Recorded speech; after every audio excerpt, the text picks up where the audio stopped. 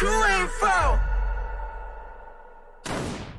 Alright, boys and girls, have you finished your homework? I hope you better have, because it's time to switch on the television as round number 2 of BMOC goes live. My name is Salty, with me is Fixes. Yeah. We've better done our homework. We know some big names are on the sheet.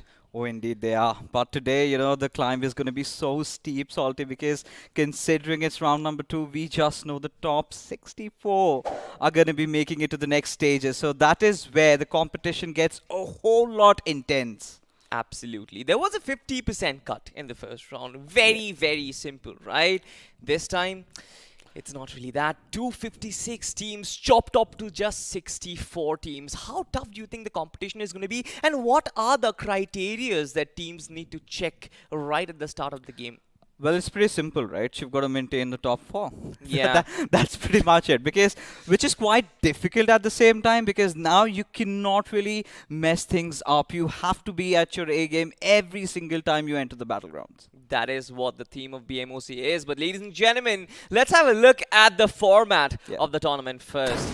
We've seen what round number 1 had for us, and round number 1 has completed officially. We are stepping into round number 2, 256 teams. Only progress towards round number 3 by 64. Yeah, I'm going to call them dreamers, right? They have come in here with a purpose.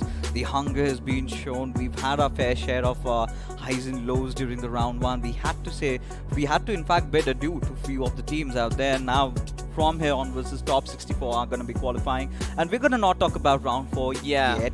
But the bigger picture, of course, over here is going to be the BMPS. Yes, ladies sir. and gentlemen, as the transition will head in, 24 teams battling it out over the span of next 3 weeks and then transitioning into the grand finals. That is what we're talking about, baby. Absolutely. Those 16 teams, the upper echelon of the entirety of the BGMI community of the country itself, like, those are the cream layers.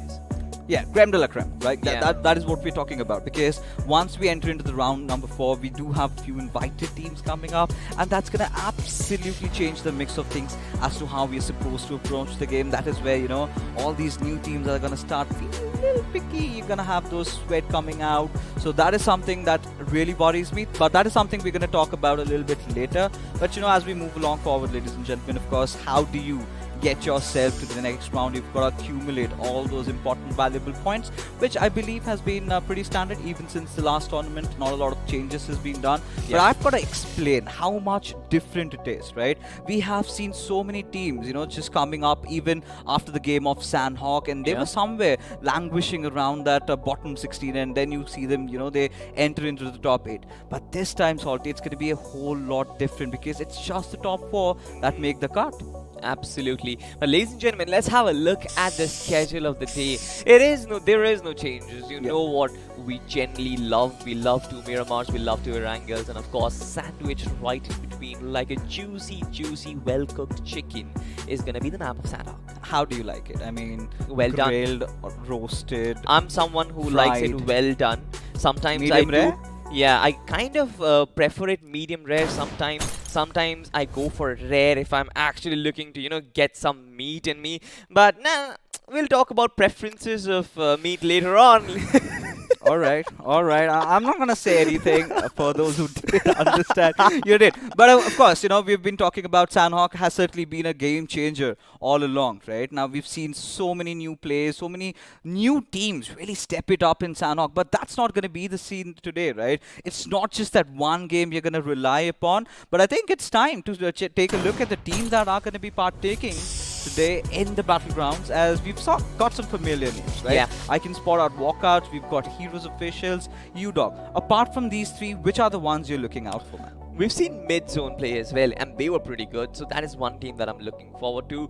Karkaji Esports, now an interesting name. Yeah, I mean, I think right from Delhi, they're joining us. That is the only assumption that we come in with. But apart from them, BZB4M, like you said, I'm going to look out for them. We've got some Gundas Pathetic amongst noobs us. as well. Oh, all right, all right. So the pathetic noobs have made it so far. It's been that Cinderella run that we've been talking about, Salty. Now we've got to see how far Can they push themselves? Now, of course, it's very imperative that you sort of get into a really good start, because I've got to be talking about it like a broken record, right? You've got to maintain that top 4. Yeah. And if you do not do that, then it's going to hurt you. And for that, you have to have a really good start and then sort of get the momentum going in your favor. At least have the first 2 games going in, and then you can miss a game or 2. But by the 5th game, you have to recover. Absolutely. When it's in contention for the top 4 spot, we talked about this in the first round as well, where they only needed those placement points to kind of get through, right? It wasn't really necessary for them to get those finish points up and running. But when it is about top 4, I think the finish points are going to be something very, very important, and they got to focus on it right from head start. I don't think players or rather teams can prefer to play passive or a little less aggressive in this round itself. That's where the problem arises, right? You're again chartering into unknown territories, right? You do not know how the other team is going to play, and that is where the doubt comes into your mind. Which style do you play? Do you go aggressive right from the very start, or do you start playing from the edges like let's say teams like UDOG did, right? And then you've got some brilliant ones. I mean, a walkout and a UDOG showdown, that is something I would pay a lot of money to watch today. So that is again one of those things. But like you said, like some early skirmishes could completely change the dynamics of how the teams are going to be approaching the players, how the standings are going to be. So I'm really curious to the start, right? The first game, of course, we ventured into Erangel, another very beautiful map, the bread and butter map of BGMI. That is what I've been calling. Now, talking about how you're going to go with the finishes, right? You've got to be so careful, man. Like every single time you engage in a fight, you've got to make sure, like I've been saying, stick like a pack, because every single time a team has tried to pull off a few shenanigans, they've been paid off with. That is something that you really cannot afford to do when you are going into a random lobby, and that is the case over here. So it's always better and safe to stick together, and few of the teams have done a really good job at that. I think Walkouts has to be a really good example of how they've been playing, right? Every single time they kind of come into the fray, they enter a fight, they make sure they're like a well-oiled unit, like you like to say, and that has really been why they have been so successful in round number 1. Yeah, Walkout's one of those very few teams who have actually managed to kind of balance out their placement as well as their finish points. But we've seen we have certain stats for ourselves where we have seen round number 1, we've seen certain teams try out that aggressive game style. But ladies and gentlemen, we'll talk about that later on as the first flight of round number 2 in BMOC starts, as we look over the big bird flying on top of Erangel. My co-pilot, what's the weather report like? Pretty bad, pretty horrible, because I can see how nervous all these players are, and even more nervous about the fact that I still have not gained enough trust in you, Salty. It's always so tumbling around when you take on the driver's seat, but it's all right. Thankfully, thanks technology, that we do have autopilot mode on. Yeah. As we take a look at the flight path trajectory, man, and it's going all the way from shooting range towards Miltapa. Again, a very decent flight path, I must consider, but that sort of thwarts me into thinking, where will the zone be formed? Military base. Military base is what you're calling? All right. I think I'm gonna start off with like little normal and have a slow start. I want to circle around Gatka. If that happens, then I'm going to be happy. But otherwise, lately we've been having a lot of those off circles, right? We've seen some impossible circles, pretty rare ones, I must say, around the western areas of Quarry. If you remember the last time, I think it was OS Retribution that did come out on top, who apparently are not with us this time around. So that's a little bit of a bummer, but it's all right. Sometimes you need to know when not to be over smart. But right now, ladies and gentlemen, we have a fight breaking amidst us right from the very start, and it's going to be B4M and KN going up against each other. Dronza, he's going to try and make a run for his life. But man, does not really have the right weapon. Has got my favorite DBS, but that range, I mean, he was very ambitious to try and take a shot from that distance. But of course, it's never going to connect. But we just had, we almost had the first fight. We almost had the first fight between, I believe. What's happening? Death! He's just running behind Pritish, hot on his tails, trying to punch him down. But Pritish, just being like a Jerry in a Tom and Jerry movie. Hey kids, if you missed your favorite cartoon shows, this is where you can watch it all, ladies and gentlemen. Oh no! And there Oh you no, are, poor Prateek Ted. is finally found that shotgun. He's gonna go after Death, but he's found a Tommy gun, and there you go, Death. He's gonna ensure that he puts his life out away. As Shub, he's gonna try and peek around, has done a decent amount of damage. Still not having any armor to work with, but still connects and gets that knock as Venom Extreme. They're off to such an amazing start. Dead. I'm not really sure if he's lucky or if he's extremely skilled, but elsewhere we've got empathetic noobs and they're after somebody. They've taken down one player from Team HB and confirmed that finish for themselves as well. You know, this is what I was talking about, Salty, when we sort of enter into a sort of a random lobby where we do not know, where we're not privy to what's really coming our way. And this is it, ladies and gentlemen. It is the first game of round number 2, and it's chaos right from the very start. So many teams are having a lot of trouble to figure out where to head out, which drop location will be taken, but a little bit of an insight over here, ladies and gentlemen. It's something that we wanted, and our desires weren't really fulfilled. It's going to be an eastern circle. Now, with a little bit of a tinge around that south, I believe the circle is not going to take that drastic radical shift down below. But I think it's going to be somewhere around the Lumberjack Hills. And that is where, you know, we've got two teams over there that have a really good chance. Even INR that have dropped over at Lipovka if they can sort of loot early. Because, again, with Lipovka, I have that little feeling, right, in my gut that it's more about, you know, kind of having a little bit of a spread. A 3-1 spread, you know, try to have one of your players deployed towards prison, then have three of your players around Lipovka. That could be a rather more faster loot. But regardless, we've got Demon Killer Dark. Quite an interesting name though. Yeah, I mean, you've got Demon, you've got Dark, you've got Killer. I'm not really sure what Killer means in this situation, but we've got Thug. He's got some good groceries for himself, if I would say, but apart from that, speaking of the entire circle, just like you mentioned, and there's a lot of distance that these guys need to traverse, 2,000 plus meters to be exact. And I'm pretty sure most of these teams would like that early rotation. We saw how the entire match started, finishes being executed left and right. I think it is going to be very important to them to loot very quick and move. Yeah, you know, the interesting part is I can just, you know, look at a handful number of teams inside the circle.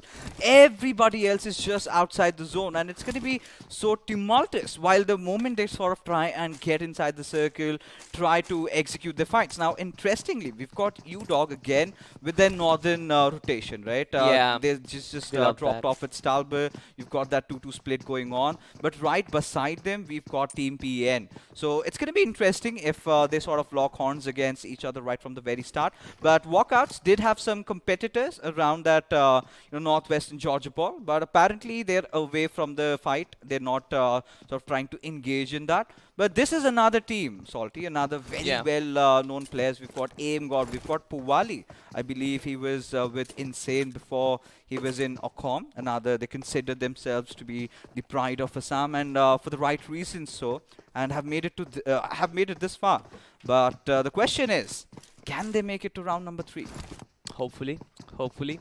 If time is on their side, maybe they can. But you know what? I find it very funny. The team Pathetic Noobs drop down towards Kamishki, and they're the ones who have a finish for themselves. Like, how often do you expect to drop in Kamishki and find an opponent there where you would find an easy finish for yourself? I mean, it's going to be quite difficult.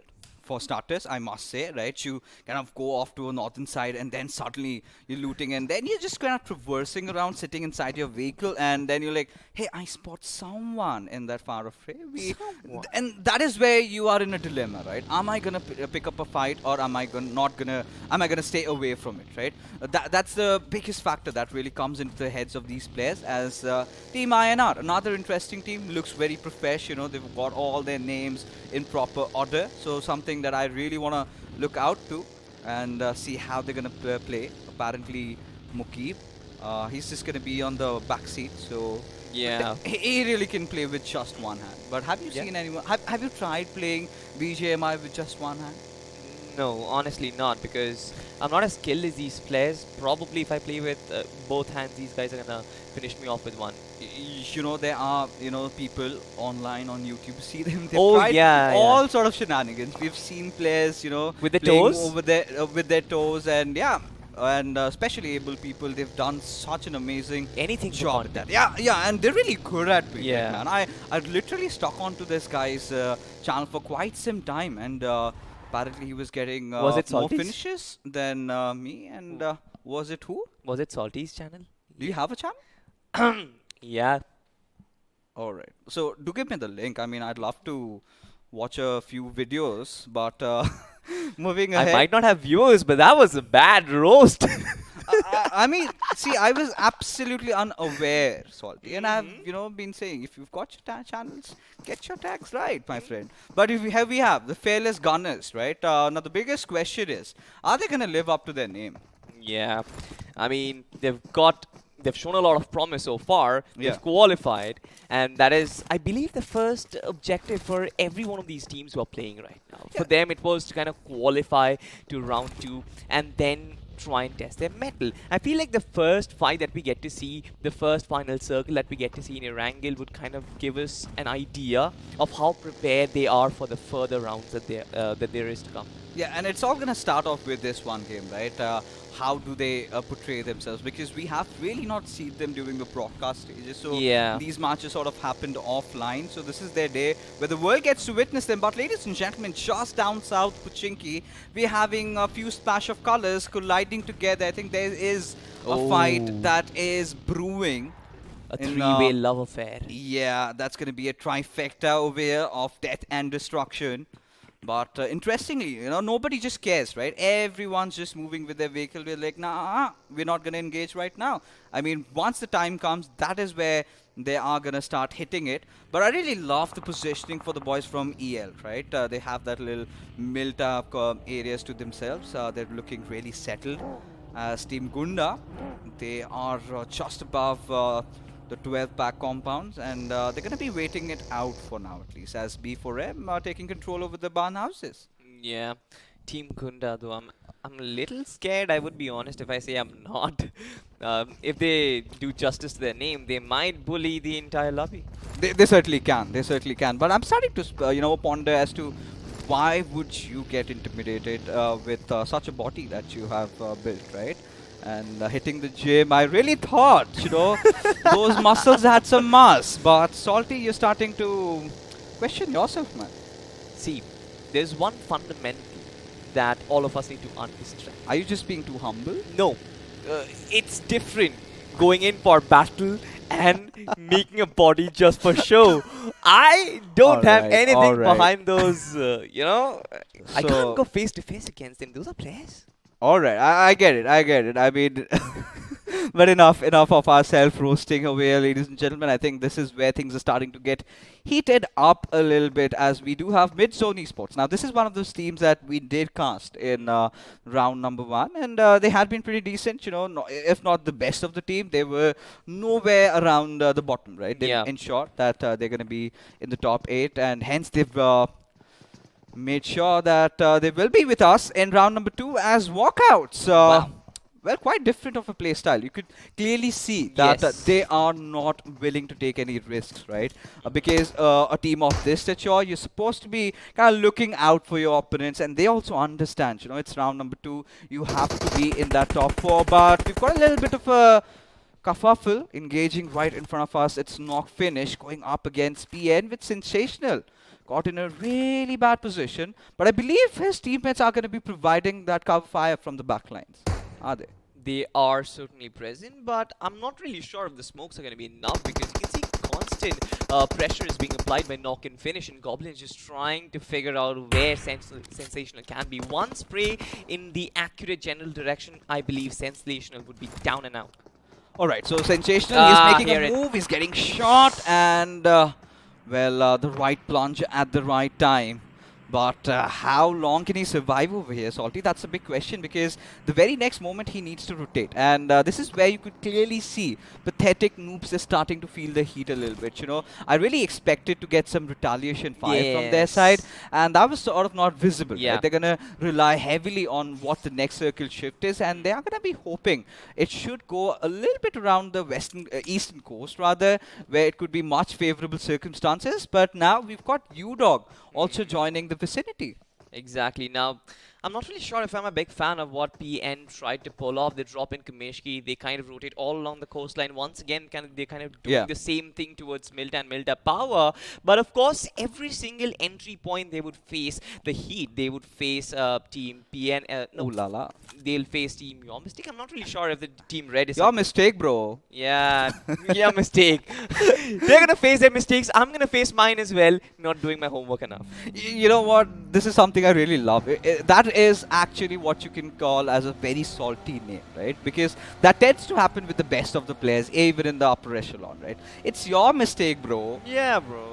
That's how you get away with things, right? But you know, this is what we were talking about right from the very start, Salty, right? Lumberjack hill circle, and that is exactly what we are privy to. That is exactly what we're gonna get. So the teams that are gonna take over the high grounds, you've got a few visitors to play around with, a few little rocks around which if you can build a good cover, then you're good to go. You know, rocky areas like this is something really ideal, and UDog understanding the gravity of the situation, taking control of it early on. But I'm a little scared because they're kind of susceptible from shots from up above. Yes, exactly. They're not taking the highest territory. They've taken the terrain where they're slightly towards a downward curve. But ladies and gentlemen, we have got Team Elevate who is on the pressure against Team Walkout. Now for Team Walkout, I'm not really sure why did they leave the compound. Probably had to rotate towards the central region. Better position, I guess. Yes. But, you know, for heroes, right, again, the players, the way they've been performing, again, they've been sort of silent, haven't made a lot of noise, haven't gotten themselves into a lot of fights, just that one finish to their name. But we do have the players of mid-zone traversing around, and this is where I believe Puvali is going to be peppering down a few bullets, apparently not connecting anything at all. You know what, the center part of the circle, it's quite out in the open, and that, that is what most of these teams are falling prey to. Now, the teams have rotated early, they've occupied the compounds already, but most of the teams who are sort of concentrated toward the center, alright bro, you don't do that, especially when your cam is on stream. But coming back to my point, the teams who haven't really occupied those compounds, they're going to struggle quite a bit, finding those covers, finding that ridge for yourself where you can play off the back off. You've got a sniper tower for Team HP, you can see the team DK, I believe, is completely out in the open, just trying to be one with the nature. Team Walkouts also, they're just constantly moving from cover to cover, but no solid real estate to work about. You know, but I am of a different opinion. I kind of like where walkouts are situated, right? They've ensured that they're in the center of the circle, and they have a lot of plays to make, because the next shift we're still yet to get that one curveball that we were looking out for, right? That one really drastic shift and something that blows off of our mind. So that is something that I'm really looking out for, and for that very reason, walkouts have you know, sort of kept themselves around that central area. So if we have that circle going a little bit towards the southern side, then they still are in good contention of taking a good part of it. And talking about the circle going down south, I think somewhere down the line I have some good future in fortune telling, do I? What are you offering to the BGMI gods? Can we know? A lot of chicken shawarmas. Okay. Why do you think I've been consuming so many proteins, man? Good job out there. But ladies and gentlemen, we have a voice in the head who says biryani as well. It seems like BGMI gods, they love biryani. I need to figure out the right flavor of it as well. I probably need to bring some from Kolkata. They will be more impressed. Oh, now that is where you spark a debate. Yeah! You know, Hyderabadi biryani or Kolkata biryani. I had the latter today. I loved it. But for now, we've got some fights amidst us. We've got Crazy getting knocked out. Klaus on the backlines as Goblin will never lose. says that he has something else in his mind. He's got to get his teammate Divine back up, and this is where the chaos has ensued, Salty. Look at the minimap. You've got 4 or 5 teams in the vicinity, and Knock and Finish, they need to do one thing, that is get their player back up on their feet, because you need that number strength right now. Yeah. U-Dog coming in from the upper hand. They've got a player down already. Another player is down on his knees. This is tough times for Team U-Dog, considering that they had a good position playing from the edge of the circle. They're facing the heat from multiple teams right now, namely Knock and Finish and some others as well. Yeah, even with the players of walkouts from the TBD top, you know, they're going to try and apply that extra bit of pressure. As INR official, they have indeed spotted out the boys from YTE, IGL falling down. This is tough times for them, as the players, the numbers are starting to dwindle, with even walkout also being able to be in a good position to apply that extra bit of pressure. Yeah. But this is what I was talking about, right? They have a really good ridge to play around with. Yes. At the same time, they're on the peripheries of the circle, so giving them enough room even to kind of transition or rotate even will the circle sort of shifts away from them. But this is the fight that we're talking about. Now, U-Dog are survived right now with just those 2 players, Crazy and Danielle, who have to somehow keep themselves in the contention, because from the backlines I can see that cover fire being there, I can see that support being provided, but I'm really starting to get a little worried about him, considering how this terrain is so much in the open. Exactly, and these 2 are probably the only compounds in the circle itself. But ladies and gentlemen, we move on towards the side of Milda, where I can see Team Edge, the Team Hope,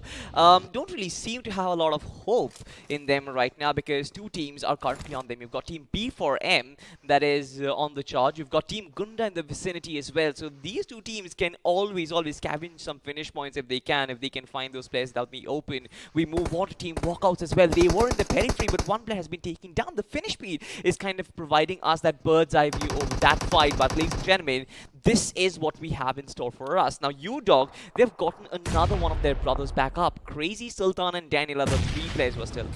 Oh, they certainly are. And right now, you really would want to have Sultan stepping it up, right? Put the pedal to the metal, have a good start with that. He's cooked and lobbed that grenade. Hasn't quite connected though. He's still going to take a dig at it. Lobs it in the right direction. I'm not going to question the physics involved, as Thunder YT elsewhere has taken down your mistake, bro. And I'm starting to ponder as to whose mistake it might have been.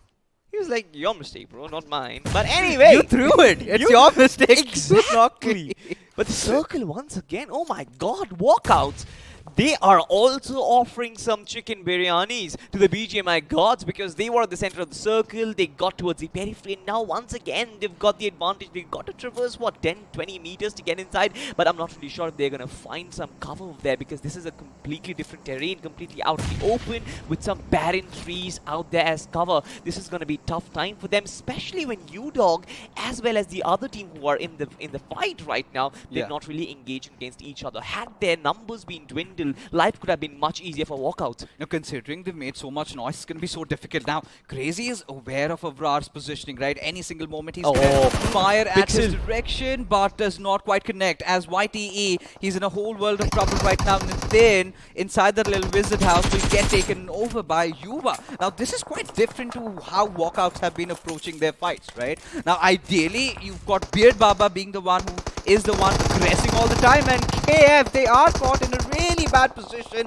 but still with Sultan down, they've got a fighting chance. Daniel still trying to keep things heavy and going, as he's getting a few knocks to his name. Crazy. But it all comes down to Ripper the Great, as he's going to put that fight along. Crazy just pushing in. Has he secured that knock? Right at the moment, he goes prone down as Divine. Well, he gets spotted out, but Lovely. what a finish coming in by Crazy, getting that final nail in the coffin. As with that, U-Dog, despite just losing out on that one player right from the very start, they've managed to eliminate a whole squad. In spite of Sultan being taken down, I love the responsibility that Crazy as well as the other player took over. That Daniel, the first one who goes on the offense, sprays down 2 guys. Crazy on the wipeout. He goes on that lurk and wipes the floor with the rest of the team, completely eliminating them. The circle is coming to its final iterations, ladies and gentlemen, as most of these prepare for the end game right now. B4M, they've got smokes in front of them. They're trying to press forward, but right in front of them, there is Team HB who will try and prevent them from progressing any forward.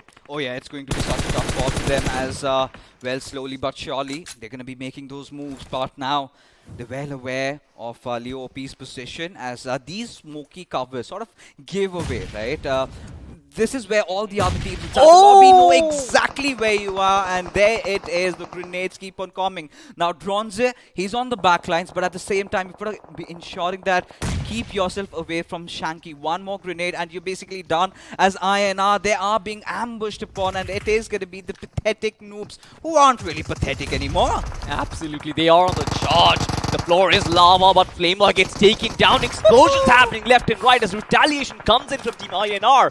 They still survive. Thunder is still up on his feet, but his attention is divided as there are teams in the periphery who want to scavenge upon. Look at this. They are going to restabilize. They've got 6 finishes for them already, but UDOG in the background, especially the circle moving away from them. 200 meters is what they've got to cover. Hardship after hardship fixes. What is happening? You know, I really thought that Team Elevate it was in a really good position. They still are, but now they've also got to make a little bit of a run for it. Now they have to abandon that compound, that cover that they were holding on to. In the meanwhile, B4M, they've managed to get Leo back up, but with still GH having that perfect idea of where they really are. The moment they try to traverse, the moment they try to get inside the circle, that's where they're going to get shot down at. Now, Fearless Gunners, they've got to ensure that at least they look out for all these players while they're traversing now, diverting their attention. Now, this is where things are looking really alright for them. Absolutely. Team Elevate coming in on the charge. Team Heroes certainly stand no clue what's happening. Is the Buggies kids? Carlin sprays down another guy from B4M. They are dividing their attention to 2 different teams but are succeeding. But wait, no!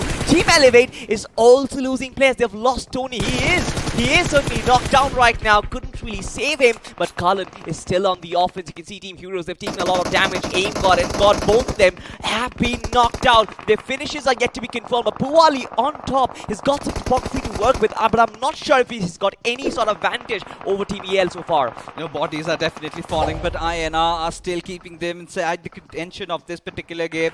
Do have that little visit out to work around with a little bit of a high ground as well.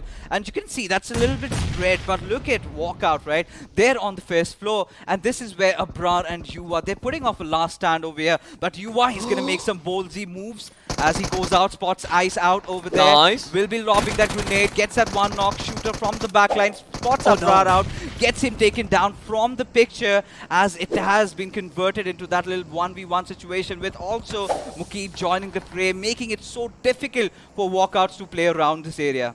Yuva, all that he can do is just wait and watch. He's got Spray W with him as well, but he is nowhere near so far. Effectively, it is a 1v3 for him, especially when Spray W with that M249 is still trying to provide him some sort of cover fire, but it is really an effective support, especially with the scope in that he has. It is really going to be very difficult to connect those shots. Yuva, the job is exponentially difficult, and he's not going to deliver. A shooter jumps him and finishes him off. No mercy being shown as Spray W. His position has been given out as well, and Team INR, they are going to be looking after that particular finish. But no wait from the back lines. You've got another team. IGL comes in and scavenges upon those empty praise. Now Demon Killer Dark, he's got not even a single med to work around with, eventually just getting taken down by Ice. But Mr. Spray, he had his entire attention diverted elsewhere while Yuva was fighting all by his lonesome, becoming one of the reasons why Team Walkouts are in such a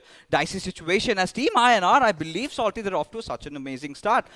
Despite the fact that they've lost out on 2 of those players, those finish points are going to make them propelling all the way up to the top 4 right from the very get-go. As now, ladies and gentlemen, we have the boys from TH who are going to be enjoying the better of the circle, have 3 of their players alive, and all they've got to do is try and deny and stop everyone from getting inside the circle. Now, if that happens together, it's going to be such a daunting task for them. Absolutely. We prepare for the final iterations of the circle, ladies and gentlemen, as most of the teams come in from the periphery. Shots being exchanged as smokes Brigade falling. You can see the rain coming down the scar rail, but slowly and slowly the blue zone shrinking. You've got most of these players. They need to move in as well. They are one with the nature so far. I can see Lemony is still crawling, but Ankit has got such a good vantage point. Teams come in from high topographical grounds. Teams come in from lower as well. This is a perfect mix. We might get to see a perfect ending to it as well. And here it comes, Ankit with the spray, crucial as ever. Ankit just waiting for the right opportunistic moment to strike, and I think this is the fight that we've all been waiting for. Team INR going up against Team Hope with Mr. Spray just waiting to scavenge something out from this fight. A few little knocks, you know, being stolen away. That is his intention, as now Mr. Spray, he's having that route cut in for him. Now he's making it on the backlines, and now Team Hope, they're completely oblivious of what's happening in their backlines, as Ankit is going to be lobbing that grenade. He is going to be going with the toss, but not anytime soon. Finally, he does that, but quite does not get anything out of it. Nobody knows anything about Mr. Spray so far. INR versus Team Hope is going to be our first phenomenon so far. You can see the artillery is being launched onto the skies, but none of them connecting so far. INR with their 10 finishes, they've done their job already. But right now, what they need to do is get those 4 finishes up and running. But look at who's sneaking behind Mr. Spray with that M249. Can be a devastating opponent to face. But no, wait, Rishi tries to connect those shots. INR, they've got a good spread between those players, but they still have got trade potential fixes. Who is going to be a call? It's going to be such a tough one, right? Because Ice, he cannot be the aggressor over here, considering you can take a look at the circle. The players of Team Hope, they're all lined up. One beautiful grenade from Mr. Spray, and they go kaboom. And he's exactly doing that. Just hoping for it to happen, lobbed in the wrong direction. As Mr. Spray, he's going to let these teams fight it out. As shooter, he's on really low HP. It all comes down to Ice to hold on to the fort while he starts healing up. But the biggest question here is, Salty, does he have any heal to work around with? He has one, certainly, but all he needs right now is patience. He needs the utmost patience. Let these teams fight amongst each other. Get yourself the second placement point and then go for the final nail in the coffin. Look at his position. Look at where Team Hope is. This is devastating. INR, they split themselves up 2-2, and here it is. Go for the offense. Ice gets one for himself. Another one, probably not really. Team INR almost getting wiped out, and here it is. Mr. Spray, it is his moment to shine. Molotov's lobbed in. The trajectory is going to give away his position, but they know there is one snake in nature. Here it comes. The MG49 might go brr as the first player goes down. The second one goes down as well, and it is a 1v3 to get yourself the winner with a chicken dinner. What a game! What a game so far we have had. Walkouts. Mr. Spray just lived up to his name. You know, I think it's time that we just let that sink in, because I'm still yet to process the cojones. He hit the hammer where it was hot, waiting for that right opportunistic moment. And how often, Salty, do you have an M249 in those final few circles? You know, he just went brrrah and certainly did not look like stopping at all. And took care of all the situations, all the environment, and this is what experience does to you, ladies and gentlemen, as we take a look at the highlights of the game. Now, talking about the game from up top, right, it was kind of a rather slow start. You know, everyone was sort of settling themselves down. Everyone was sort of respecting the circles, making those moves. We saw majority of those fights break down early, you know, kind of late inside the game. But walkouts, man, they were holding that high ground for quite a long time. And Mr. Spray has been one of the very old players in the community. And this is what, you know, patience can do. And he had to time it perfectly, right? Which he did, and earned himself a chicken dinner. Exactly. I also felt like INR did a good job in pincering down Team Hope into one corner. They tried to attack from 2 flanks, but eventually it just didn't really work out because the numbers went on the other side, which is way too much. But I have to give to what Mr. Spray did over there. I kind of felt like he was getting a little impatient, trying to lob in those grenades and trying to lob in those molotovs, where you said that had he guessed the position right, maybe Team Hope could have been wiped out in one single nade itself. But that was in the initial fights. He still waiting for INR to get wiped out. As soon as he got that second position, he knew this is time to shine. Molotovs comes in, grenade comes in, he just stands up. He's like, all right, boys, let the red dot. I mean, I don't even have words, as he just he pushed the trigger. It was And the confidence, I feel. Yeah? he pushed the trigger and he was like, all right, that's my job done. You know, it's just spray and pray. After you start opening up with an M249, it's just spray and pray basically. But yeah, I think the biggest damage being done with INR was one of their players was taken down. Yeah. And sorry, my bad. My apologies. It was Team Hope. Yeah. In that particular situation, one of their players were taken down. So ideally, they wanted to get him back up. So there was one of those players trying to force that revive onto him, and it was sort of a 1v1. But you know. He went up to the right targets, but regardless, you know, I believe, you know, INR, Team Hope, they've all had such an amazing game, right? Or the right start that they could have wanted. And for Team Elevate, I'm starting to wonder if it's the same trio that we had once playing for some big reputed names back then. But regardless, you know, Heroes, of course, we saw a few glimpses of glory from their side, but not what we really were hoping them to be. Yeah, they kind of got themselves clustered. You know, there were too many teams in the vicinity, and their attention was divided. You see, there are teams coming in from the background. You've got Team Elevate constantly pushing them in, constantly pinching them in. You've got players being taken in. It's just too much happening for them where they can actually succeed. But again, this is just the first game. But since we've got top 4 in contention, I begin to wonder if this game is going to change a lot of things. As we still have 4 more attempts, you still have got one Erangel, you've got Miramar as well to kind of make amends for what you did in the first game. But I feel like since top 4 is what we are looking at right now, it's not going to be easy to reach the top 4, especially when teams have got so many finishes for themselves right at the get-go. You know, especially when walkouts are off to such a good start, you know, this is such an intimidating factor for all these teams out here, right? Just having one of those players surviving till the very end, and none of them paying attention to him. While, you know, he was making so much of noise with that M249 when Yuva was engaging in a certain fight, and he was in a whole different dimension, right? And that is where you need to understand that there is someone up top. There had to be someone from Team Hope that had to be looking out for them. And I was rather surprised why they did not go for it. But again, I think it comes down all to the fact that they were under tremendous pressure. And this is where, you know, Mr. Spray just went spraying on. Literally, quite figuratively, lived up to his name and earned his team another really fabulous chicken dinner.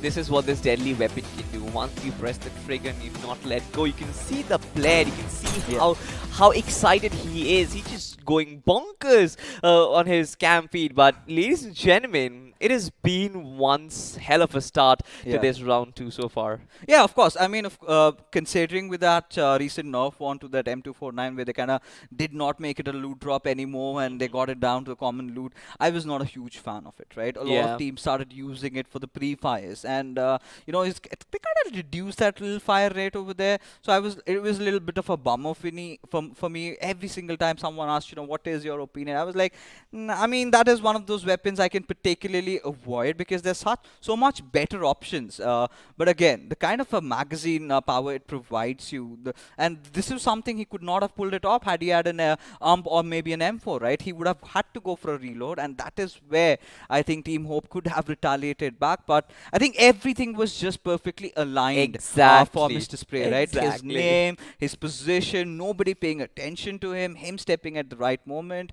It was such a perfect game for them. It was poetic, to be honest. Yeah, it was poetic.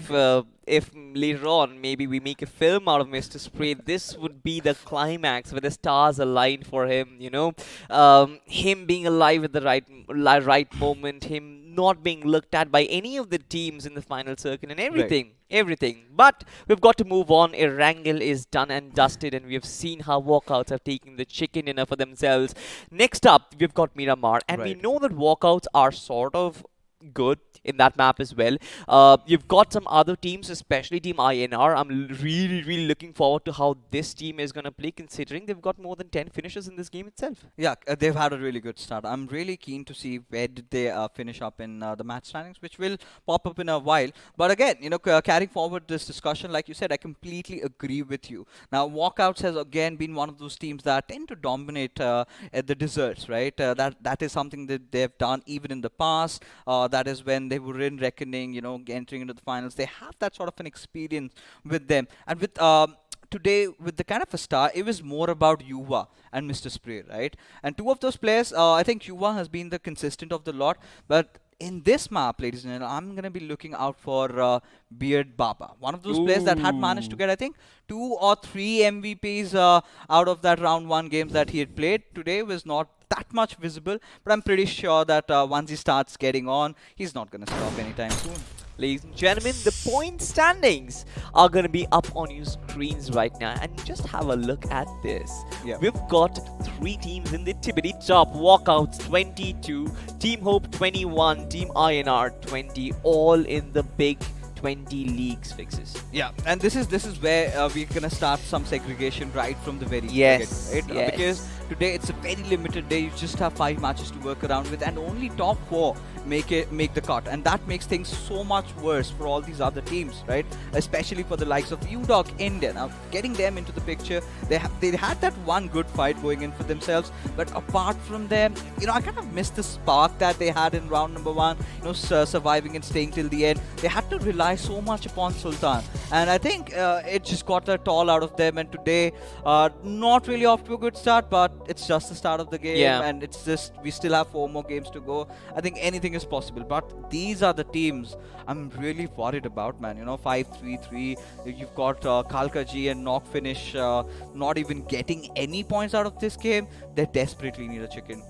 Exactly, and a chicken might not even be enough. They need a lot of finishes. But ladies and gentlemen, we'll move on to the most valuable player of the match of Erangel. Let's have a look at which player it might be. Of course, it has to be Spray. Wait, what? Okay. Well, he's our MVP. He's the people's MVP. Yes. But for the algorithm, it has to be IGL from Demon Killer Duck. I think he'd been also making a lot of noise, right?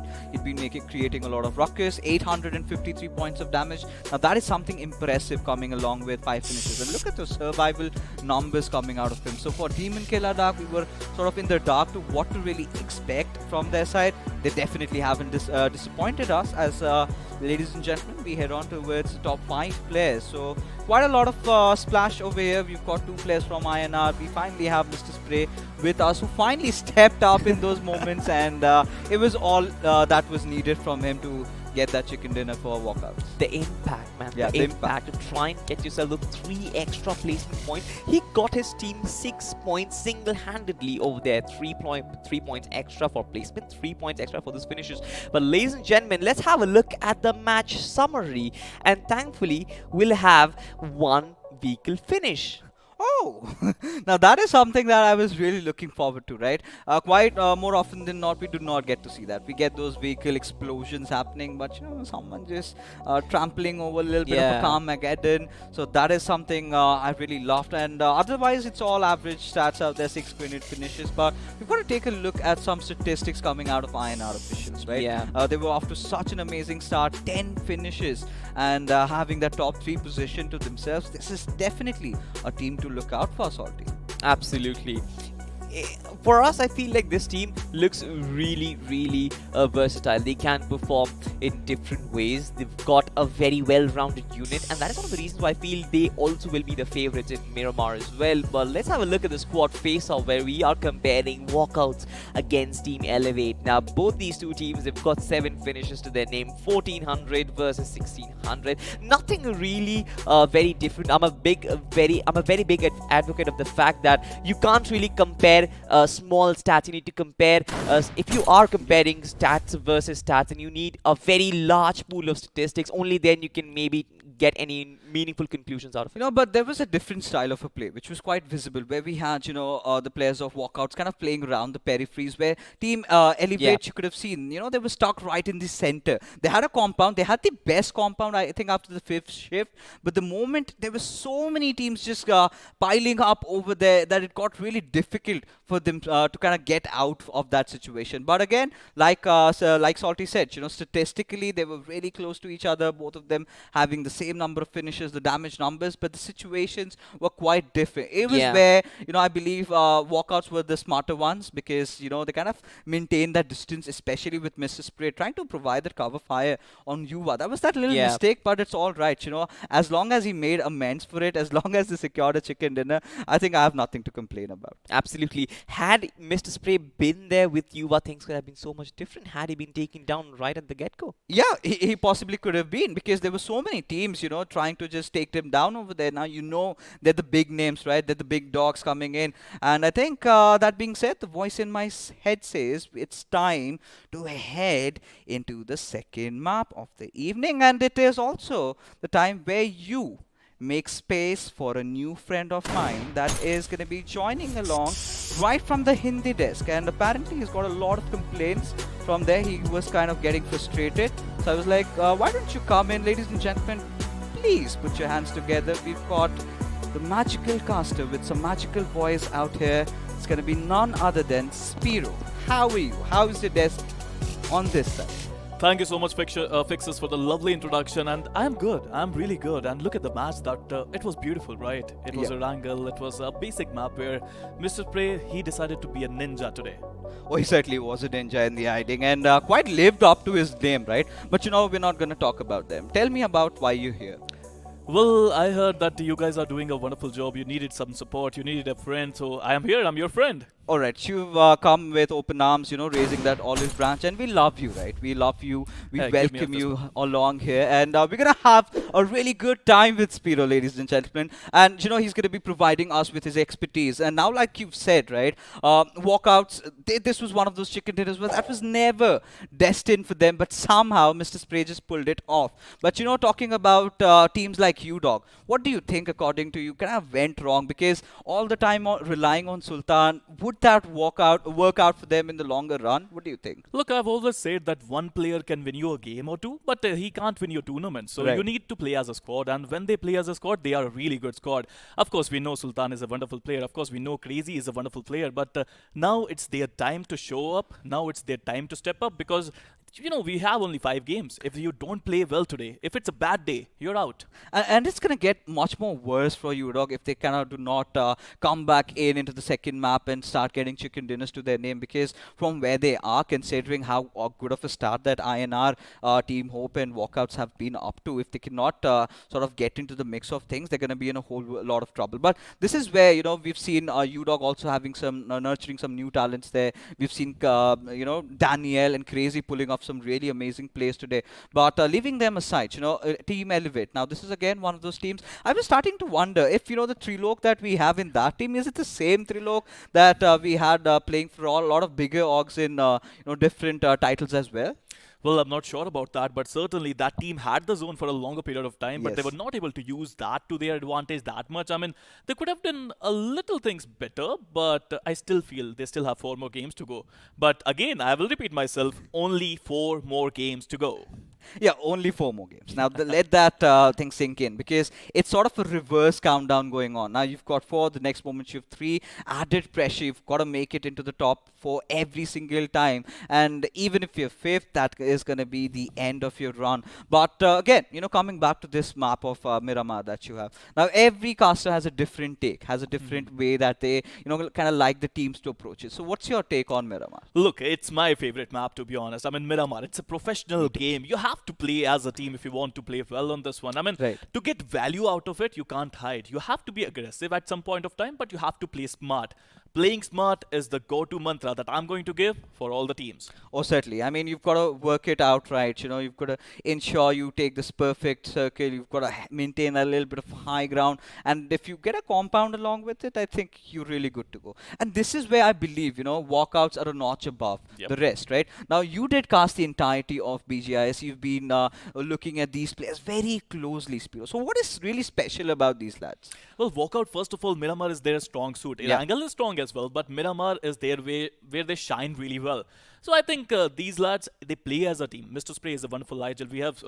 We have seen what he can do in Erangel, but I seriously believe as a team, Walkouts is a better unit, especially with Beard Baba coming into play, and with his aggressive style, they're going to do really well in Miramar.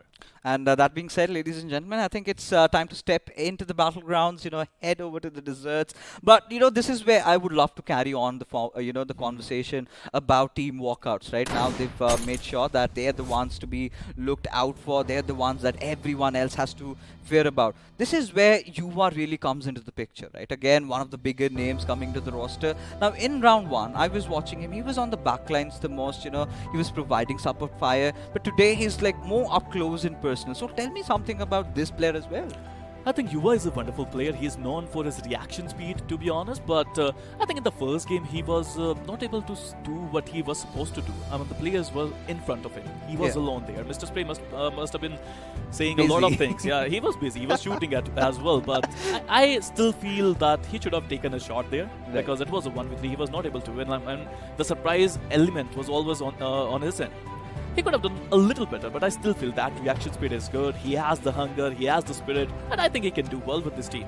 No, I think he's what it takes to be the best player right now in the country. He's definitely So getting there. Long way to go, but I think he's got his basics cut out right. Right? I think it's more about the hunger that you've been talking about. The desire to win it out, and that is clearly exuding out of Yuva's body. But again, Walkout is certainly not just the only team, ladies and gentlemen, with us. As we've got to talk about a few other teams, right? Teams like Kalkaji and Knock Finish, who've not really been having that good start. Now, for teams that have not really accumulated any points in a map of Erangel, now what would be your take? What would be you telling them to head into Miramar and try and do that, as we will have this conversation continuing along, ladies and gentlemen, as the Big Bird has taken it up to the skies, and the flight path trajectory, as it can seem, is all the way from Valadimar towards El Azhar. Now, Spiro, now we particularly know that, El Pozo, Crater Fields, La Cobreria, they're going to be very far away. You need to get these vehicle drops coming in.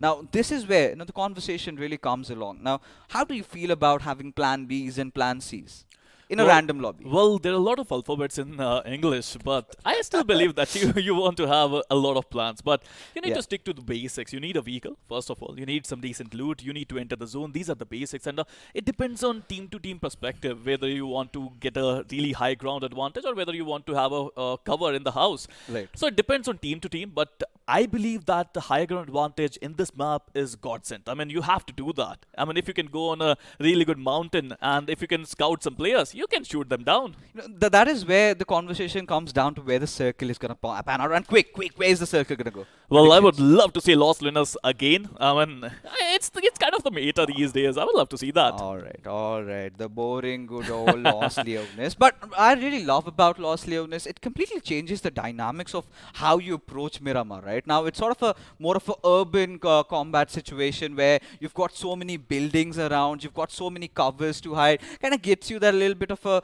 Vikendi and an Erangel feel. And I guess that is what I love about Lost Leonis. That's just it, right? What I love more is when the circle kind of shifts a little bit away.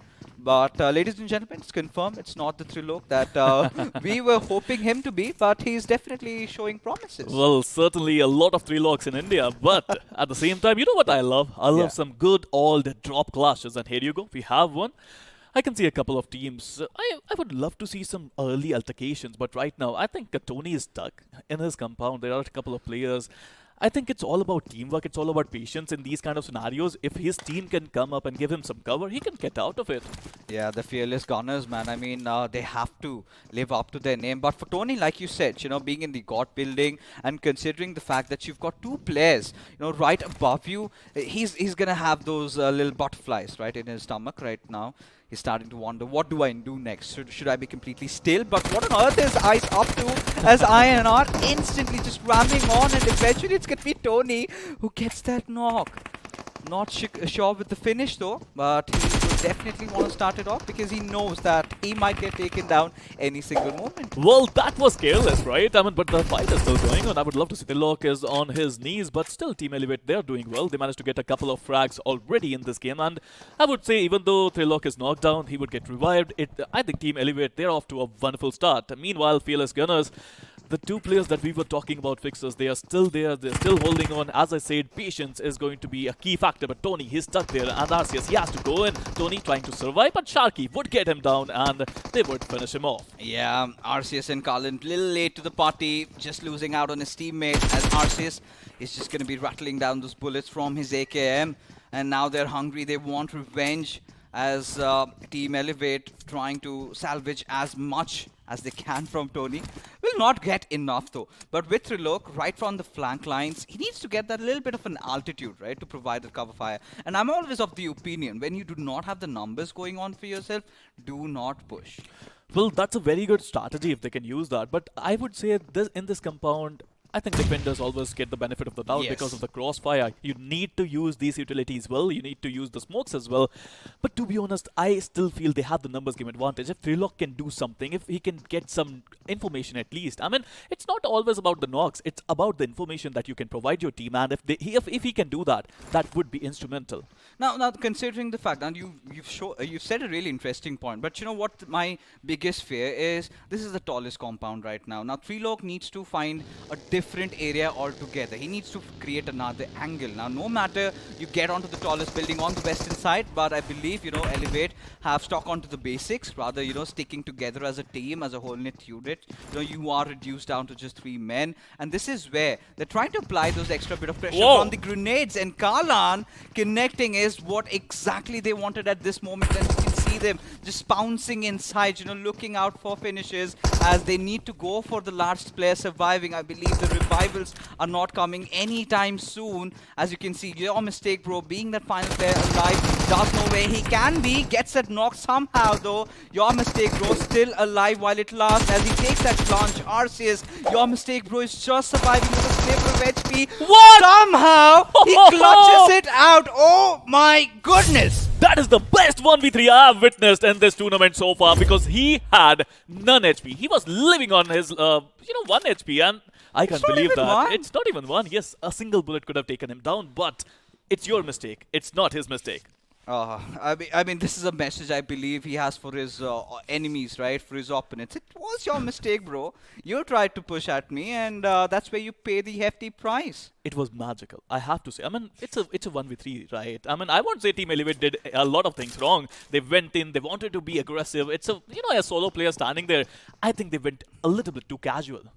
I think it was the confidence, right? It was the confidence, and I believe, you know, these are the moments for which we need an instant replay. Now look at your mistake, bro's perspective, right? Look at how he transitioned himself from the little crevice, right? Take a jump in down and taking this one play. I think that was huge, right? And still surviving with that 1 HP. Now this is up for the Instagram reels. Wow. I mean, I'll be honest with you, Sparrow. I was not expecting him to pull this one off. Look, I'm still stunned. I don't have any words left.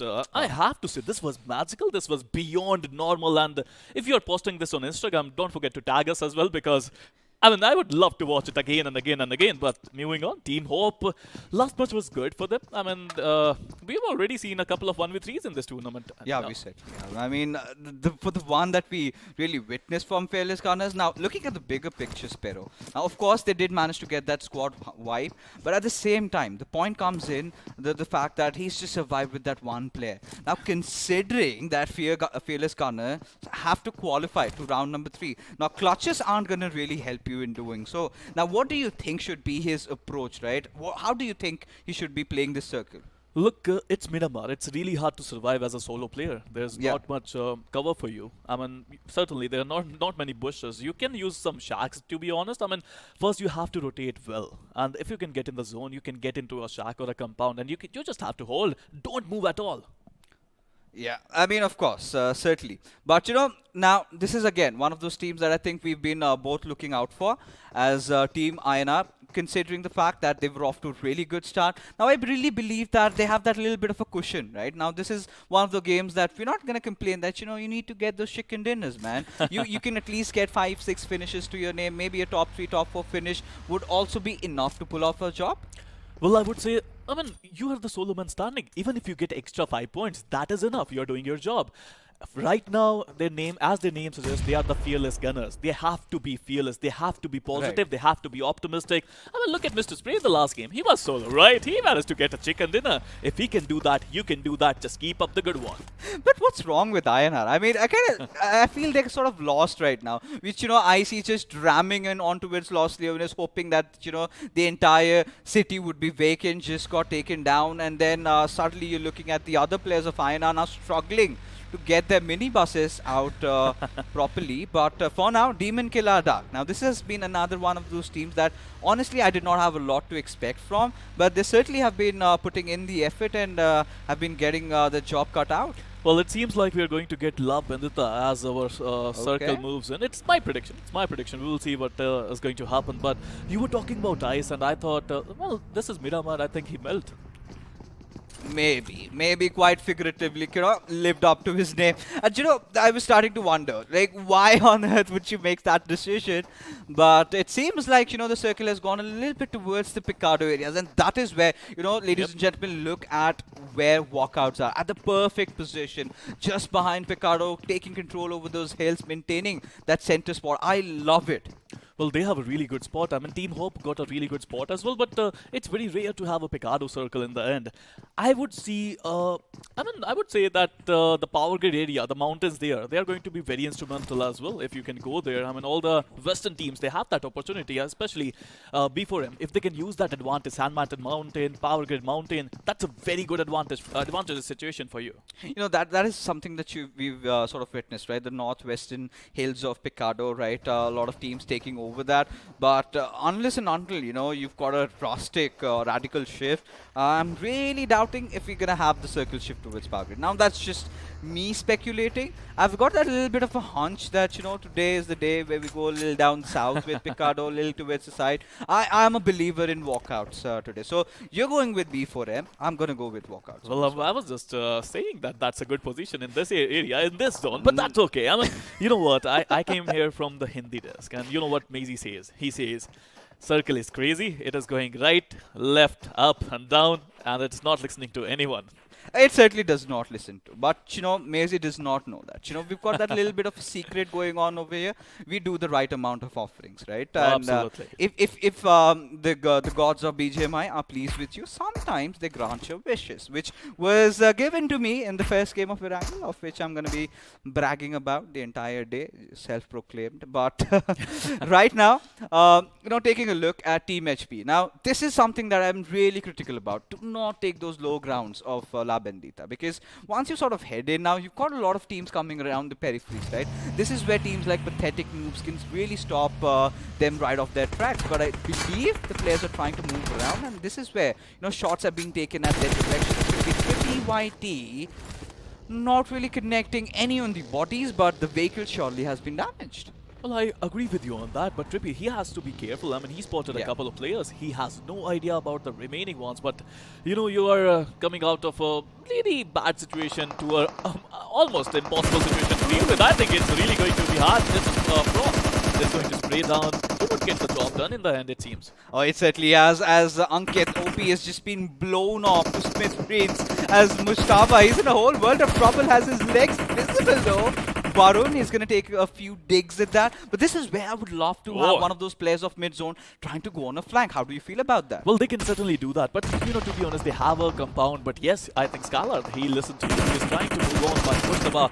He would be taken out by Varun, and I think it's really hard. They are in a bad situation at this point of time, and if they want to survive, they have to do something amazing. Team HP Thunder White holding on to a really good rage, but Lemony, he has to squeeze some lemons right now because it's not working out for them. Easy peasy, lemon squeezy. Got to see what he has to offer as it comes down to Thunder. Does not have enough time to get a rest back on his teammate, as he's going to be starting to cook up a grenade. Will eventually try to toss it around at Frost's direction. Knows where he is though, but the nade, I believe, was a little overcooked just for his liking, as those nades keep on coming back. But still, he's going to try and stick that revive, as Lemony, he's the one who's trying to stop that, assault coming in right from up front. Well, if they want to attack, why don't they just push in? I mean, they're just holding on. It's the nerves that are talking right now, Fixers. Yeah. We all know you have 5 games. These are young teams, unknown teams. They have to do something. Well, Frost, he has to do something. I mean, Lotus Nade would have done the job, but no! A high-toss Nade would get the job done. Thunder is still there, and I would love to see if Scarlet is going to do it alone. I mean, Frost is coming into his aid, but now Lemon is the last one standing, and he's trying to retreat. Yeah, he's got to make a run for his life as Skylar on that 4 times on that Mini 14.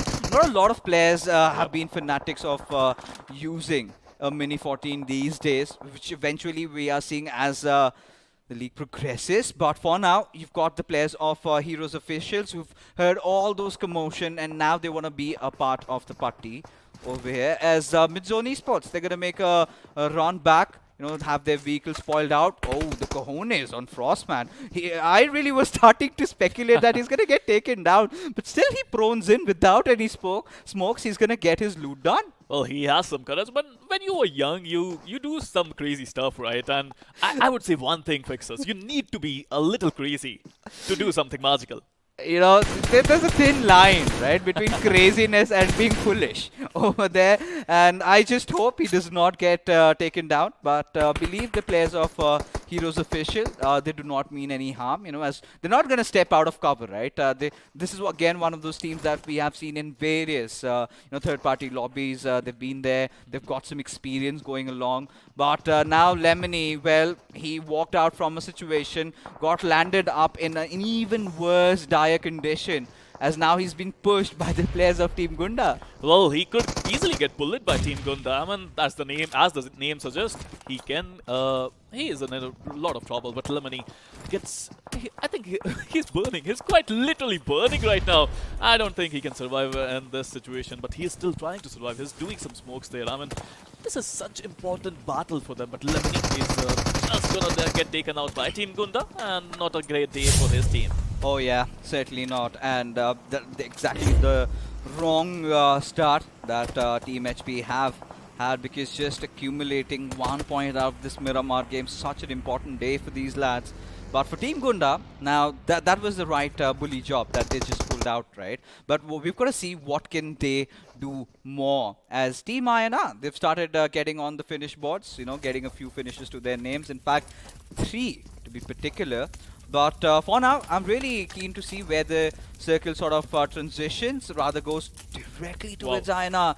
They've been blessed with the circle and walkouts. I still like how they've been positioned, right? They still have that little hill to work around with. They still have a few ridges to play around. But they have got to make sure that the rotations coming in from the northern side do not hurt them. If they can sustain that, I think we're looking at a back-to-back. Well, easily they can enter the zone and they can try to do gatekeeping as well. Meanwhile, if you have a look at Goblin is his heart out towards Team Hope, but right now is not able to connect any kind of shots there. But Goblin, I think with only level 1 helmet, level 2 vest, he needs some better equipment there if he wants to peek in again and again. Yeah, but at the same time, we've been talking so much about walkouts, Spiro. We've been talking so much about, the other teams, INR. This is where I'm starting to look at UDOG. Now, this is where they kind of looked a little phased because, the way they've been transitioning just around the peripheries, just around the edges, they've got to make their, way inside the lobby, inside the zone. My apologies. And that's going to be such a difficult task. But taking a look at Skylar, he's got his work cut out, gets that knock onto a Chanky, as the remainder of the players of Team Pathetic Noobs are trying to close in. But it's not going to hurt Skylar a lot because he still has so much cover to play around with, and considering that his backlines are secured, it's just that western side, his 9, that I'm worried about right now. Well, I'm worried about the zone as well. They have to enter the zone. As the name suggests, mid-zone esports, they are certainly way far away from their center of the zone. But at this point of time, Skylar just healing himself slowly and steadily. Again, I think Pathetic Noobs, they have to do something. I think they made a decision. They are going to leave their player alone and they are looking to enter the zone. Meanwhile, you're talking about UDOG India. Yeah. Certainly, they are a really good team. But Sultan, he needs to shine if they want to qualify. And now, considering the fact that, Skylar has fired that there, it's going to be such a tricky one. But he's not going to be happy about Shanky's finish being stolen out. So mid-zone, they're really looking angry now. But I think UDOG making their presence felt. They know exactly what they're dealing with.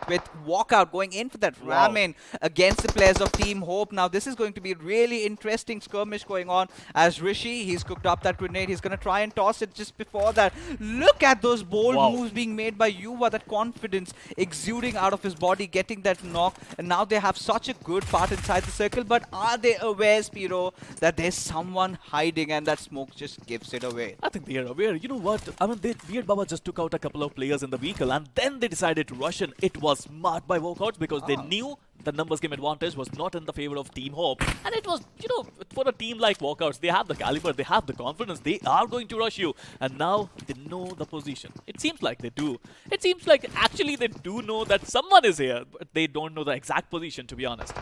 Eventually just counting his moments, right? Because the last player can just get taken down any single moment as Varun is going to be spraying it around with his arm, gets that one knock, gets that player to really low HP, and is going to deal with Sid as well, has to get that quick reload as Team Gunda, they're in a whole world of trouble with Varun just lobbing that grenade. It could be a potential whole squad wipe for his team as Gunda also get finished off. The final player dying down as mid-zone. They are seen to be in a whole different world right now. Somehow still surviving. Are they as U-Dog? They're going to be fighting it against the circle. With Sultan knocked out, they need to get that rest back up very, very quickly.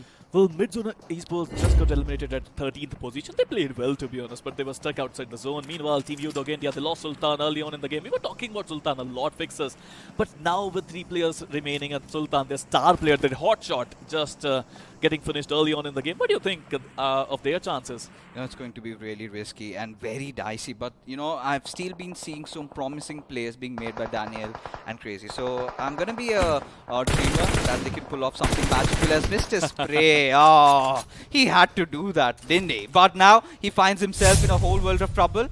Does not have a lot of support though, because his teammates are on the lower grounds as the players of Venom have really come in to strike, all coiled up as Ujwal is going to be trying to lob a few grenades. Mr. Spray also joining the fray. Abraz trying to back off from the fight, needs to get himself patched up, and then that is where he would look to try and re-engage in the fight. Or maybe, I really feel this is one of the fights that Walkout need to abstain themselves from. They have to be careful. I mean, look at their positioning. It's a 2-2 split. They have to be careful. Abrar is a pillar of this team. We all know that, and that's why he decided to just stay back and try to take the attack down. But the remaining players, the cavalry has arrived. As we say it, it's a 4v4 pure battle now. Let's see if Walkouts can do something here, or you know, Senior and company. Would they be able to get that first knockdown? Now it's going to be interesting because look at that 3-1 split coming out from Yuva, not certainly helping them on the lower ground. This is where the boys from Venom can certainly strike as Prar, he's kind of imparting all that information towards his teammate with Senior, having that little bit of a cover to play around with. We've got to see who opens it up. Now Walkouts, they've got those 4 finishes to their name. Now they've got that open knock. Now Prar, he's kind of refraining himself from pushing in, and this is where Yuva just chimes in from that left flank goes in as Sid also gets caught with his pants down. It's the last player now surviving for the players of Venom Extreme as survived by Senior. Not anymore as Walkout get yet another squad wipe.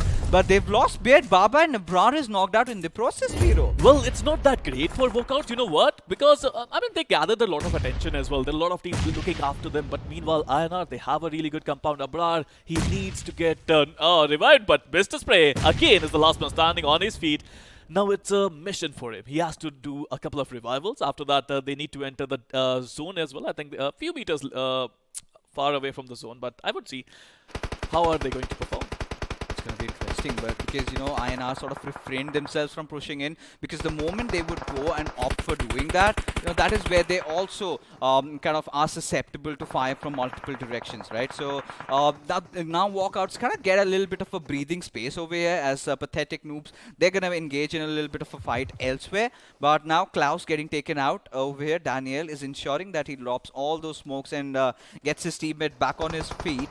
But it's going to be such a tough task with God getting that final finish over here as heroes. Now they are starting to look for getting a better spot inside the compound. Now it's going to be a really risky circle. You've got a little bit of slopes to play around with. It's all going to pan down to how good their eye shading is going to be on at these moments. Well, I think the chaos is going to happen. This is not an easy circle to survive, certainly. I mean, as you say, the teamwork is going to matter in this one. You need to have a lot of utilities. You need to have a lot of smokes. And if you can use those vehicles as a cover, that would be instrumental for your team. But you know what? I can see the minimap for Walkouts to enter the zone is going to be super difficult. You are getting the knock on Teacher, but still I feel they are going to rush it. I mean, I like this idea. I like the courage. They are just pushing it. Mr. Sprint trying to take them out, and Juba meanwhile using the bait and switch technique to perfection. Oh, he certainly did, but now he needs to patch himself up, and seems like, you know, Walkouts have taken a lot that they can chew on their plates right now, but still Yuva trying to prove his mettle does not. Eventually finally falls down to the players of B4M as we have yet another fight ensuing right in front of us. Ladies and gentlemen, it's going to be Knock Finish, who apparently have survived for quite some long time. Well, absolutely, they are still surviving, and they might have gotten some more finishes there, but they have to revive Dubai, and Arju just got knocked there.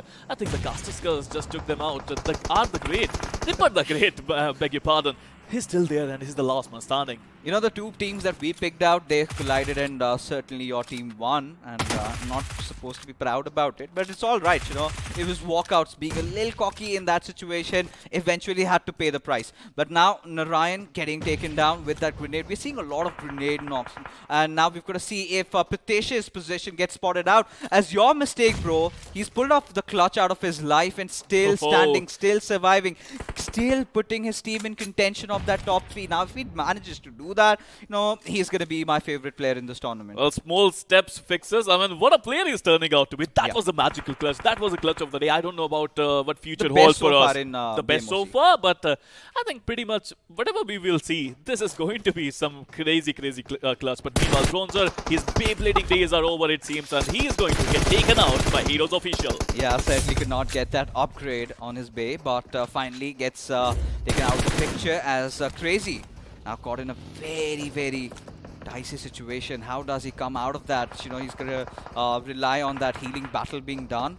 But either ways, Heroes Official, this is turning out to be a really good game for them. And same for the players of INR, you know, back-to-back consistent game. I really am looking out for how many finishes are they going to end up with Spiro. He's in top 5 now. Fearless Gunners, your mistake, bro. He's in top 5 and he is not stopping so far. But now, a tough challenge. That's a 1v4 and he would get spotted. Would get spotted and taken out by Heroes Official, Aim God.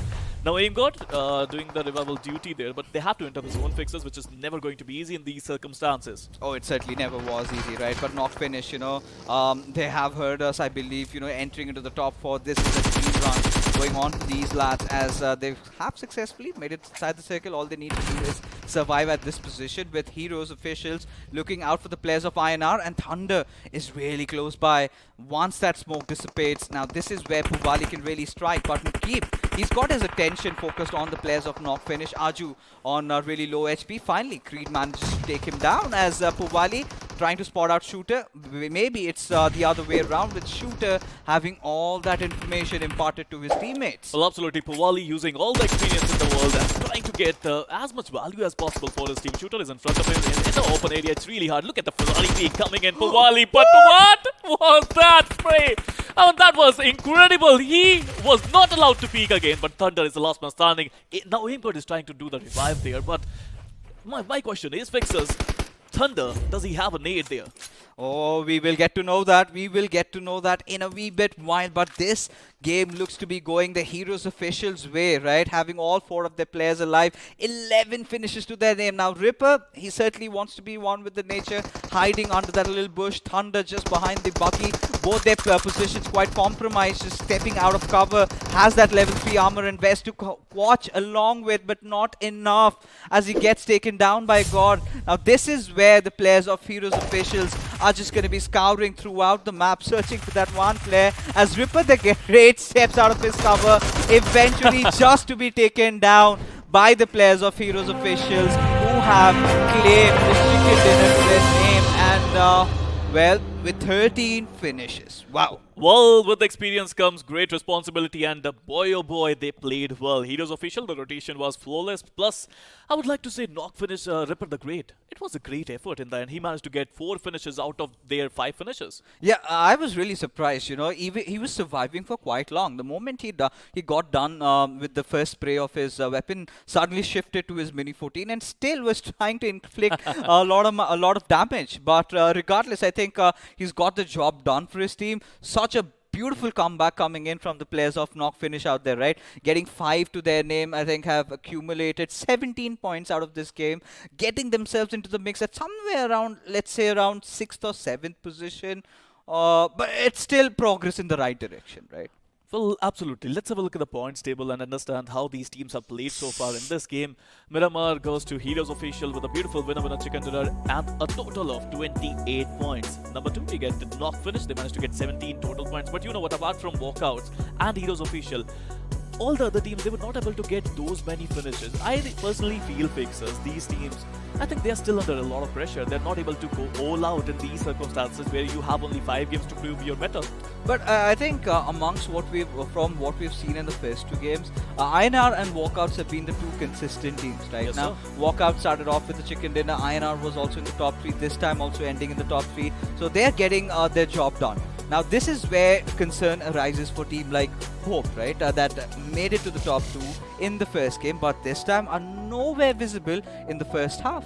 Well, maybe they don't have that much of a great Miramar game, but they certainly do have hope in their favor, and I would love to see if that hope is going to be enough for them to qualify. Certainly your favorite word, right? Well, I'm hope. You're in Spanish? Latin.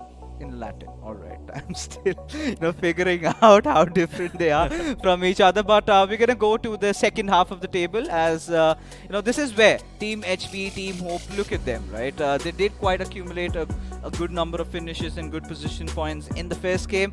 But like we have said, ladies and gentlemen, you are not going to be given enough room and space. Now, the little cushion that they had has been taken off, right? Now they've got their hearts on the lines, just the swords hanging over their heads. They somehow have to deliver in the next forthcoming games. But as we head on, ladies and gentlemen, to the MVP of this game, no doubt whatsoever, had to be got with 6 finishes and 1247 points of damage. That damage is crazy. I mean, Yeah. he just wreaked havoc in Miramar. But as the name suggests, he's a god and he's proving that just there. Meanwhile, he managed to get 1 headshot, 2 assists, and the survival time would be there as they managed to win the chicken dinner. It was a great game for Heroes Official, but let's have a look at the other players as well. If his teammates were able to make it to the top 5, yes, Puvali is there with all the experience in the world, 3 finishes to his name, and the damage of 586. What I really loved about Heroes Official is that they were not overcommitting to any fights, right? Where they really felt that, hey, this is not our area to meddle around. They did not do that. And they respected the zone. And they did everything right in the end, ensuring that they walk out with that chicken. Yes, of course, with Povali and that beautiful artwork he's got is on his hand, and now has gotten himself on to the top 5. But Yuva, again, being one of those players that has been constantly impressing us, but that little bit of a decision that kind of hurt us towards the end, just going on with that push against B4M. Well, now all these individual players, I mean, you take your mistake, bro, Yuva OP and Ripper the Great, all these 3 players were once solo. And they managed to get a lot of value out of it. And this shows that the value is important. Even if you are solo, don't give up. Meanwhile, if you have a look at the match summary, 81 grenades used, 62 knocks were made, out of 58 were converted into finishes.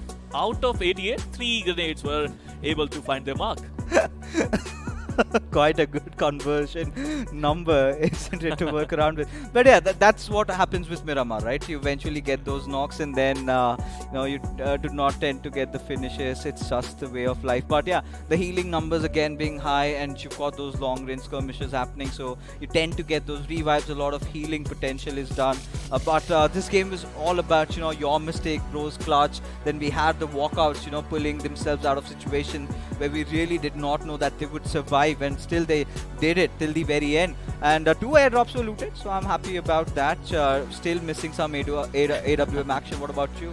Well, we all do love that old school sniper action, but Yeah. right now at this point of time, whatever works for you, right? I mean, if you can do a clutch with an AR or a UMP, you can do it. I mean, we would still enjoy that, but nothing beats the satisfaction of getting that head popped out with a sniper rifle. No questions. That's the best feeling in the world, apart from a few pleasures in life. But as we head along, right, to the FT graph, ladies and gentlemen, we're gonna have a look at all those high-rise buildings, which aren't really high this time.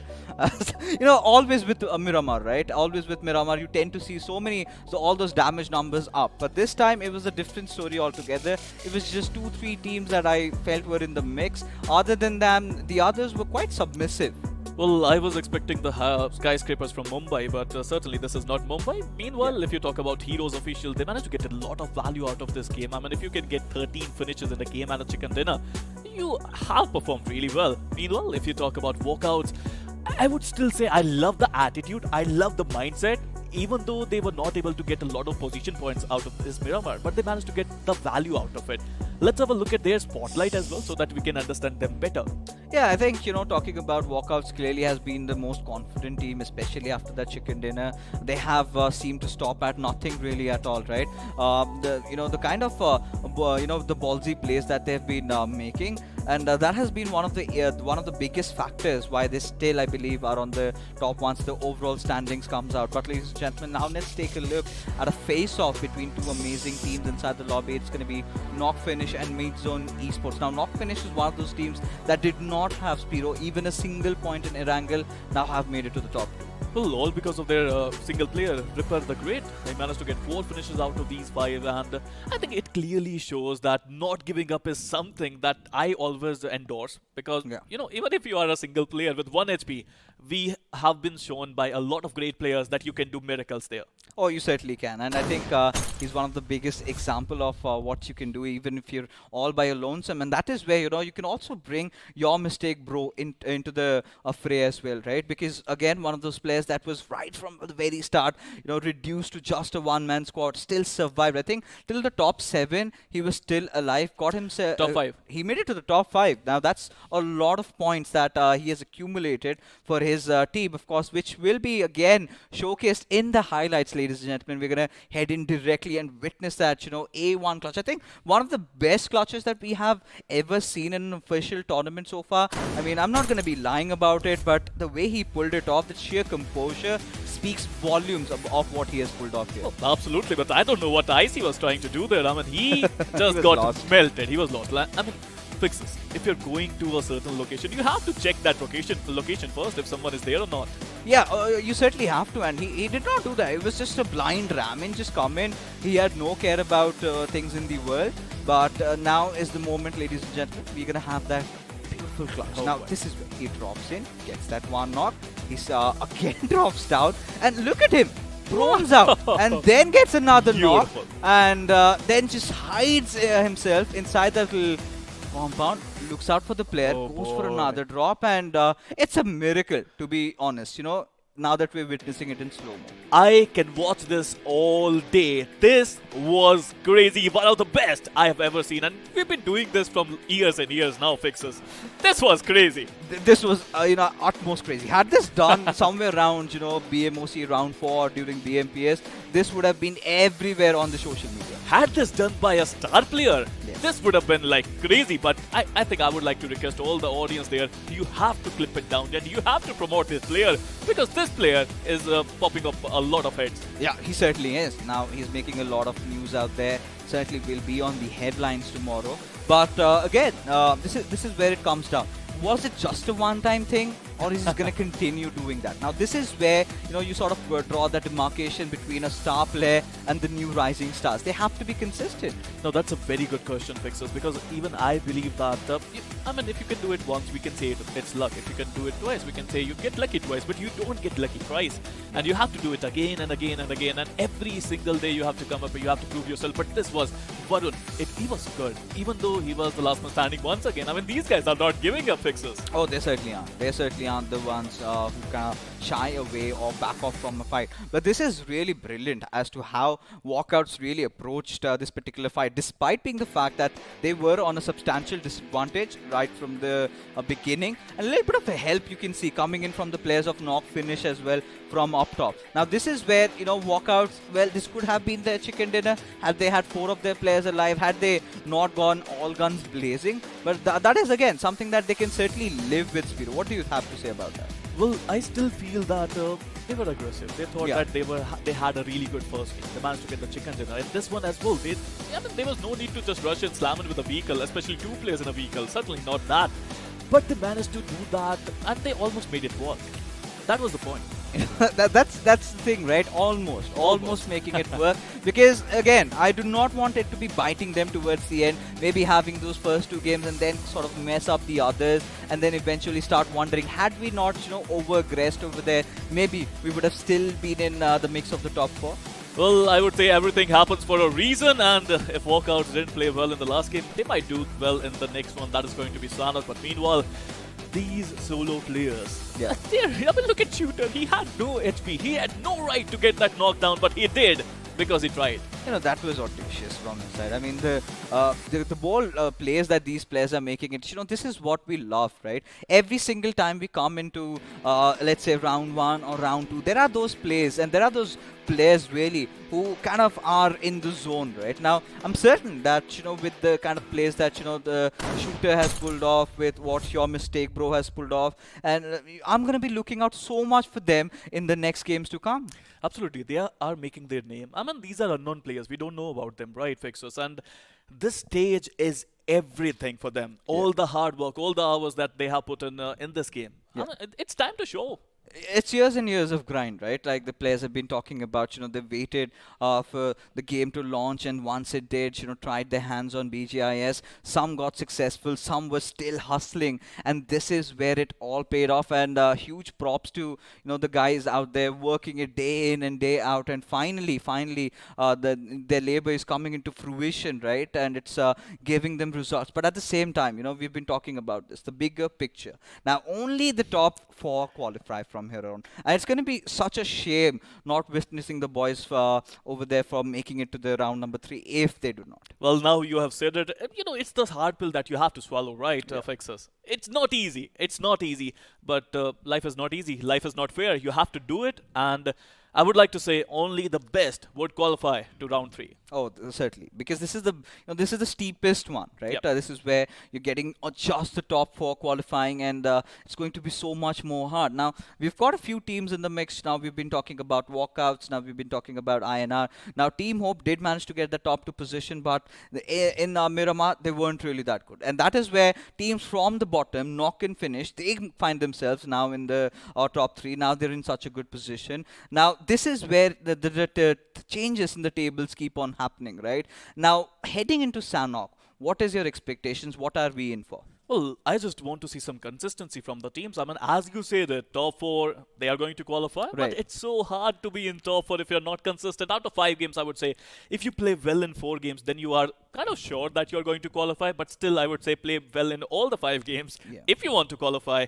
But talking about Sanhok, again, it's a small map. And if you talk about Sanhok, it is unpredictable. You can't predict anything. Oh, you certainly can't. We get to see a lot of Salty's friends out there, man. Everyone sort of hiding inside those bushes, just waiting for the compounds. And, that is where it really, really bugs me. I just walk into a compound and suddenly I get picked off, and I kind of start losing my head, right? And I'm turning bald, and that's not a good thing, ladies and gentlemen. But I have to tell you, these are those Sanhok games that have turned me like this. Well, I think you should stop playing Sanhok. We are going to watch Sanhok. I love Paradise, and I love that, boot camp fight. That is why I can't resist myself. Well, it's addictive to me. I think you like a lot of action. I think you love drop clashes, but Sanhok, they have much more than that. I mean, it's not only about the drop clashes. You are going to witness a lot of third parties, and not only third party shots from far away are going to come in. It's Sanhok, of course, and believe me when I say that, it's going to be fun. Oh, it certainly is going to be fun. But, at this point, again, we've been seeing a lot of circles happening around the western side. Now, we've seen those first 2 days of round 1. It was somewhere around the Paradise Resort. The next 2 days, we had it all going towards the western island, right? So, what is your prediction? Where are we going to see the circle now? Well, I would love to see some Hathin action in the game. I mean, some northern circle, that would be really good. But right now, let's have a look at the teams that are going to join us once again. But it's time for some change. The teams, they have to change their strategies. And right now, the caster deck, we will have the inclusion of some Salt in the caster deck, as Salty is going to make his way in and Fixers is going to take some rest. Yeah, man. What's up, bro? I mean, I'm so delighted to be joined by my man from the Hindi desk. He's also my love guru as well. You know what? I didn't really have a good time with the dates here, so I need some help, Spiro. How can you help me in that department? Well, hit me up after the stream, I would say. I would love to give you some suggestions. I mean, if you guys are yet to watch my date vlogs, certainly, Salty. Thank you so much. Yeah, dude.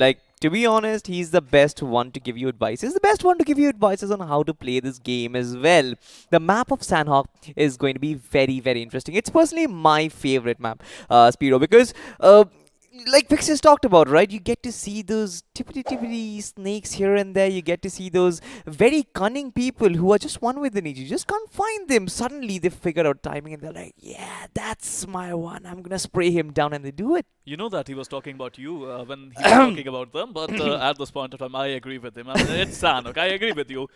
This is going to be tough. You need to find your opponents really well, and if you can do that, that would be great. But right now, let's have a look at the beauty shots. You know what? Sanhok is beautiful. The rainforest takes my heart every single time. Absolutely. The tropical islands, sure, it's hot, but it's also got some nice lush green fields as well, and that is exactly what we are going to witness. Now, Spiro, in the past, we've seen some players who don't really like to play on this terrain that they've got. They would rather prefer to swim across the waters and prepare for their Olympic sessions. What do you think about that? Well, the potentials might come in handy. Look, Sanhok is different as compared to Miramar or Erangel. Strategically saying, in Sanhok, entering the zone is quite difficult as compared to Erangel. I mean, you can hide in the bush, you can lay down, but somehow, somewhere, you will find some opening in the zone. But in Sanhok, that opening is very minimal. And if you want to use the water to enter the zone, be my guest.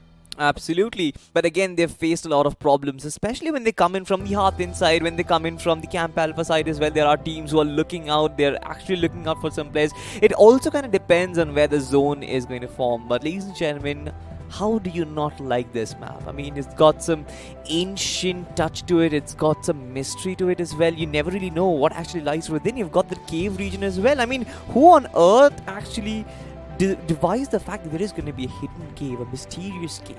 Well, all thanks to Crafton and Yeah. that company. I mean, that's just amazing, right? But I would love to say, I mean, apart from that, you can become a doctor as well in Sanhok. I mean, you used to be. Right now, you can't. Yeah. It seems like that. I mean, there's not enough first aids on this map now. And I don't think there would be any heal battles today as well. Might be. There are some players here and there who would still try their hand at it, but I'm not sure if it is going to be very effective. But this is the coveted region where a lot of those entry fights are going to happen. Like, I am expecting some drop clashes as well, because that has been the theme of the game so far. Teams are wanting to go for those finishes early on. They want to kind of get themselves up on the leaderboard as soon as possible so that they can get the confidence boost working around them. But ladies and gentlemen, the plane has taken off. The announcer is announcing in the airport that our flight is heading from Camp Charlie towards Mongnai. Spiro, my co-pilot, what do you think of the map itself and the flight path? Well, first of all, I would like to tell you that I'm a very bad pilot, so be careful. There might be turbulence on our way, but you know, to be honest, plane path, it doesn't matter in this Yeah. one, right? You can go anywhere you want to go. Absolutely. You can glide, you can enjoy, and if you like gliding, this is the map for you. But right now, you know what I want? I want some good old drop classes. Yeah, and so far towards the southern end of the map itself, I can see two teams at this moment. I can't really read their names out. I can see there's Damon Kila. Apart from that, there's someone else as well. In fact, two other teams out there who are kind of huddled up together. This might result to some early action. But speaking of the circle itself, once again, our good old Sanhok circle comprising of the 3 islands. But wait a second, ladies and gentlemen. We have Team HB. We have Team VNM as well. Well, you wanted drop clash. We got your drop clash here. Death is looking ready to, show no mercy. But right now, Team Gunda, they're looking to bully their opponents. I would love to see how they're going to start clash. He is fast, and he is going away from the server. Yes, absolutely. There's no restraint whatsoever. Team Gunda just going all guns blazing right from the start. They've got 2 finishes on the board already. We've seen 3 casualties in the first 1 minute. And look at this. Poor Extreme just right in front of this team. And yeah, there's nobody at all who will come and save him. There's no respite, right? I mean, these guys must be playing Sanhok for the first time with each other. They don't know their drop locations. They don't know how they're going to play. And certainly, you have to be ready for anything.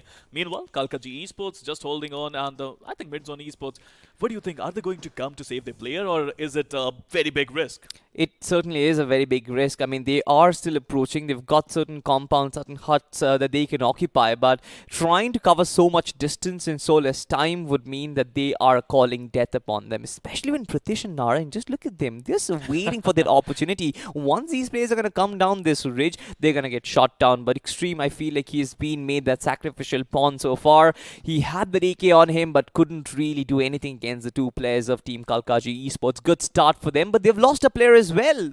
Wow. Well, it's nice to see. I mean, both those teams, they're just baiting Extreme there. Not only TS, I mean, Midzone Esports, they are also baiting Extreme. They want them to come out and finish Extreme so that they can use it. But it's nice. It's nice, Extreme. Don't worry about it. This is the game that you are playing. Meanwhile, Team HB and VNM, they have to do something. I mean, something has to give in. It's all about getting the first knockdown. And if you can do that, the floodgates will get open.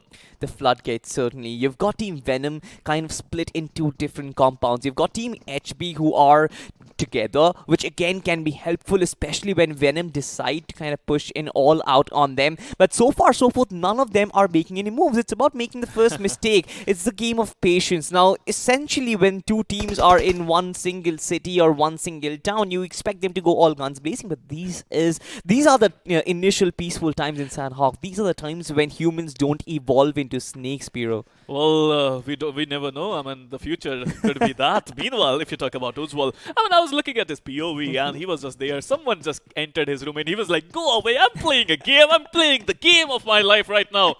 That was funny. But yeah. Right now, Oh! making a mistake. And yes, Mustafa made a mistake there, but Ujjwal was not able to get the headshot down. The M762 barrel connecting, but not really to its full potential. Now, Venom, they are getting a little rusty. They're getting a little impatient right now. All that they've got to do is hold their ground, but no, they're sort of falling back as well. And that is exactly what the opening that Team HB wanted. Ujjwal takes in a lot of damage. The UMP from Thunder is dealing a lot of damage where Venom can't really retaliate so far. You can see Thunder has got a lot of vantage point over this man. The topography, he's got the staircase to work with as well, especially with no sort of cover. Ujjwal finally managed to get away from the situation, but Thunder caught him with his neck over there. Well, absolutely. Thunder from above, he managed to get a lot of value out of there, but now he's flanking once again. I mean, I like the approach there. They were looking to rush in, but meanwhile on some other player's teacher, he managed to get the better of U-Dog Sultan, and I seriously believe Sultan not having a great day today. Same here as well. But you can see Death is very, very close to Mujtaba. And this is happening on the completely other end, the fight of the backlines. If Death gets this knock and finish for himself, especially with Hasid joining him in the fray, I feel like this can turn into 180 degrees and completely shift favor in Venom's favor. Right now, Death still pushing forward, but the nade coming in from Hasid, which just clears off Mujtaba. And now there's a clear advantage, a man disadvantage for Team HB to battle against. Lemony takes down Ujjwal in the process, and I believe he's going to go for the finish. Retaliation comes in as both these teams exchange knocks. I mean, I love the fact that they are beating each other. They're beating each other to perfection, and they're just waiting for the chance to come in. That would get the better of Thunder, and he would confirm the finish there. But at this point of time, Lemony with a beautiful nade. I doubt that nade is going to find anyone, but Lemony, you gotta be careful. Team HB under a lot of pressure, but he got a really good weapon in close quarters. That is going to be the shotgun, DBS. Yeah.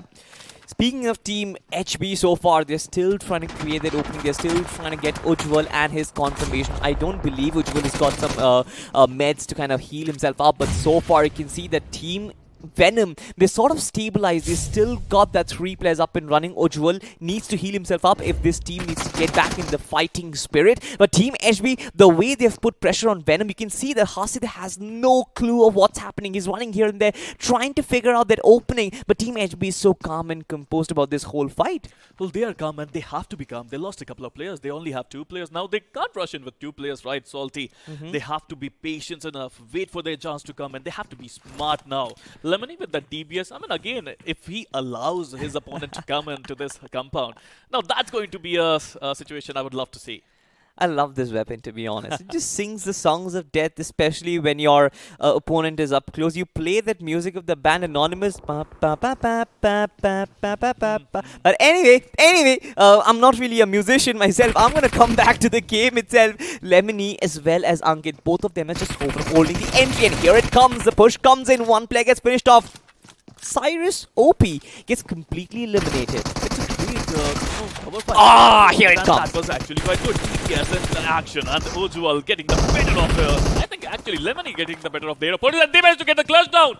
And with a third party coming into play, Whitey joining the party, it was actually quite amazing. Venom Extreme just got taken out. Yes, but there is another opponent. There is no relief for this team, Team HP. You've got Team Demon Keela, who is in the vicinity, and this is the team who actually got some third-party finishes for themselves. You can see the two finishes that they have. They haven't even participated in this fight. They've got themselves 2 points to work with, and now all that they want to do is to just hold down Team HB and not let them move any forward. Well, again, HB and their patience, it worked out right in the end. He was using a DPS. He was using the FPP mode into his advantage because he was holding an angle.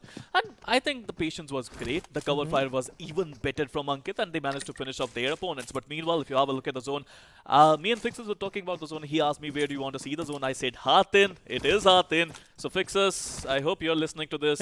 I predicted right. But moving on. Bootcamp is a very crucial area in this scenario. TH, I mean, they're closing into Bootcamp. I can see another team coming in from Painan as well. I think there could be a three-way battle nearing Bootcamp. Yep, there might be. There's always been that three-way affair toward the center of the circle, a triple threat that kind of comes up as well. But your mistake, bro. Dude, I was watching the clutch, right? Yes, I saw that clutch, and to be honest, I just had nothing to react to it as well. He was surviving by the skin of his teeth, and then suddenly he decides to drop down. He drops down, much like those kids who are making reels on Instagram, dropping down and dancing to the tunes. But anyway, he dropped down and he also danced to the tunes, but the tunes of the Death God. You have a lot of experience in that, it seems, Salty. I make a couple of reels myself, mostly where I don't really have my shirt on, but Well, we all know that by now. I mean, one of these days, I think the audience would get to see that as well. No. Meanwhile, oh, you're not going to do that. Okay, that's not normal for you, to be honest. But moving on, Fearless Gunners right now, they're holding on, and look at that fight. He is looking to be cunning. He is looking to be sharp, but in the end, he missed all the shots.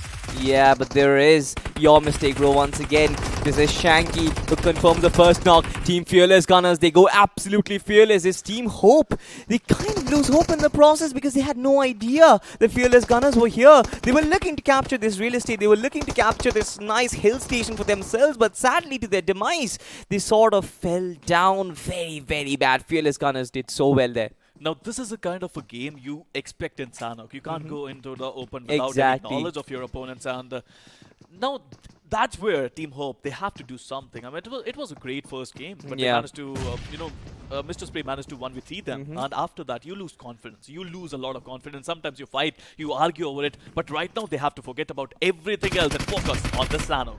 Exactly, and to get that information also, they kind of let that first player go in. The scout was here, but of course there was retaliation. Speaking of retaliation, you've got your mistake, bro, who is keeping on spraying these players down. Now you give them a peek, he's already got you covered. This man is such a good lurker. You can see the mini-map. The rest of the crew is up top north, but this man is coming in from a completely different direction to try and surround them, like to constrict them like a boa constrictor.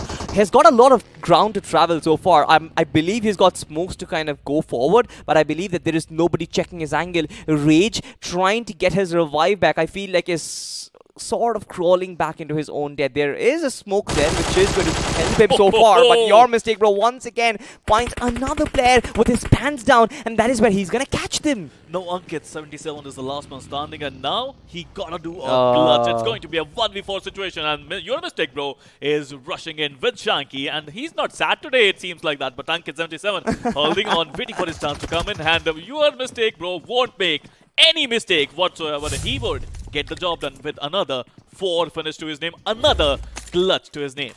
This man probably does not make any mistake to kind of blame on his teammates, to be honest. He goes on a lurk and he's just so good at it. Especially when you've got 3 players to kind of distract you. You saw how good they distracted. Nobody knew your mistake bro's position. And he comes in, catches every one of these players with their pants down. They are just walking right in front of him. He just sprays them down comfortably. But also kudos to him that he finds those spots.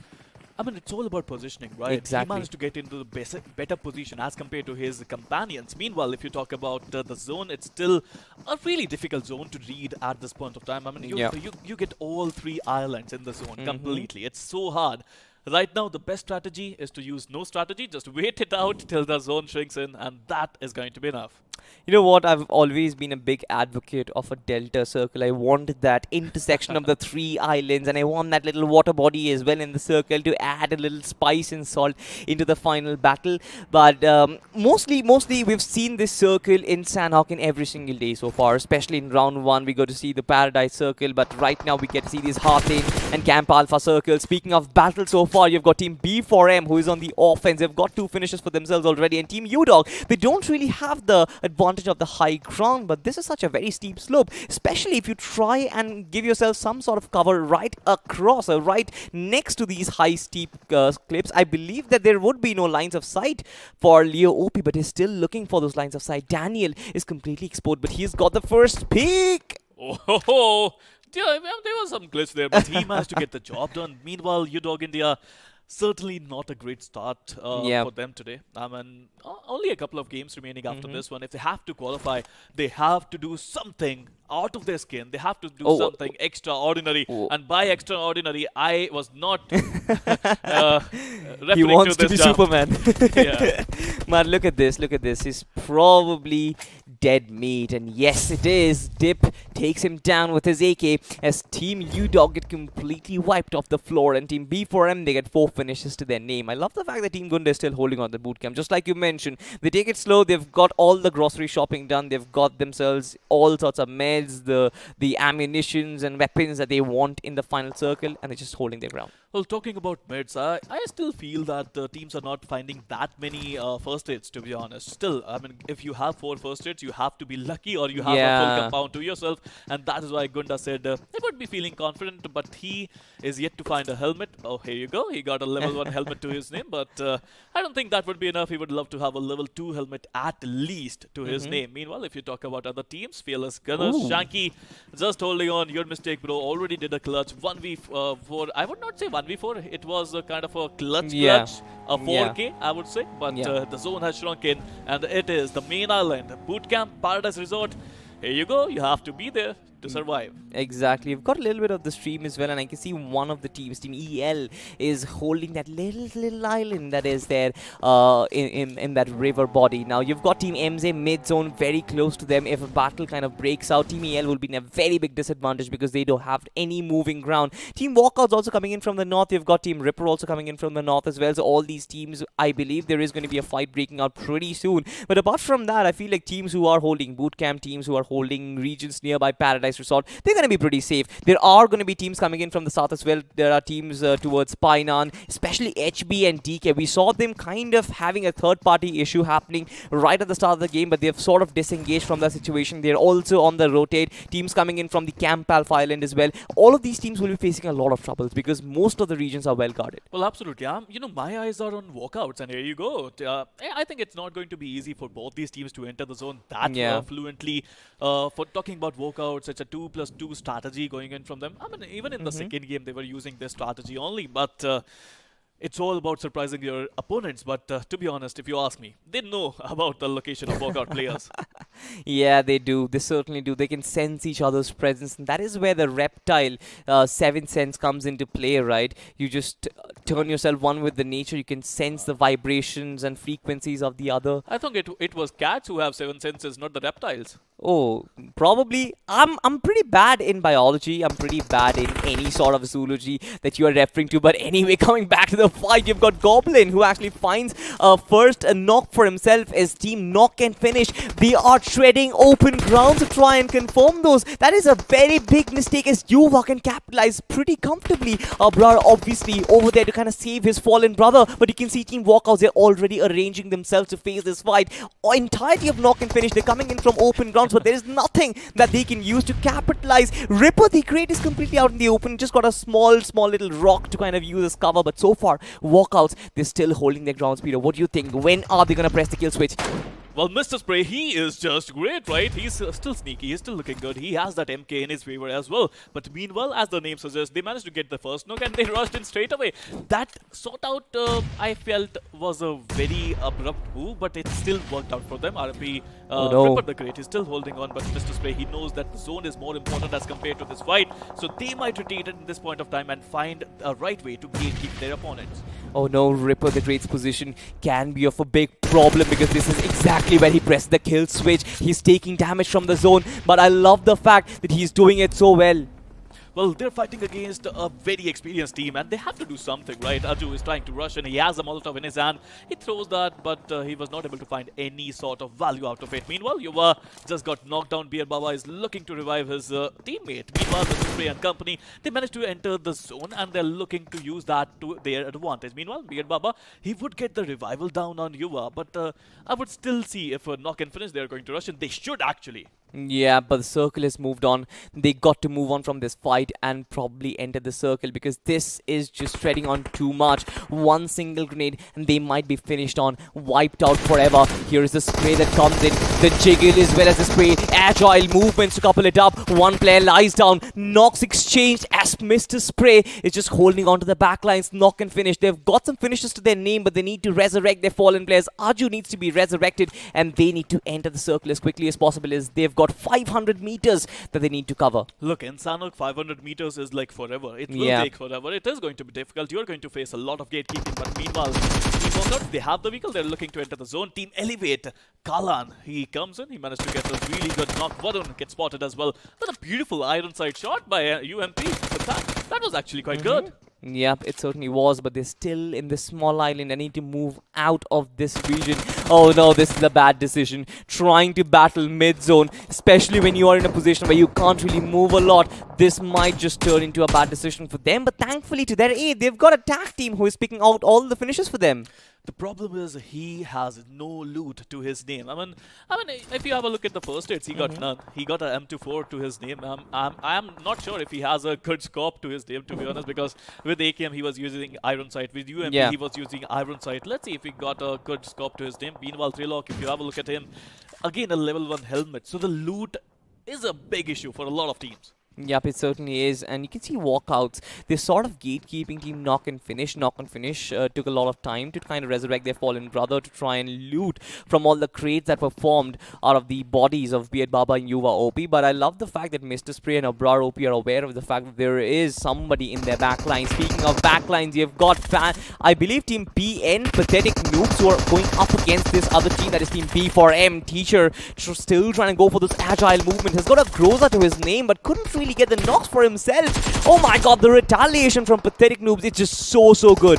He could have done a lot better with that goal. He's coming in with that AKM. He's trying to use the wrist to his advantage and trying to get the knocks down. But here you go. Dip coming in, getting the better of his opponent with that beautiful AKM shot. But Shanky looking to provide cover from a distance, managing to get that influential knock there. And I wonder if he's going to finish his opponents. Meanwhile, I love this feature where you can just pick up your teammate on your shoulder and take him into the zone. Yeah, very realistic. I'm not really sure if I would do that. I don't want to enter into any battlegrounds, but if you were to get knocked down, I would pick you up on my shoulder because I can. But anyway, coming back to the game itself, we have got Team Elevate, 2 players still surviving, and yeah, they're still in a very bad situation. Once again, just look at the circle. It's just crossing the track and they need to make so much ground and not finish. They're just waiting for the opportunity. Well, I have to say Team Gunda, they don't have to do anything because the circle is in boot camp, but Aju would get knocked by falling from that height. Ripper the Great is doing a heal battle from ages now, Salty. I mean,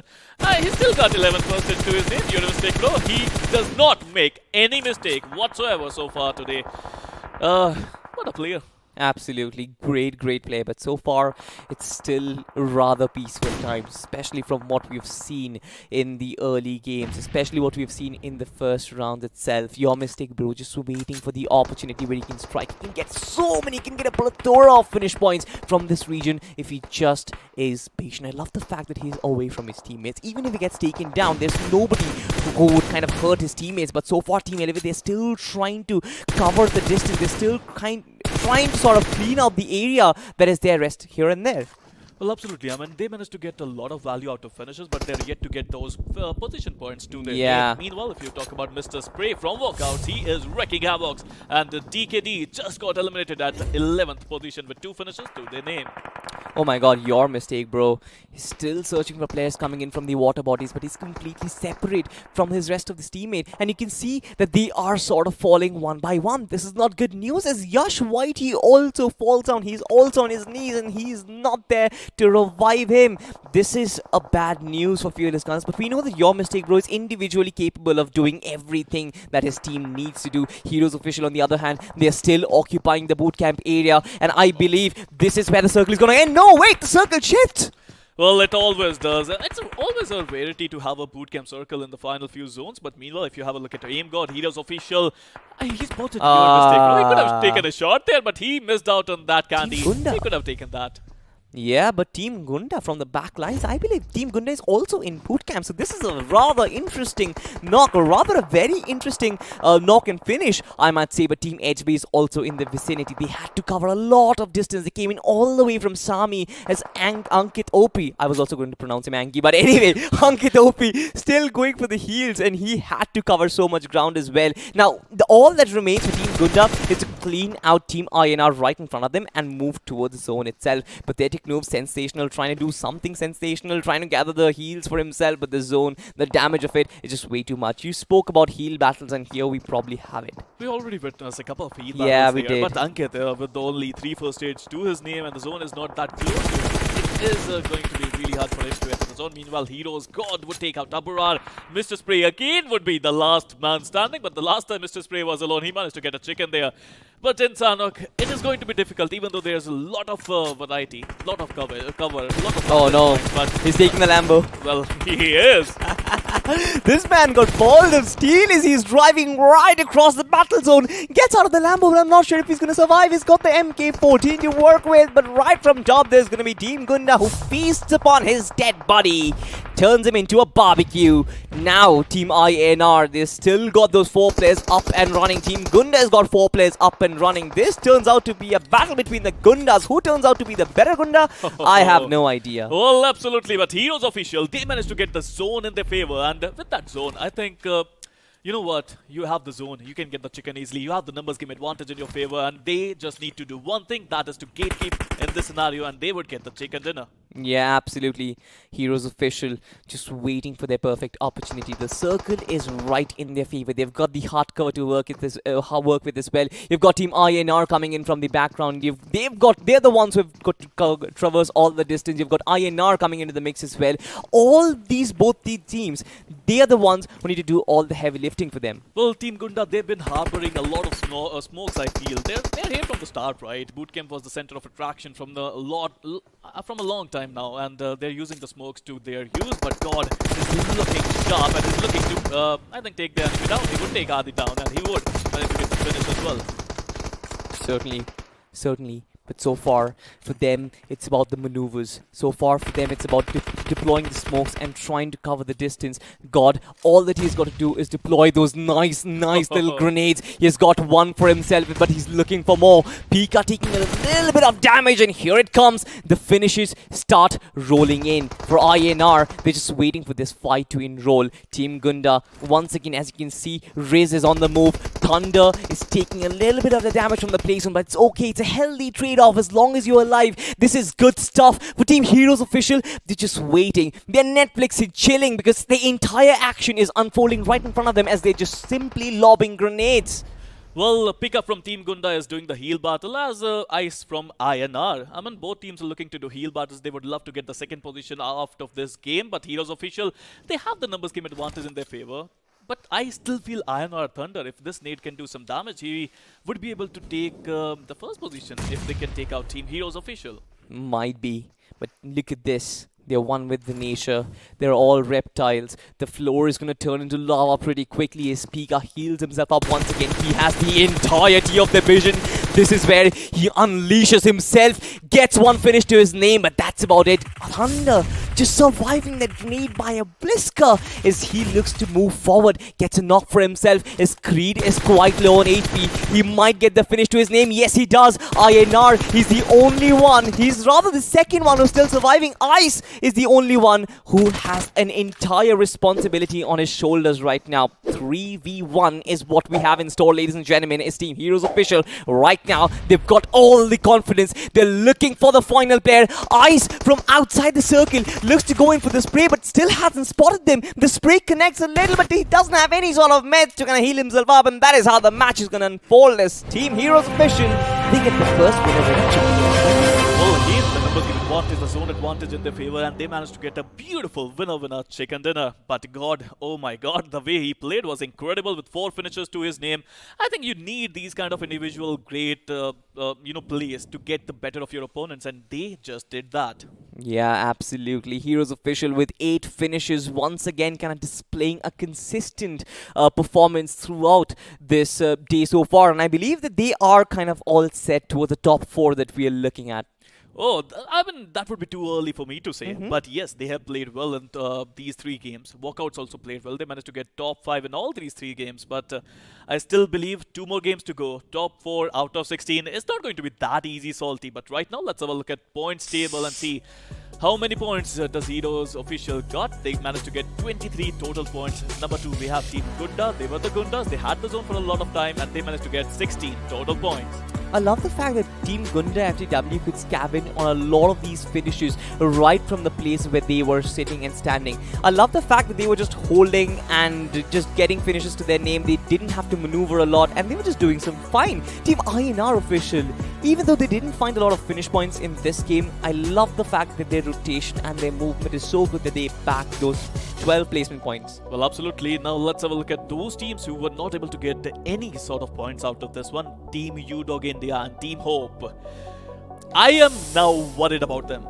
Yeah, same here to be honest, because Team Hope, they raised expectations, especially after the first map itself. I mean, they have to do something. They are carrying my name. You remember that meme, right? Where there's a guy holding his stick, you're like, just do something! Just do something, please! But again, ladies and gentlemen, we'll move on to the MVP, and it is going to be none other than God, and the way he kind of held that entire region to his name. I love the fact that the entirety of the Heroes official team was alive and kicking. They lost 1 player in the final or the penultimate circle, but most of them were alive and healthy, but God shined the most out of all of them with 4 finishes and 901 damage points. You've got your mistake, bro, once again in the top 5 players. This man has got to be one of the hottest properties of today. Well, I have to say, I mean, you can't keep him away from top 5 players list. Meanwhile, Blind, I think Team Elevate's Kala is also there. He played well. INR Thunder played well for his 2 finishes, but look at the damage, 630 to his name. And that's how you play. I mean, either you get a lot of finishes, either you cover for your teammates, and he managed to provide a lot of cover with those 2 assists for his teammates. Meanwhile, Team Gunda's Sid is also there with 3 finishes to his name with a damage of 482. Yep. Of course, every one of these 5 players, they were really, really good. But speaking of good, I feel like Team Heroes official, they've been on another level so far. The level of consistency in both their rotation as well as in their 4v4 fights, I feel like this team has sort of established dominance in today's game. We're going to have a look at the match summary, ladies and gentlemen, where we find ourselves with 9,000 plus healings. This is something which I did not really expect, especially in the map of Sanhok. We've seen approximately somewhere around 5,000 healings in round 1, but that escalates now. 54 knocks, 50 finishes, and Spiro, we've got 2 grenade finishes. Yes, sir, it was great. It was a wonderful game, and finally some good old heal battle came into provision, and it seems like that the numbers are not going to get overrun, because we are going to the next segment that is going to be FD performance graph. Oh. And all I see is a slum there. I mean, it's a village. Yeah. I was expecting some metropolis. Yeah, it certainly is a village. We saw that transition happen from those high rises from Dubai to maybe these teeny tiny double story. This is my town. This must be my town where I come from. Oh, alright then. But even then, Heroes official, they did good. They are approximately around 1600 damage points with 8 finishes to the name. Decent stuff. Nothing too bad. So, Speedo, yeah, you can be happy with it. But Squad Spotlight. Now, you've got Team Beck for Mercy Esports with 4 finishes and 1,000 points of damage. Did pretty fine. I would say rather an average performance, but to kind of catapult them towards the top 4, it is going to be very, very difficult. Well, it is going to be difficult, but they need to do something, right? A couple of games remaining, but let's pit two teams against each other. Team Gunda versus Team Fearless Gunners. Both managed to get 6 finishes to their name. But again, Team Gunda, they had the zone for a longer period of time. They managed to survive for 24 minutes and 32 seconds. And that is where you draw the line. That is where the difference comes into play. But Fearless Gunners, once again, you've said this in the last game as well. They've got 6 finishes to their name, I believe, out of which 5 or 4 of them were done by your mistakes, bro. Now, I don't really want to say that this team is dependent on the services of one player very specifically, but I feel like your mistakes, bro. He's been the one who is pulling all the strings. He's the one who is going solo from the away from the rest of his teammates, and he's the one who is kind of doing all the job of gathering all the finish points for their name, which is fine to a certain extent. But when you're getting taken down or overpowered, where his main team is getting taken down, rest of the players, I feel like that is sort of a little jarring to witness. But ladies and gentlemen, we'll have a look at the highlights where we find all these action unfold, and right at the get goes Piro. Well, it was Sanhok, and we managed to get a lot of top clashes. It was beautiful. Meanwhile, MC Extreme, both of those teams were trying to bait him out, but in the end, Extreme was not able to survive that battle. Death was looking to be aggressive, but he was, decent in that one. He managed to get 1 finish to his name, but Team HP, the way they managed to set up that crossfire in the end, that was beautiful. Yeah, it certainly was. And this is where you'll start to witness a third party coming in. Oh, we actually skipped that part. We move on to the mid-zone versus, I believe, Kalikaji fight, where Team Kalikaji didn't really... Kalkaji, pardon me for that. They didn't really put up a very dominant threat. Team HB once again returning back to them. They had sort of the advantage going in, but then Team Venom sort of gave up their momentum. Ujjwal trying to be a little too ambitious, and this is where Team Demon, Kayla, Dark, they come in from the backside. They're like, alright guys, you have the party, I'm gonna get some sweets for myself. Well, I don't like sweets in a party, but that's okay. I like some salty stuff. Meanwhile, if you talk about the gameplay, I think B4M, they played recently. We saw that they managed to get some finishes, but they were not able to get the position points as per se, because, to be honest, Mr. Salty, I still feel that you need to have the balance. Yep, you certainly need to have that balance, especially when the balance gives you stability to help you propel towards that top 4. Speaking of stability, these guys don't really have stability. They're the ones who are falling off the cliffs and like, I'm gonna finish my life, I'm gonna end my life. But this is exactly where I feel like Team Walkouts had a lot of damage done to them. I feel like Knock and Finish did extremely well in finishing these 2 players, but the way they kind of moved on from this fight wasn't really all that good. They should have dated much faster than they did so, but only 2 players surviving from Team Walkouts didn't really get to see the best of displays on the map of Sanhok. But, after all these talk, they still managed to get the top 5 position for themselves. And that is why Walkouts, they have such a, beautiful team. They have experience and they use it well. In these kind of situations, when you lose a couple of players early on in the game, you still manage to get top 5. That shows how good of a team you are. That actually speaks of experience. And I love this. Walkouts, even in times of adversity, this team always shines. But this is where your mistake, bro. Sort of I felt like this is where he was in a very dicey position. He was all by his lone self, whereas the rest of the team, they're sort of getting shot at, they're sort of getting taken down by some other team. He could have helped them, especially with his gun power, especially with his individual capability. And when you've got 4 players surviving, it's always better than 1 player surviving, right? I kind of felt like your mistake, bro. Can play a little with his teammates, but, well, that's for them to decide. Speaking of walkouts, Powali got some finishes to his name. Mr. Spray also did try to kind of survive, go for the same shenanigans that he did in Erangel. That was not allowed. But to be honest, back-to-back good games coming in from Heroes Official. Of course, they have Powali, and we know Powali is a very, very experienced player. He is a veteran, and he knows how to play in these kind of Battle Royale games. Yep, he certainly can. And here you can see Team INR. Once again, all of these players, they're just snakes lying around, just waiting to bite into someone's leg if they find themselves in the vicinity of it. But God suddenly finding himself in front of 2 of these players, and his UMP just goes bra as he completely abominates Team INR. I love what we got to see from Sanhok. I love what we got to see, especially in terms of we got to see heal battles, we got to see some snake action as well, we got to see some close range fights. Every single department that Sanhok sort of promises to deliver, it did. It was a great game. I mean, to be honest, if you ask me, the players are under pressure. Of course, Yeah, it's a big a lot. stage, right? I mean, out of 256 teams, only 64 are going to go through. Out of these 16, only 4 are going to go through. So if you're not performing well, you're going to go down. But right now, we are going to have a small break. But before that, Salty, it is beautiful to cast with you. It is certainly is beautiful to cast with me, especially when there's a very beautiful person sitting right next to me. He's going to give me some dating tips right in this break itself. Bye-bye.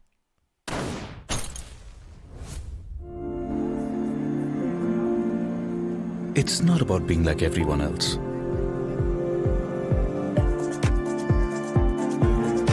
It's about having your own destination.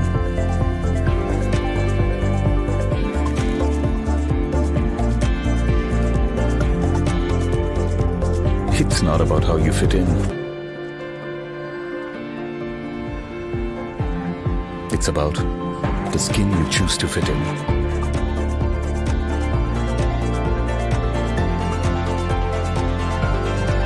It's not about you belonging somewhere.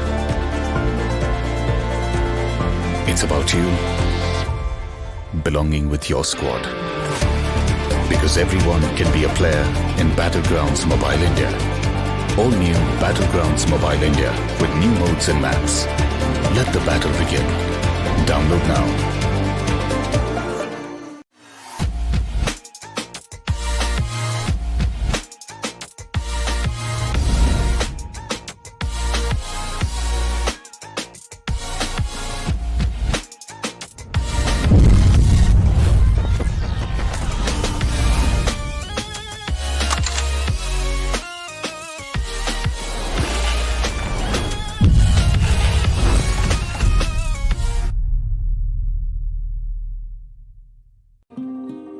जब court पर बनी team of 5, छठे यार का दिल टूटा ऐसे जैसे टूटे कांच।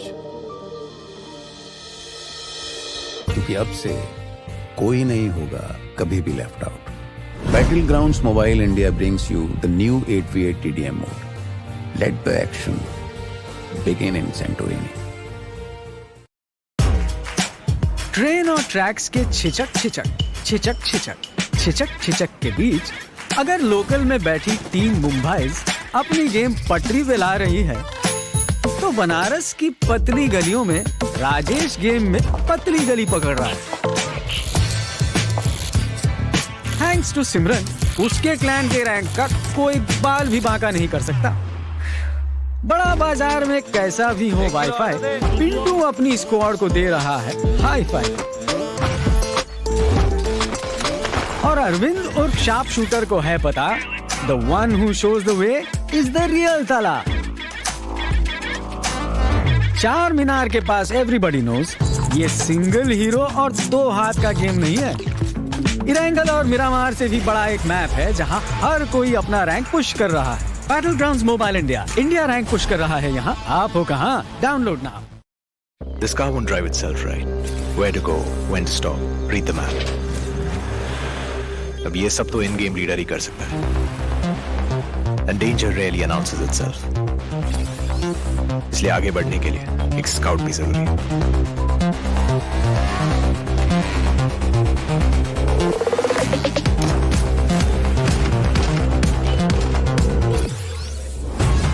And without the fragger being there to wipe out the enemies, moving forward तो भूल ही जाओ।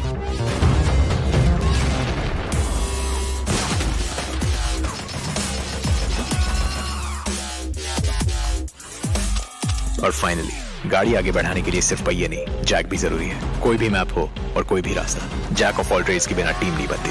Without you as the support ये गेम नहीं चलती। Your friends are waiting for you on the battlegrounds. फिर से अपने यारों के साथ चिकन डिनर करोगे, साथ मिलके रैंक पुश करोगे। Battlegrounds mobile India, download now. What's your biggest weakness? My biggest weakness? If I had to pick one, I'd say that my biggest weakness is That I'm a real giver, you know. I give more than I should. Are you going to keep all the loot for yourself, huh? We don't need glory hunters on the team. I'm firing on all cylinders 100% of the time.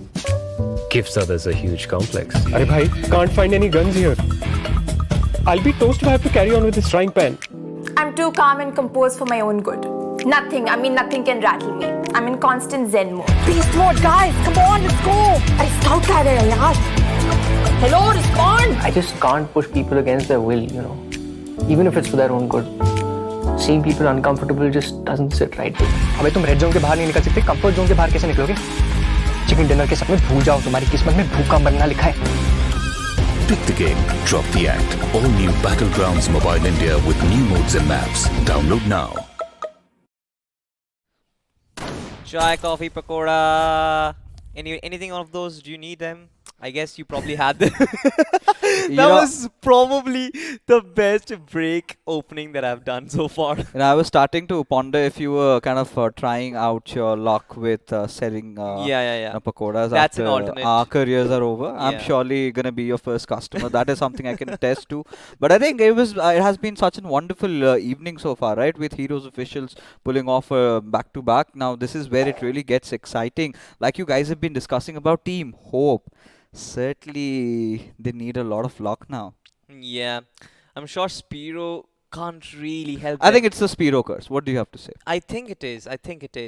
Had there been Spiro on the Hindi desk, probably they could have performed wonders. Yeah, probably, because he'd been making those predictions. He was like, "Hey, fixes, Hatin is where the circle." Like, wait a second.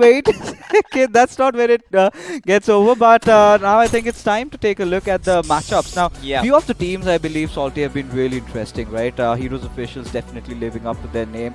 We've got the boys from Walkouts being very consistent. But at this point, you start to wonder if the other teams that are sort of under the bottom 8, just struggling, do they have a chance to make a comeback? It's very hard. It's match 4 right now, right? You need 2 miracles. Especially, had this been top 8, I would have said that, they do have an opportunity. But top 4 is a very hard cut, especially when teams are getting those 20 bombers for themselves, the 30 bombers for themselves up and running.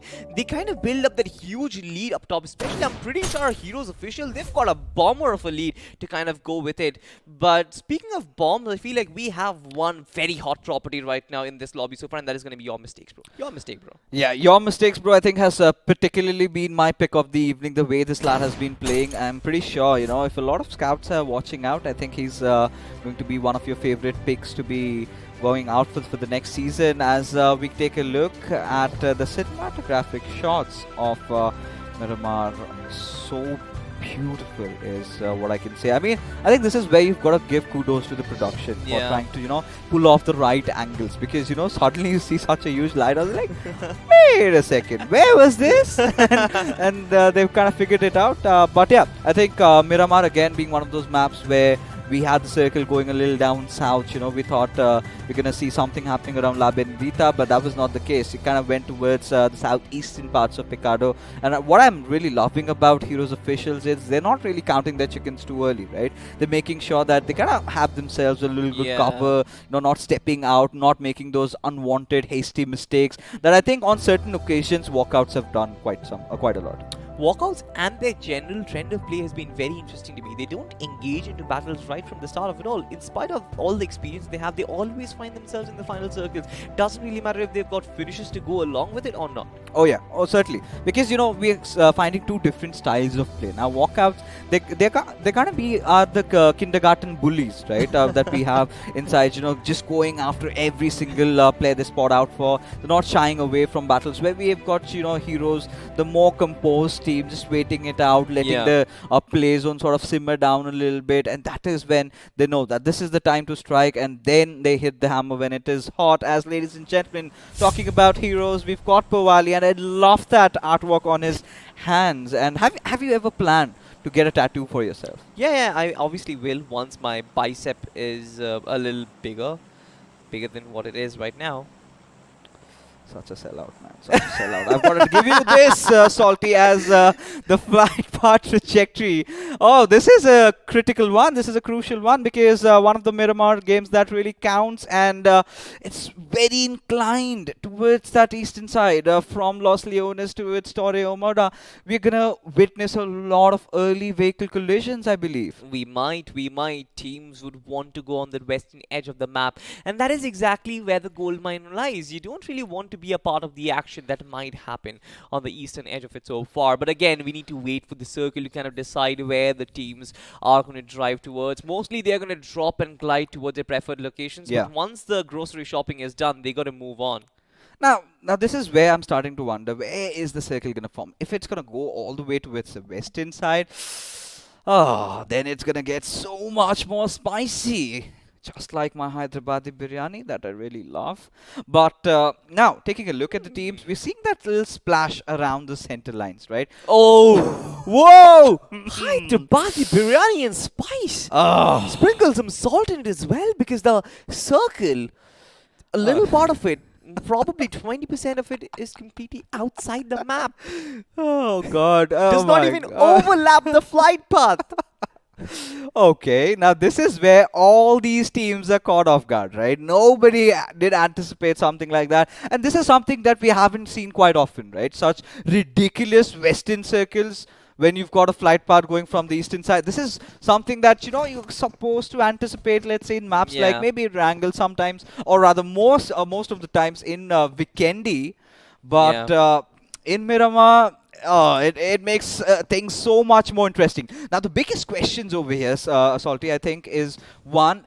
Now, teams have to make a decision, a hard decision. Are they going to try to change their drop and go towards the western side early on, get that high ground? Or are they going to stick to basics, you know, take the vehicles, then get to their drop location, then start their loot, and then make their movement into the circle? Which one would you really prefer at this point? I would say just get your shopping done quite early and go on the move, because again, if you speak of hard covers and compounds on the other side of the map itself, apart from El Pozo and Montenuevo, I feel like there isn't really a lot of compounds that you can occupy.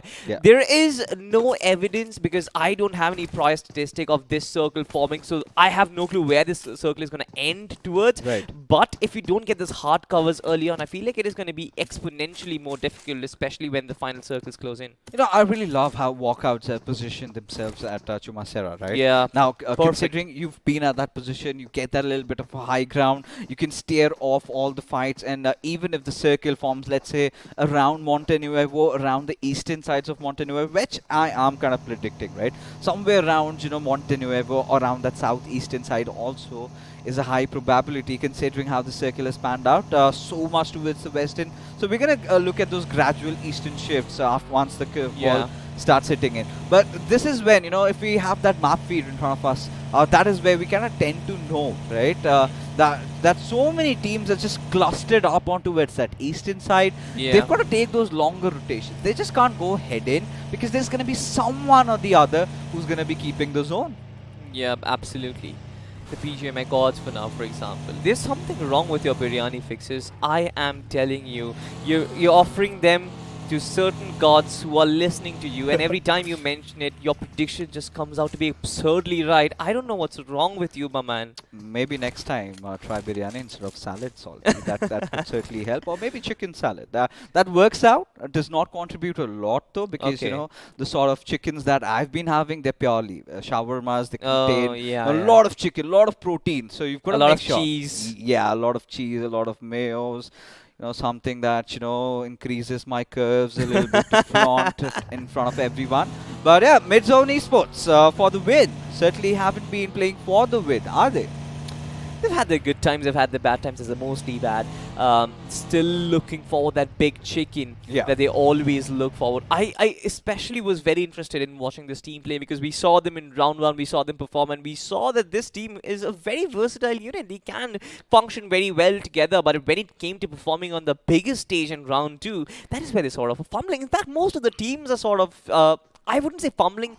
Are they choking under the pressure? I think it's about just being mediocre, right? Yeah. Mid-zone, they're liking to keep things around the middle. Well, that worked out in round number 1, where we had the top 8 qualifying. But, you know, when you head into round 2, you've got that a huge steep climb that you have to make. You have to get those chicken dinners, man. And that is something that they've been missing out and have been bearing with the brunt of it. But still, we have hope, right? 2 games.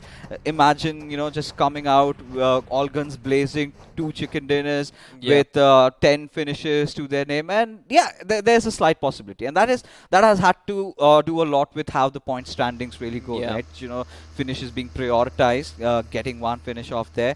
But this team certainly has been one of my favorites for the evening, right? Making sure they're in the top 3 every single time. Now, Sanhok is something that, we can keep aside, but still, they've kept themselves in the fray. One of the teams that I think that we're all going to witness in round number 3 as well. Most probably they will, because they've been really on top in terms of those finish points. They are really good in terms of placement points as well. Once again, in this situation, they're playing that's a 1-3 split where one guy is just moving ahead, trying to scout all the locations. I can hear some sort of shots being fired at right now. I believe it is towards the northwestern side, northeastern side of Picado itself, just waiting to figure out. Yes, it is Team Elevate, I believe, versus Team Gunda. Now, I think, we've got to talk about this team also. Now, once they came in, we really had high hopes from them, right? Being a sister squad of one of the famous lineups that we are aware of. Now, they have, I think, parted ways, I believe. We've got Tony, we've got Kalan, Flash, and Trillo. They've again been somewhere, middle around the pack. Now, the first game was really nice, where they got something around 7 finishes, but that was just it, right? I did not see a lot out of them. Something like what happened with Team Hope. They started really well, but they kind of tend to gas out pretty early. And in these 5 games, you've got it's like a sprint, not a not a lap race where you're gonna think that you play racing in F1. And well, we'll talk about that a little bit later. I'm not a huge fan of Verstappen though, but Mr. Spray in the mix as IGL. Wow, this is really good. Now, Abrar was ensuring that he provides that cover fire from behind, even with Yuva also helping him out. And this is what I love about walkouts. Now, they know that they have gotten that first knock. They smell blood, and now here they are collecting these finishes. Very ambitious, collecting the finish and falling back. I love the fact that they don't really have to engage against the entirety of Demon Killer Dark so far, because the rest of the team, they've sort of fallen back. But look at Abra, this man is hot on the tails, but they're quite low. They're quite low towards the city side of things. They get this nice little vantage point for themselves. Team walkouts, for them it's a good start. Once again, we know this is their preferred map. They always tend to be very aggressive, especially when they smell blood, just like you mentioned. They've gotten that right kind of start as well. For Demon Killer Dark, they've got to recover from what has. Oh, they certainly have to. And for Demon Killer Dark, I think it was again the first game that looked really enticing. I really thought, this is where we're going to start hoping bigger things from them. And has been the same storyline, where like the rest as Team HB. They certainly haven't made any sort of a mark throughout the day, have they? Not really. Still waiting for that one big chicken, just like I always say. If you get the big chicken, or if you get that 10 finish points to your name, that is exactly when you start asserting dominance over the entire lobby. Something which Team Heroes have done, something which Team Walkouts have done, something which Team INR have done. There are a few names who are yet to kind of shine, and I can see one in my feed as well. UDog India.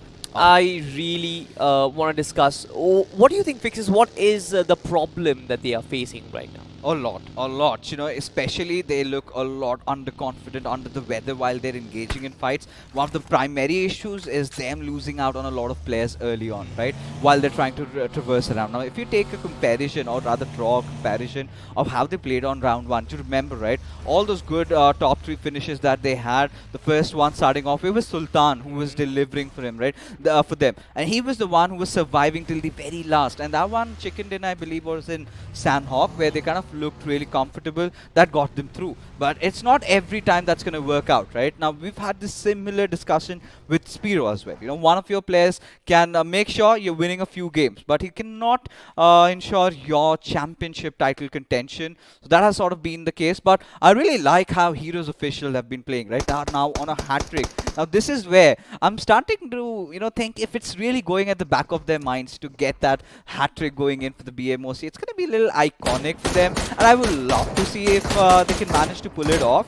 But for now, we've got the players of Team INR just peppering down a few bullets, trying to connect or try and destroy their vehicles. I think that is their initial intention, because again, in a map like Miramar, if you sort of tend to take out the mobility, then that really works out in your favor. Especially in a circle like this, where you've got a lot of distance to traverse. But once again, you can see from our map feed, which obviously the audience don't have access to, feeling a little exclusive right now. But yeah, most of the teams, they're still on the move and not inside the zone itself. But the ones who are in, they tend to be more disciplined, tend to be a little close to themselves as well. They don't really want to engage against fight. They don't really want to pick any fights with their neighbors. Just have a little Cold War. Yeah. Yes, of course, ladies and gentlemen, I guess production has heard me and they want to snatch away my exclusivity. They're like, no, Salty, no, we're not gonna let you have the luxury of viewing the map feed all to yourself, as it was needed. Right now, this is what I was talking about. The zone kind of shifting and playing a little bit around Monte Nuevo, La Drillera, and has that little I do not know, man. At this point, I'm starting to have this gut feeling that it might go a little west, and if it does, it's going to be one of the rarest circles that we have seen in Miramar. I mean, we've seen southern circles. I've even seen circles go down south completely towards Los Igos. We've seen all those circles. I've seen a ridiculous amount of circles if you talk about Miramar. But if it goes towards the west inside the borders, then that is where it is all going to change. I'm starting to wonder if the teams are aware of the topography, as a little bit of a collision is right in front of us. B4M waiting for the players of Kalkaji Esports, who haven't really been prominent today in all the games that they have played. Yep. It also kind of comes down to confidence, how confident you are. But wait, a circle shift, not towards the western side, towards La Drillera. I still can't pronounce that name perfectly because La Drillera. La Drillera. I mean, we're all learning new things new day, right? The other day I did not know Chipotle and I was pronouncing it as Chipotle. So, corrections have been made. It's all right. But for now, Mid-Zone Esports for the win. You've got them, really vying, really looking out for that chicken dinner. And for now, it's free space movement for them, just around the southern peripheries of the circle. They have a good spot to hold on to. But this is where I still have that little hope somewhere deep down that it's going to go a little towards the west, as now Hero have started to get a lot of confidence, trying to play a little bit around, like how walkouts have been, as Puvali gets a knock onto its Rage. And I think the confirmation is going to come in anytime soon, as they've managed to get 2 finishes to the name already. Yep, and they're looking for more Rage, of course, on his knees. His finish will be confirmed in no time. I love the fact that Hero's official, in spite of the rough terrain, they've got the initial advantage up and running. They've got the warehouse to their name as well, and now they can sort of kind of spread themselves up in this region. But this is a teeny tiny little away from the circle itself, so they need to keep pressing forward and find themselves some prominent real estate. But elsewhere, we're having collisions as well. You can see from the finish feed, you've got Yuva OP up against Goblin. Now Goblin, I'm not really sure how he's reacting. I hope we get towards that fight as soon as possible, because I don't want to miss out on any action. Oh, we certainly do not. But for now, we can see the players of Knock finish. Goblin getting that rest back up. Certainly has to channel some powers or spirits of Soul Goblin, who apparently has been one of the hottest property in the game right now, right? A player that everyone's sort of been looking out for. And Goblin, I'm starting to wonder if it is an inspired name, or is it something that he had picked up pretty early on, as U-Dog finally get themselves into the fray with Sultan opening it up. Now, for all the viewers out there, we have the luxuries of the map feed again. I must say, and I must point it out, that, U-Dog have been fighting, or rather playing around the peripheries of the western lines, right? They are the ones believing that the circle is going to take a transition towards the west, and that could be the game where they can pull off a comeback. But with Kalan, he's got a bolt action. I'm wondering what scope he's got to play around with. If he got that 8 times, I'm pretty sure Sultan needs to take proper care of his helmet. Otherwise, it might get blown off pretty quickly. But again, just like you mentioned, playing off the periphery of the map, a little bit of a risky maneuver, considering the fact that we don't really have real estate. But speaking of it, we've got a fight for ourselves in our hands, ladies and gentlemen, as Team HB are on the trigger against Team Kunda. Now, Kunda, they've got the topography, they've got the ridge to play around. But Team HB, I believe they are in a better position, especially with all those ARs and the scopes that they've got. The circle shifts towards a knot, a little towards a knot, which kind of is going to cause problems towards the entire chunk that you can see from the south. Most of them have to rotate. But look at the number of compound there is. I believe this is going to be a pretty open circle. This is the scene with the entirety of Miramar, but again, this, with the topography that we can see, especially with the 2 different levels of land, it is going to make things exponentially more difficult. I believe this is a walkout's game to lose, right? Considering how quickly they've taken that higher ground and are now holding on to. Now they've got a really good spread. So a lot of inputs, a lot of information is going to be definitely imparted by every single player. But at this point, you're going to start wondering if they have enough loot to their name. But INR, I was starting to hope if their exit routes have been blocked over here. But it's all fine. It's all A-OK for them as Team Elevate. They find themselves in a whole world of trouble as Karlan seems to be the lonesome survivor out there, as he's going to engage against the players of U-Dog, and Crazy is going to put the final nail in the coffin as Sultan has been eliminated. Klaus is going to get himself back up as the zone, the circle, the teams, everyone is starting to congregate pretty soon, as we've got the players over here of Kalkaji Esports taking the fight right at the faces of mid-zone and inflicting some heavy casualties to them. Yep, certainly a lot of damage being dealt. Kalkaji just holding their ground. I feel like they've got a good position that they can sort of hold and wait for the opposition to come in. Now, I don't believe there is somebody right behind them in the back lines. I can see one small little yellow dot in the minimap waiting to figure out which team it is. But right in front of them, there is Team INR, just like you mentioned. But they're way far ahead. I don't believe there is any compulsion. Thunder trying to go in for a flank sort of gives in some sort of information of what its intentions are. Probably looking for those finish points that lie in the shack itself, especially with walkouts right on top. And Yova gets taken down. Heroes Official are on the move, and I believe are on the trigger against them. It's going to be really interesting considering, you know, the position that Heroes Officials are holding on to now. This is what I was talking about right now. They've been surrounded by a plethora of teams. Now you've got the Venom Strikers looking forward to strike any single moment now. Even the Gunners can chime in any single moment as Nitin. He's trying to lob those grenades up above, but hasn't really, found his mark, right? With Creed trying to provide that cover fire from down below. Somewhere down the line, Nitin has to make that move. And this is where it sort of gets a little dicey as Team Hope, again, ladies and gentlemen, getting eliminated at the 15th spot. And now Demon Killer Dark.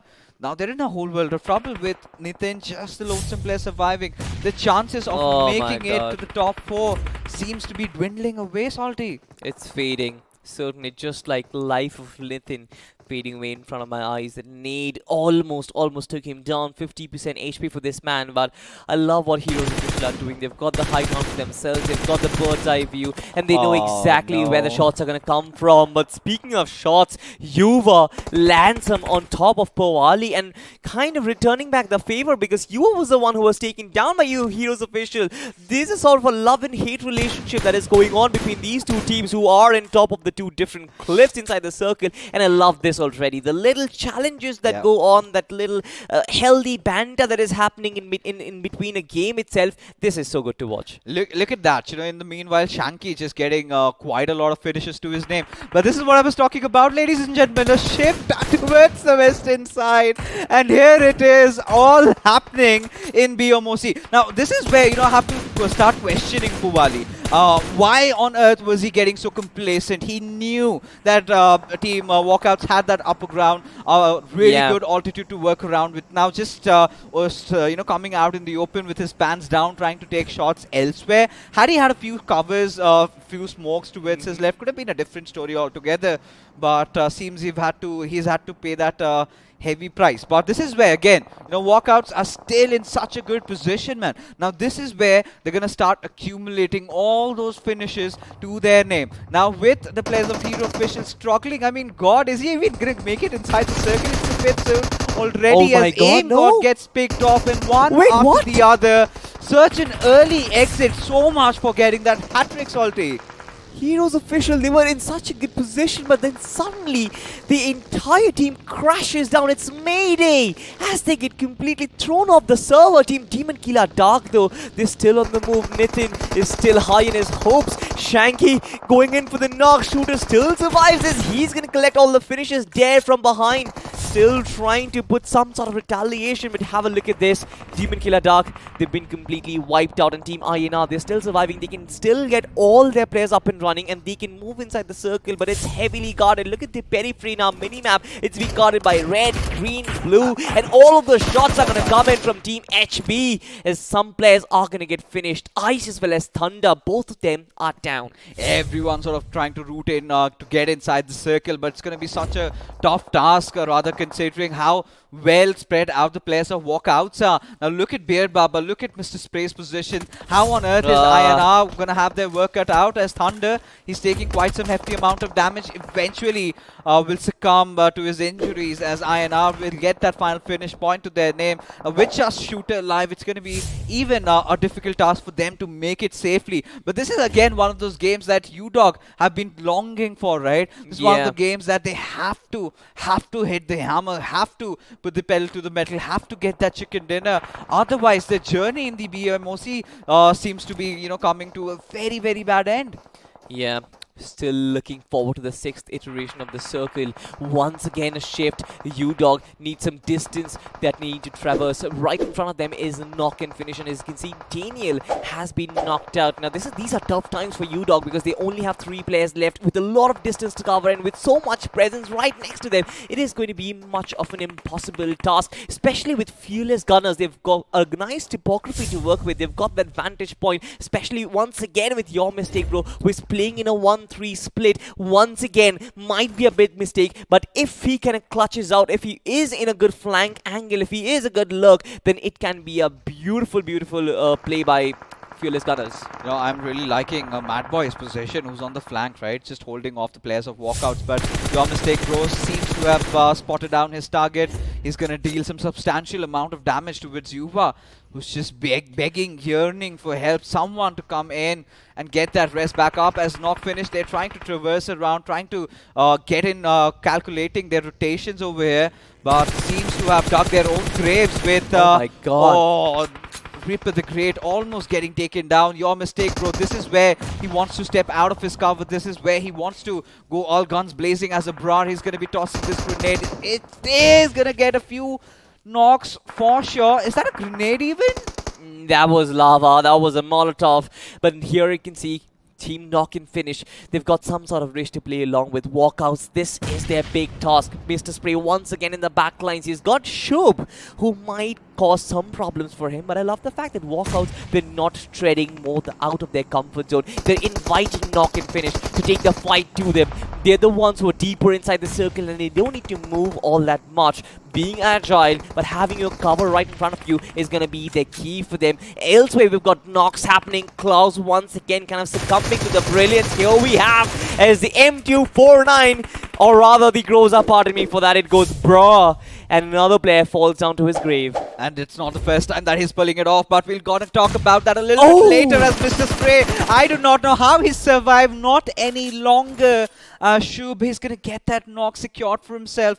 A grenade being tossed at Beard Baba's direction, trying to get the better out of the players. Have taken a hefty amount of damage though. As Shub, he's gonna be making that move. He's gonna try and get to the flank, but he's gonna do it really quickly because this is where I believe the players of walkouts are at the weakest, and him sort of resigning, not really going for it.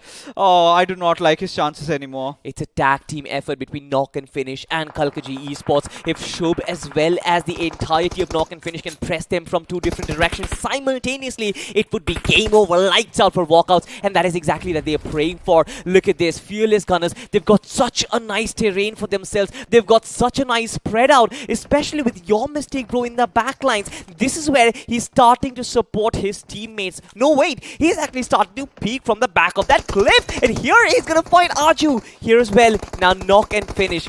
Would this split work out for them? I am not sure. Both of them are playing with fire, especially with your mistake, bro. He's got some cover fire to deal with as well. A lot of damage dealt, and this is where he's gonna succumb to the brilliance of Arju. Knock and finish. They're doing a phenomenal job so far, but can they continue the momentum? Can they ride the tide to finish this game, Fixes? It's going to be so dicey over here, considering, you know, your mistake, bro. I really hope bigger things from him. Did not have to show his back to the enemies, especially when they were really chasing, and Knock and finish. Their rotations that they've carried out are really working out in their favor as Fearless Gunners. This could be the game. This could be the game that they were looking out for. Could fancy themselves a chicken dinner at this point, with walkouts being the bystanders, just watching from afar, letting these two teams fight it out. As Mad Boy, he's spotting it all. He's collecting all that crucial information as Beard Baba gets a knock on Sad Shanky, but still he is not yet firing.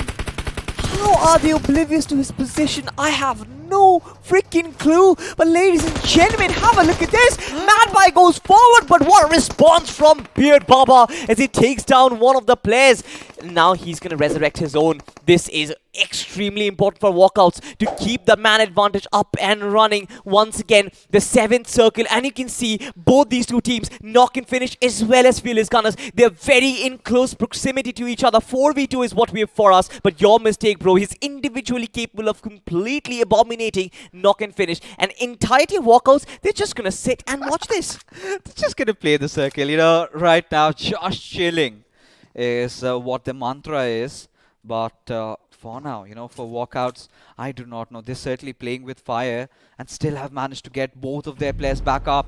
Now this is where they're going to make the move with Ripper the Great, having that perfect TPP angle, but no one's paying heed to Abrar making this rush coming in. Ripper the Great finally has the slight idea. Abrar? Fine steps out of the cover, but Abrar has made it very close. Finally comes out. This is a disaster as KF, they are going to be punishing him for all these subtle crimes that he's committed, and it all comes down to Mr. Spray. The big question over here, Salty, is can he repeat it again? But for that, once again, he needs to be oblivious. His opponents needs to be oblivious of his position. Meanwhile, as they go in for the battle against Fearless Gunners, but none of these two teams decide to engage. I believe they want to take down Mr. Spray first because both of them are aware of his positioning. Abrar, that was a disaster of a play that we got to see. Had it been a 2v3v2 affair, I believe this could have been so much easier for Team Walkouts, but that's not the case so far. Your mistake, bro, as well as Yash Whitey. Just waiting and waiting. Just have a look at the patience on these guys.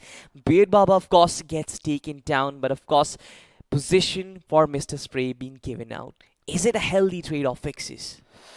At this point, you know, like you said, the position's being given out. I'm pretty sure Mr. Spray, he's going to have such a tough time getting inside the circle. With Knock and Finish, no one would have ever thought, you know, 10 minutes earlier that they are going to be the ones going to be vying out for the chicken. But really, those mistakes being made when you especially know where your enemy is and you're just kind of trying to take that ledge on and climbing it off.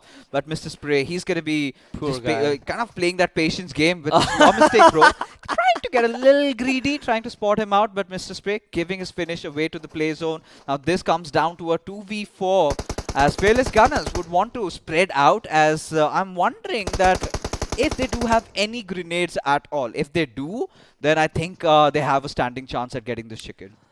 If the circle forces Knock and Finish to come out of this compound, it is going to be disastrous, especially with the kind of position your mistake, bro, has got for himself. Right at the center, has got a huge rock for himself. I love the balls on this man. This man has so much courage that he finds the best of locations. And here it is. The circle is starting to shrink. Knock and Finish. They've got to move. Yash Whitey is just waiting for the opportunity. As soon as these players are going to slip out of their door, the bullets are going to be showered. And I'm waiting for that lead rain.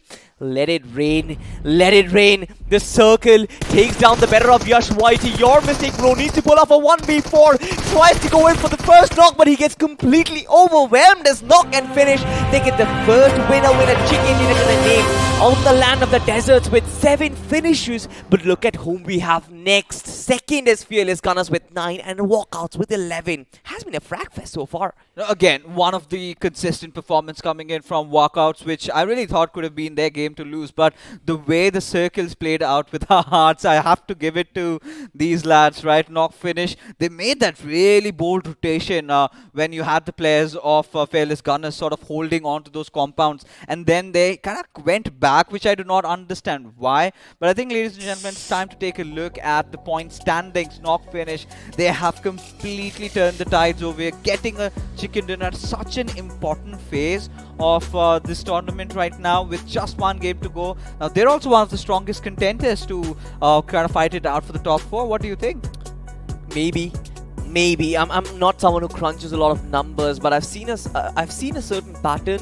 Top 3, they've always established their dominance, especially with their finish point. Have a look at this. Walkouts once again with 11 and 10. Now, had you asked me about walkouts, had you asked me about INR, I would have said that, alright, these are 2 teams who might be inside the top 4. Knock and finish, it is an iffy game for them so far because there will be a lot of teams still fighting for that 4th spot. I believe the top 3 is sort of solidified so far. The 4th spot would be in contention for a lot of teams. And you said you were bad with numbers, so I'm starting to have trust issues already with you, Salty. But, you know, as we move along to the bottom half of the table, of course, this is where things haven't clearly been working out for Team Elevate, even Demon Key Ladakh. Now, this is one of the teams that, you know, started off really well. They were everywhere. They were getting themselves into fights, and sometimes it was just too much for them to handle. Now, again, one of those, you know, rather famous teams, or the OGs, as a lot of people like to call, B4M. They haven't been pretty good today. But for Heroes officials, I think we can excuse them for this one match. You get to have that bad game. They have covered it up. But for the others, I'm starting to have really bad ideas. Yeah, but ladies and gentlemen, we'll have a look at the most valuable player from the desert itself. And from Fearless Gunners, I feel like this guy, Sad Shanky. There was a point when this man was dominating the entirety of the finish phase. This man was wreaking havoc. He was going on a rampage. 5 finishes to his name with almost 1,000 damage. It seems like this man is boasting stats of an entire team himself. Oh, he certainly is, right? Sad Shanky, finally, there was a point where we were starting to feel that he was getting overshadowed by how your mistake, bro, has been playing. Yeah. So I think it's such a right limelight to gain at this particular point. But they did whatever they could, right, towards the very end. It did not work out for them. But here we have it, ladies and gentlemen, the top 5 players. Beard Baba finally getting himself into the mix, right? Getting into the top 2, at least for this time. As we take a look at the match summary.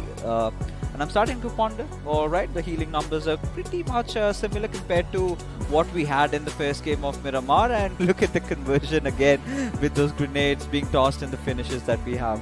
You know what? I feel like the impact of grenades is more to kind of shake you up, more than dealing giving yourself a finish. I feel like it's about kind of shaking up your opposition so that you can create that opening.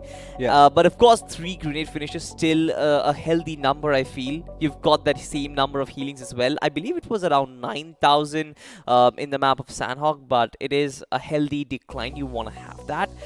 2 airdrops looted. We haven't really seen a lot of airdrops being looted apart from a couple of few in a few maps here and there, but teams kind of generally tend to stay away from Shanky. It was Sad Shanky and his Groza everywhere over the map. Clutched it out even towards the end, got the better out of a lot of teams. As we take a look at the FT Craft, and feels like we are in Mumbai, right? You've got those high-rise buildings, then you have the slums. It's such a distinctive demarcation, man. Like, this is for the first time that we're sort of witnessing things like this. But as we take a look at a squad spotlight coming out here for one of the most consistent teams that we have in the lobby. They dominated round 1, and here they are carrying forward with the domination in this 11 finishes to their name, 2,000 plus points of damage. This team has been impressive. Yeah. But ladies and gentlemen, have a look at the squad face-off that is coming up front for us. You've got Team INR official versus Knock and Finish. Now once again, this is just for the map of Miramar. 7 finishes for... Wait, is this for the map of Miramar? Did Team INR official get 7 finishes? I'm kind of... They did. Alright. I think Shooter had a really instrumental role to play, and INR again has been one of the most consistent teams today Yep. that we have. And Knock Finish finally finding that little space, that little opportunity. And I really feel the moment they carried on with that one rotation, that is where it was such a ballsy decision to be made, right? This is where I was starting to wonder, what on earth was your mistake, bro, doing there? I really had huge expectations. I really thought he's gonna connect, but at the same time, he did not overcommit, which is a good thing to do considering how they've been playing. A top 3 finish is really nice.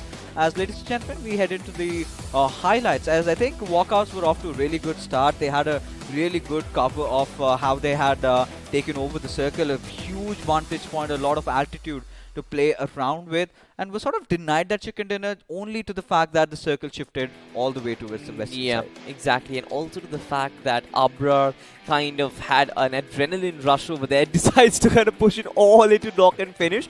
But again, there were certain teams who were showing a lot of promise. Kalkaji could not really show up the entire day, I feel like.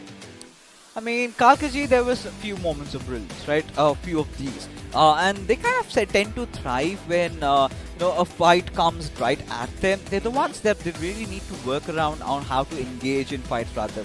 Especially when you're looking at going into the more difficult levels, heading into round 3. I think the journey is pretty much over by now. It's them, trying to go all out in the final game. One last hurrah, one last roller coaster ride before it all comes to an end. But yeah, I think Team INR, they did whatever they could towards the very end. Just put it out for pathetic noobs, who I'm not going to be really critical about them.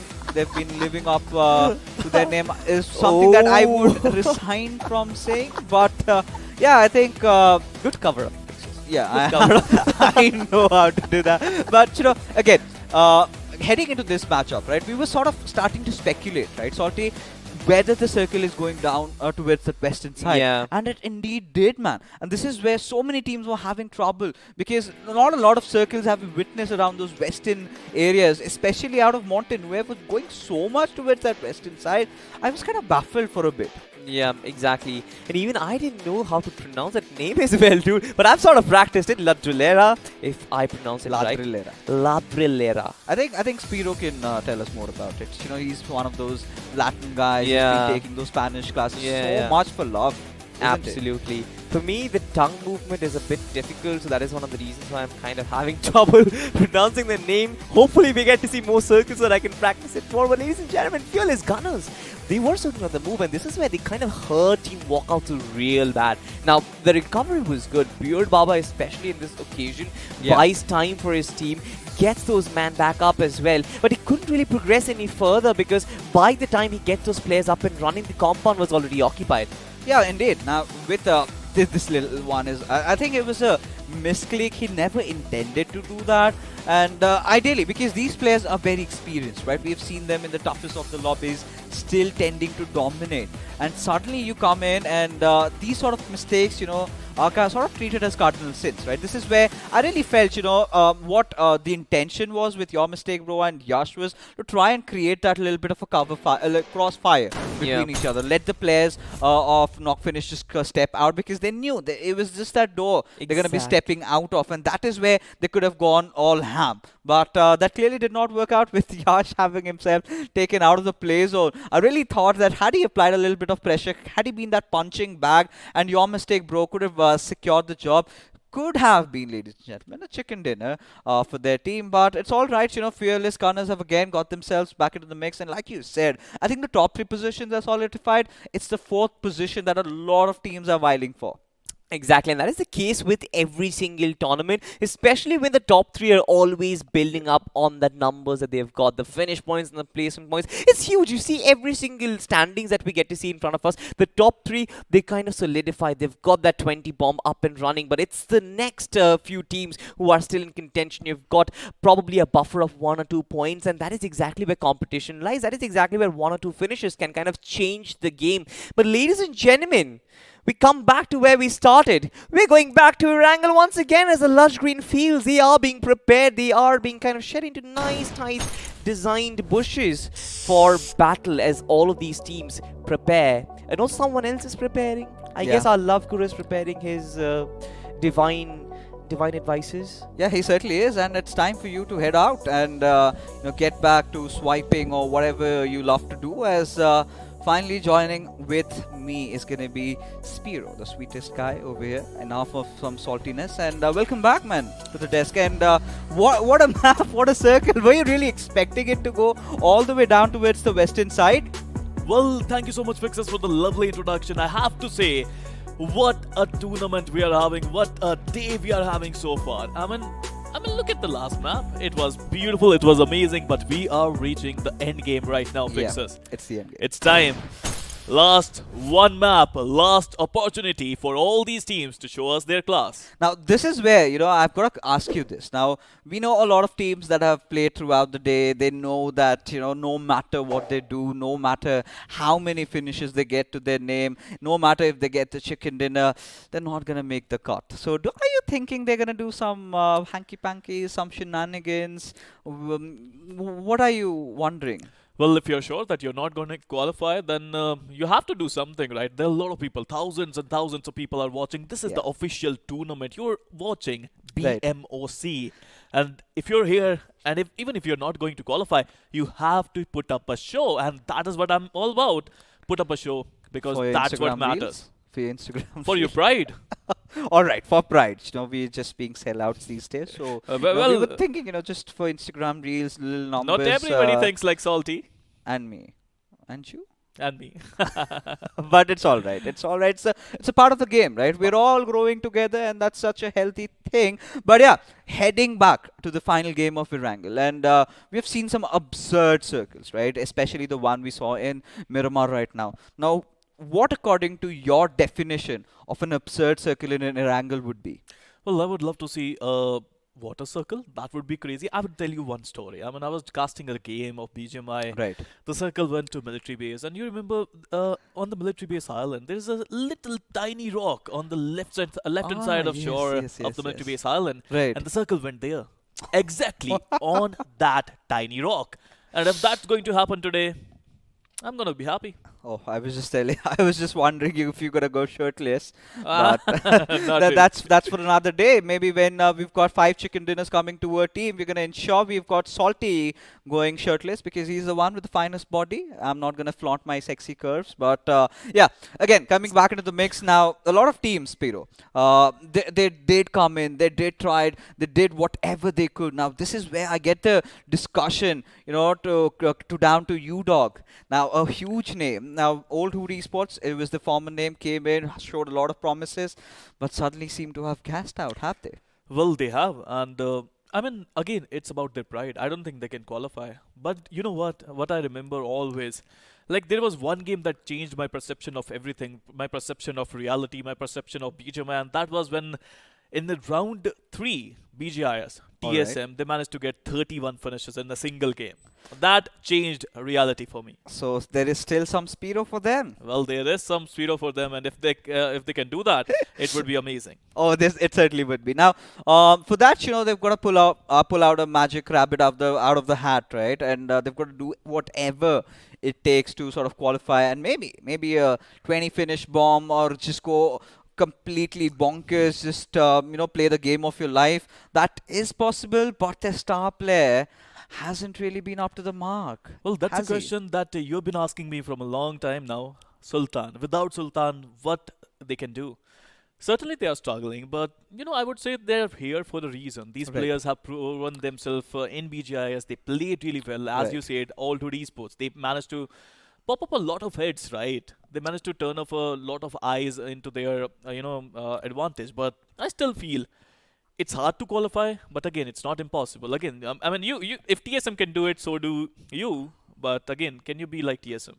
We're going to be dreamers, right? We're going to be dreamers. We're going to be hoping, because that is how diamonds are forged, right? That is how the journey has been, going so far into the BGIS. And it's been a roller coaster of a journey, right? Kind of shifting orgs, coming in to play for U-Dogs, and completely, started out through the in-game qualifiers and then head on. And, it's been quite a journey for them. And this is where, I'm starting to ponder, what lies ahead if this game does not go as they had planned. But before that, ladies and gentlemen, a little bit of a squad spotlight for a certain team. Who is that going to be? Is Team INR Official, one of our favorite teams for the evening. It has been their overall performances, 23 finishes to their names, 5,000 plus points of damage. I think has certainly been one of those teams to look out for in the next rounds that are coming for us. Absolutely, I mean, they have played really well. If you get 23 finishes in 4 games, you have done your job, right? Fixes. Yeah. But it's not only about finishes, it's about the average survival time, because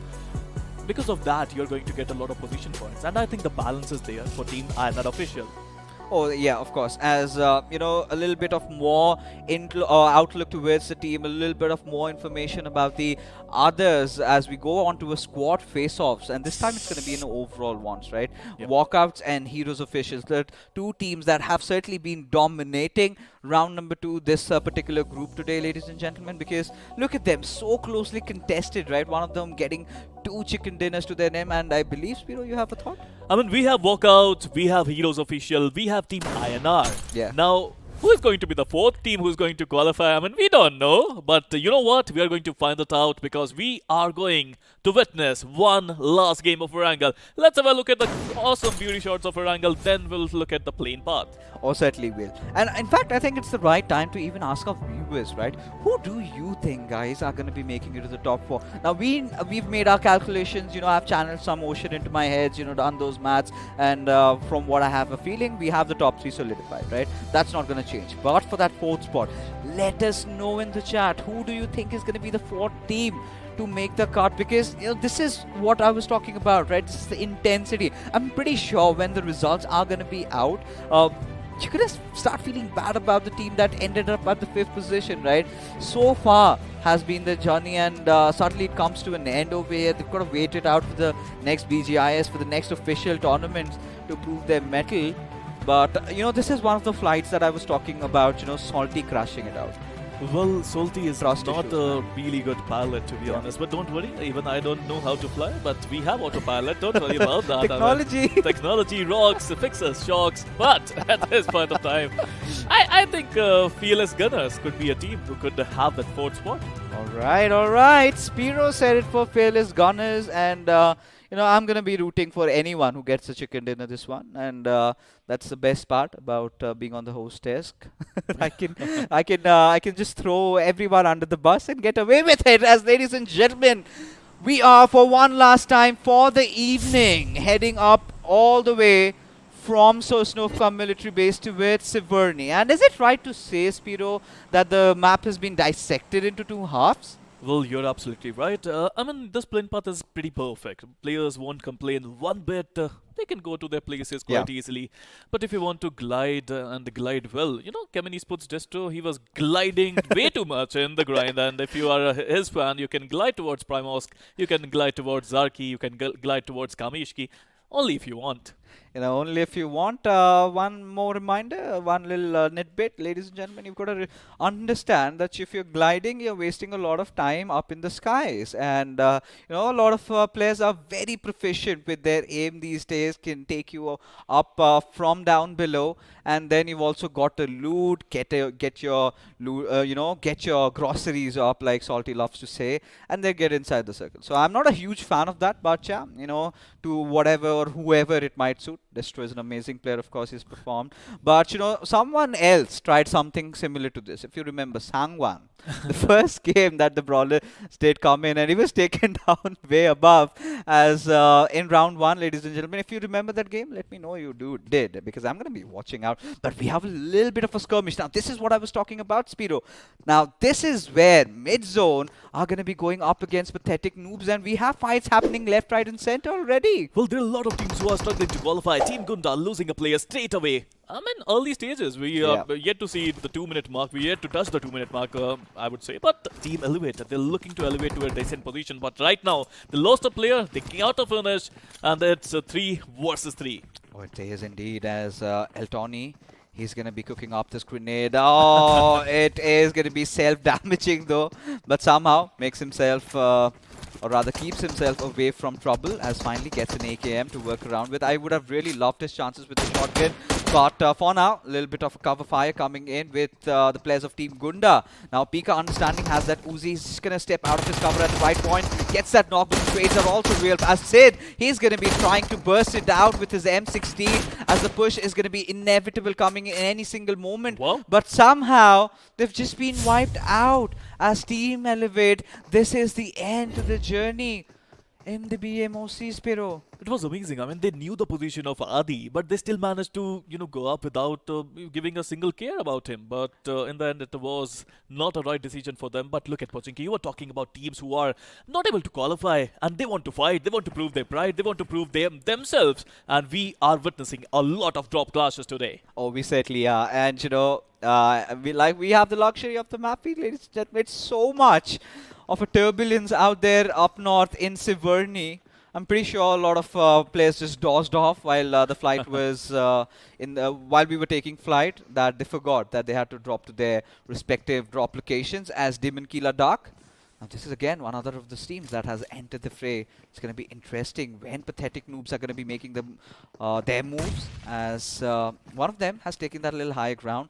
Trippy Whitey, I believe he knows where Strange is, has spotted him out, but not the right weapon to play, but still managed to secure that knock. Will now start to just push in as he spots out Nitin, goes for a prone as he cuts on spraying, as he does manage to get the knock with Sensational coming in from the backline, as Demon and Killer Dark are on the verge of getting wiped out of the server. Well, they are on the verge of getting extinct, but meanwhile, IGL is the last man standing. Of course, the captain, he has to do something amazing right now. He would do. Eventually, he jumps in, gets the better of the player who was reviving, and the Pathetic Noobs just got eliminated from this competition.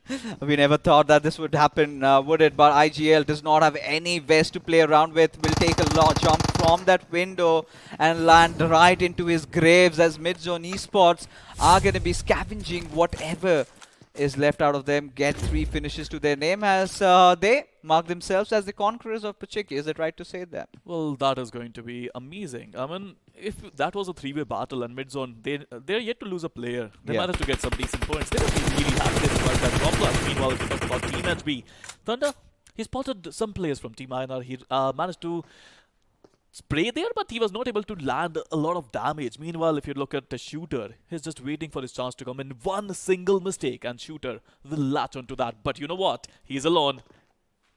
And he must be nervous. Certainly must be. As Team INR, we've got to see what can he do. How deep can he dig? He's got cover though. He's got his teammates. Now this is a replay again now for what the boys from PN were trying to pull off as Pathetic Noobs. They had such an amazing control, and the next moment they lose it all, right? And this is where Demon Killer Dark, out of nowhere, IGL just comes out, and this is where you've got to start questioning Sensational. Was that the right spot to go for a res? No, that was not. I mean, he got the answer itself. I mean, they were in an open situation, and they just got taken out. Not only from this game, I think from the tournament as well. Pathetic Noobs. I love the name, to be honest, but they were not able to make sure that they can say that to other teams. You know, it's such a cover-up, right? Why did you not qualify for the next round? Because we were Pathetic Noobs. We were just learning. Now that's a good excuse that you can get away with it. Now, if you had kept your names as if, some pros or something, and then you sort of do not deliver, and that's where the questions are going to be raised. I mean, you could have said that we were Pathetic Noobs, even then. Yeah, but then again, why did you have such a name? And you could have kept Pathetic Noobs from the very... I mean, people think positively, Fixers, right? If they win everything, and then they can say, we were such gods, we were such great. I mean, look at our name. We put up that name, and we just kept that. It's one good thing, at least, we're being so critical, but at the same time, ladies and gentlemen, we're really proud of how far these teams have really made it, amongst, 10 to 20,000 teams with J-String income making it to the top 256. That's an achievement in itself, and that's something to brag about, and could get you a few organizations who are in lookout for some new teams. Might as well try your luck out. But taking a look at the circle, what do you feel? Is it a Gatka circle? Is it going going towards Ruins or maybe a little shift towards Pochinki? What is your take on this? Well, I would look for some signals, but at this point of time, I feel that a central shift could be on the card. Meanwhile, if you talk about sponsors, I think Mr. Sprays and his team, Walkouts, could use some sponsors. The way they are playing, they are looking unstoppable today. Oh, yes. Absolutely. I think we are going to be looking out for them at least till round 4. And that is where, a lot of organizations are going to be coming into and sliding into their DMs, into their emails, get the recognition that they're long overdue. It's been a tough run for these lads, being a part of such a huge roster. I think it was Reckoning. Yep. And then suddenly losing out, then having a team formed randomly, just 2 players, Get UI and Get Beard Baba, and they've been delivering, right? And even Beard Baba in one of those matches had made it into the top 5. So a really interesting prospect coming in, and the certain circuit always tends to impress you with the talent that it possesses. But this player, man, he's been something special, right? Now, you were talking about names and proving them. Your Mistakes Bro is a guy who has been clutching a lot today, and I still feel that we are yet to see the best out of him. There are a lot of matches remaining. If they are going to qualify, I'm going to really enjoy his gameplay. But meanwhile, his teammates, they have to step up as well, Fixers. It's not a one-man show, right? Yeah. I mean, all the games, they managed to get a lot of finishes, but all of those finishes, I think 80% of those finishes goes to Your Mistakes Bro, and I think others, they need to step up now. I think, in this previous game of Miramar, that is where Sad Shanky really picked the pace up and proved how fatal Grodza could be, as we were wondering if we could witness a fight. Venom Extreme, another team that has been quite absent today, just trying to pull their strings against one of the strongest teams in the lobby, against Hero Officials, who've been so phenomenal as Death. Woo! That is something off for the reels, as now he's just going to get hammered down instead. Just turns around, gets it trade secured, as Venom Extremes do still have a fighting chance inside this particular fight, as we have Creed just coming out of cover, getting the finish at least, as the other players have also joined the fray, but they need to get a revive. Oh my goodness, it's Puwali already taken out, but Creed has managed to get the better out of Sid over here, as he still has all that information. It's going to be Cyrus still hiding in that little compound, and with that grenade sort of giving his position away, I'm starting to get a little worried about them. Well, I'm worried about Venom Extreme, but they managed to do a really good job taking out Puwali. Meanwhile, Creed is looking to push in. I think his position is revealed, Cyrus. Yeah. The need is going to come, and the need is going to knock him down for sure. And yes, it would do just that. Venom Extreme, the last man standing, Senior. Would Senior be able to get the clutch down? Now that's a question.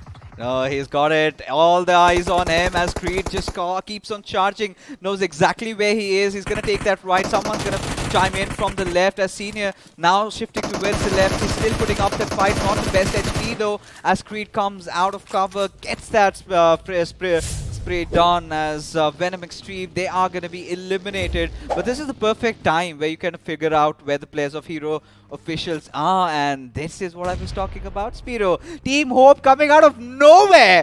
Ankit, Kobe must be proud, manages to get those 2 players, as Creed, he's going to be making a run for his life. Well, after doing a 4K, Creed has to do it again, it seems like that. But Team Hope, Zinx is trying to chase him down. Creed, I think he would be able to go away, but finally the pan of hope is here. Ankit, 77, gets the pan down, and God is just, I think gods bleed today. Oh yeah, gods definitely do bleed, showing the mortality in them, as U-Dog Officials. Now another one of those teams in a whole world of trouble, with Klaus already out of picture. Wow, that was an amazing knock coming in from Thunder, as now the push is going to be inevitable for the boys of U-Dog, as Daniel, he's also going to get picked off. Now the numbers have started to dwindle, as Sultan is going to be making a run for his life, but a shot at his buggy, flattening it out of his tires, would be an eventual answer, but he escapes. Well, Thunder just went down under, it seems like that, the way he took out that opponent. But again, it is a little bit of northern shift coming into the play. I mean, Fixes, what do you think about that middle island we can see? I mean, the zone could go there, and it would be fun.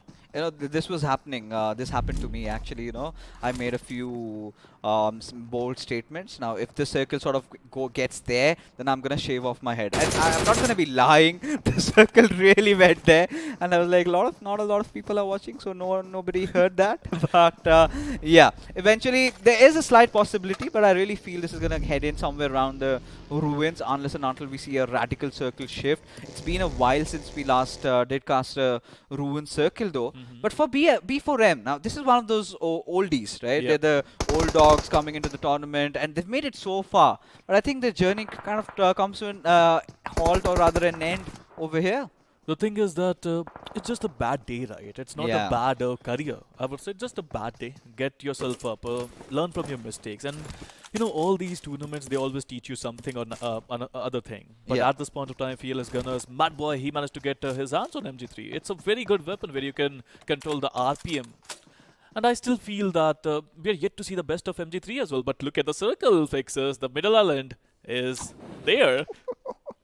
It's up for the cards, but you know, still, you never know. We can be privy to that little surgeon shift, and I think team walkouts are going to be taking their gamble. They're going to hold on to that forbidden church over there. But for now, Midzone Esports charging in at the players of Kalkaji. Again, one of those teams that are being lost, but this time Fish has stepped it up, manages to get that knock onto its extreme. But the big question is, how are they going to follow it up? Well, that's a really good question, but meanwhile, they are looking to confirm Extreme, and they would do just that. Now, I think Narayan is just holding on. He has a really good vision out there, but walkouts, they are looking to take it out on Team Hope. Richie just got knocked down. Beard Baba with a nade pulled on. Let's see if we can get the connection down. That's a really good nade, but I mean, these random nades are really important. Sometimes they do connect, and sometimes they do give you a lot of value. Yeah, it all comes down to how much hours you've put into the training grounds, right? You need to get the measurements right, but for now, walkouts just banking upon these little compounds that they have to play. We can see Abrar.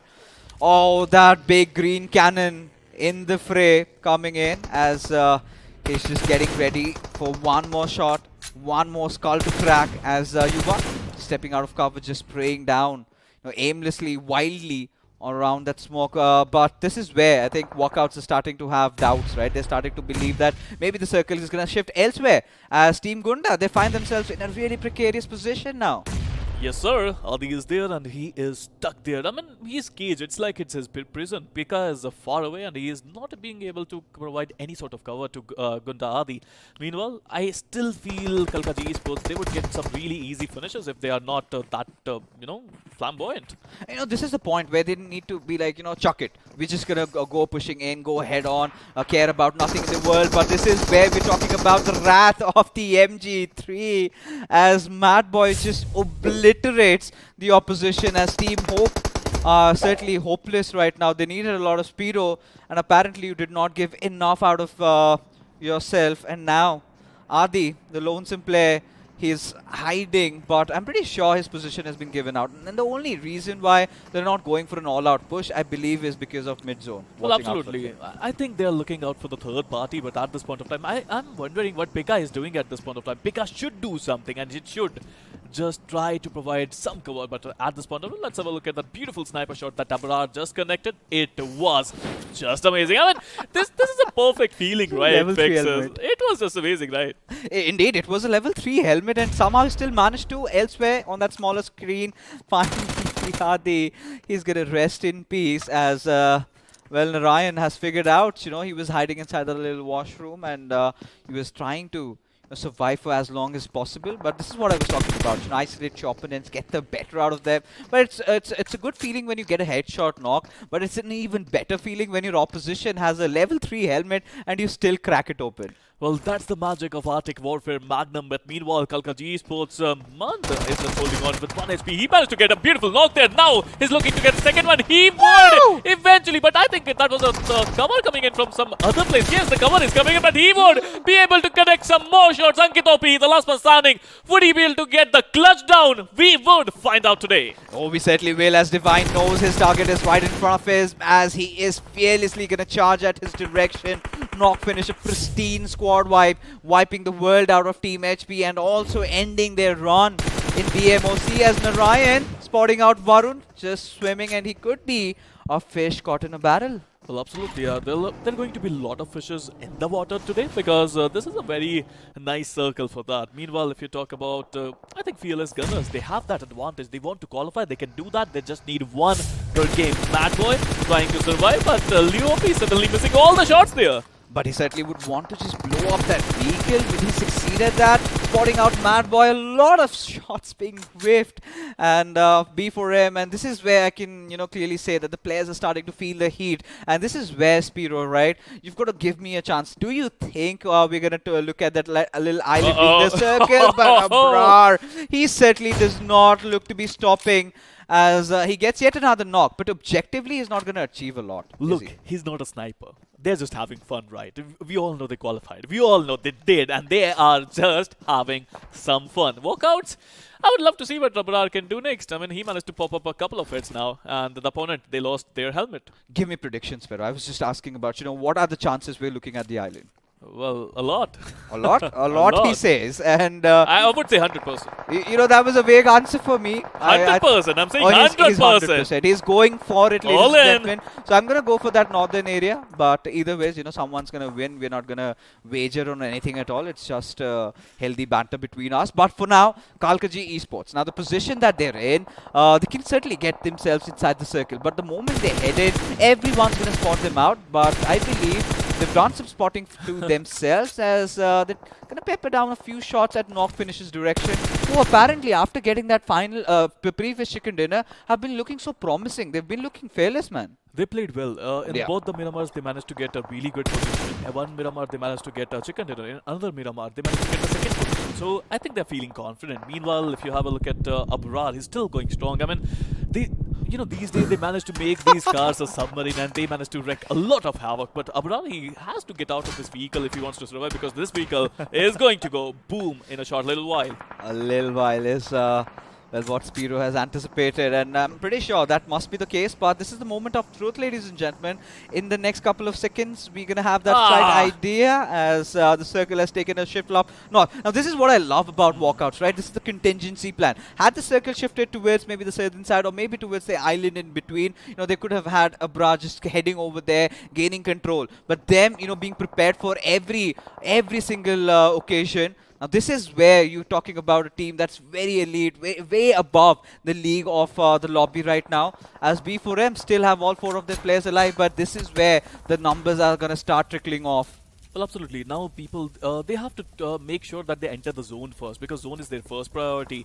If they want to win this one, if they want to qualify, they have to enter the zone. Meanwhile, Narayan, he spotted MZ players. He's trying to take some shots. Before him did, meanwhile, just losing his life in the water. But Abrar, if he's going to connect that water AWM shot, I would lose my mind. Oh, I certainly would. And instantly, Oh, he did! He just did that! I can't believe it! And he's doing it again! He just missed by a whisker fixes. No way this is supposed to happen. How on earth is this even legitimate? He did again!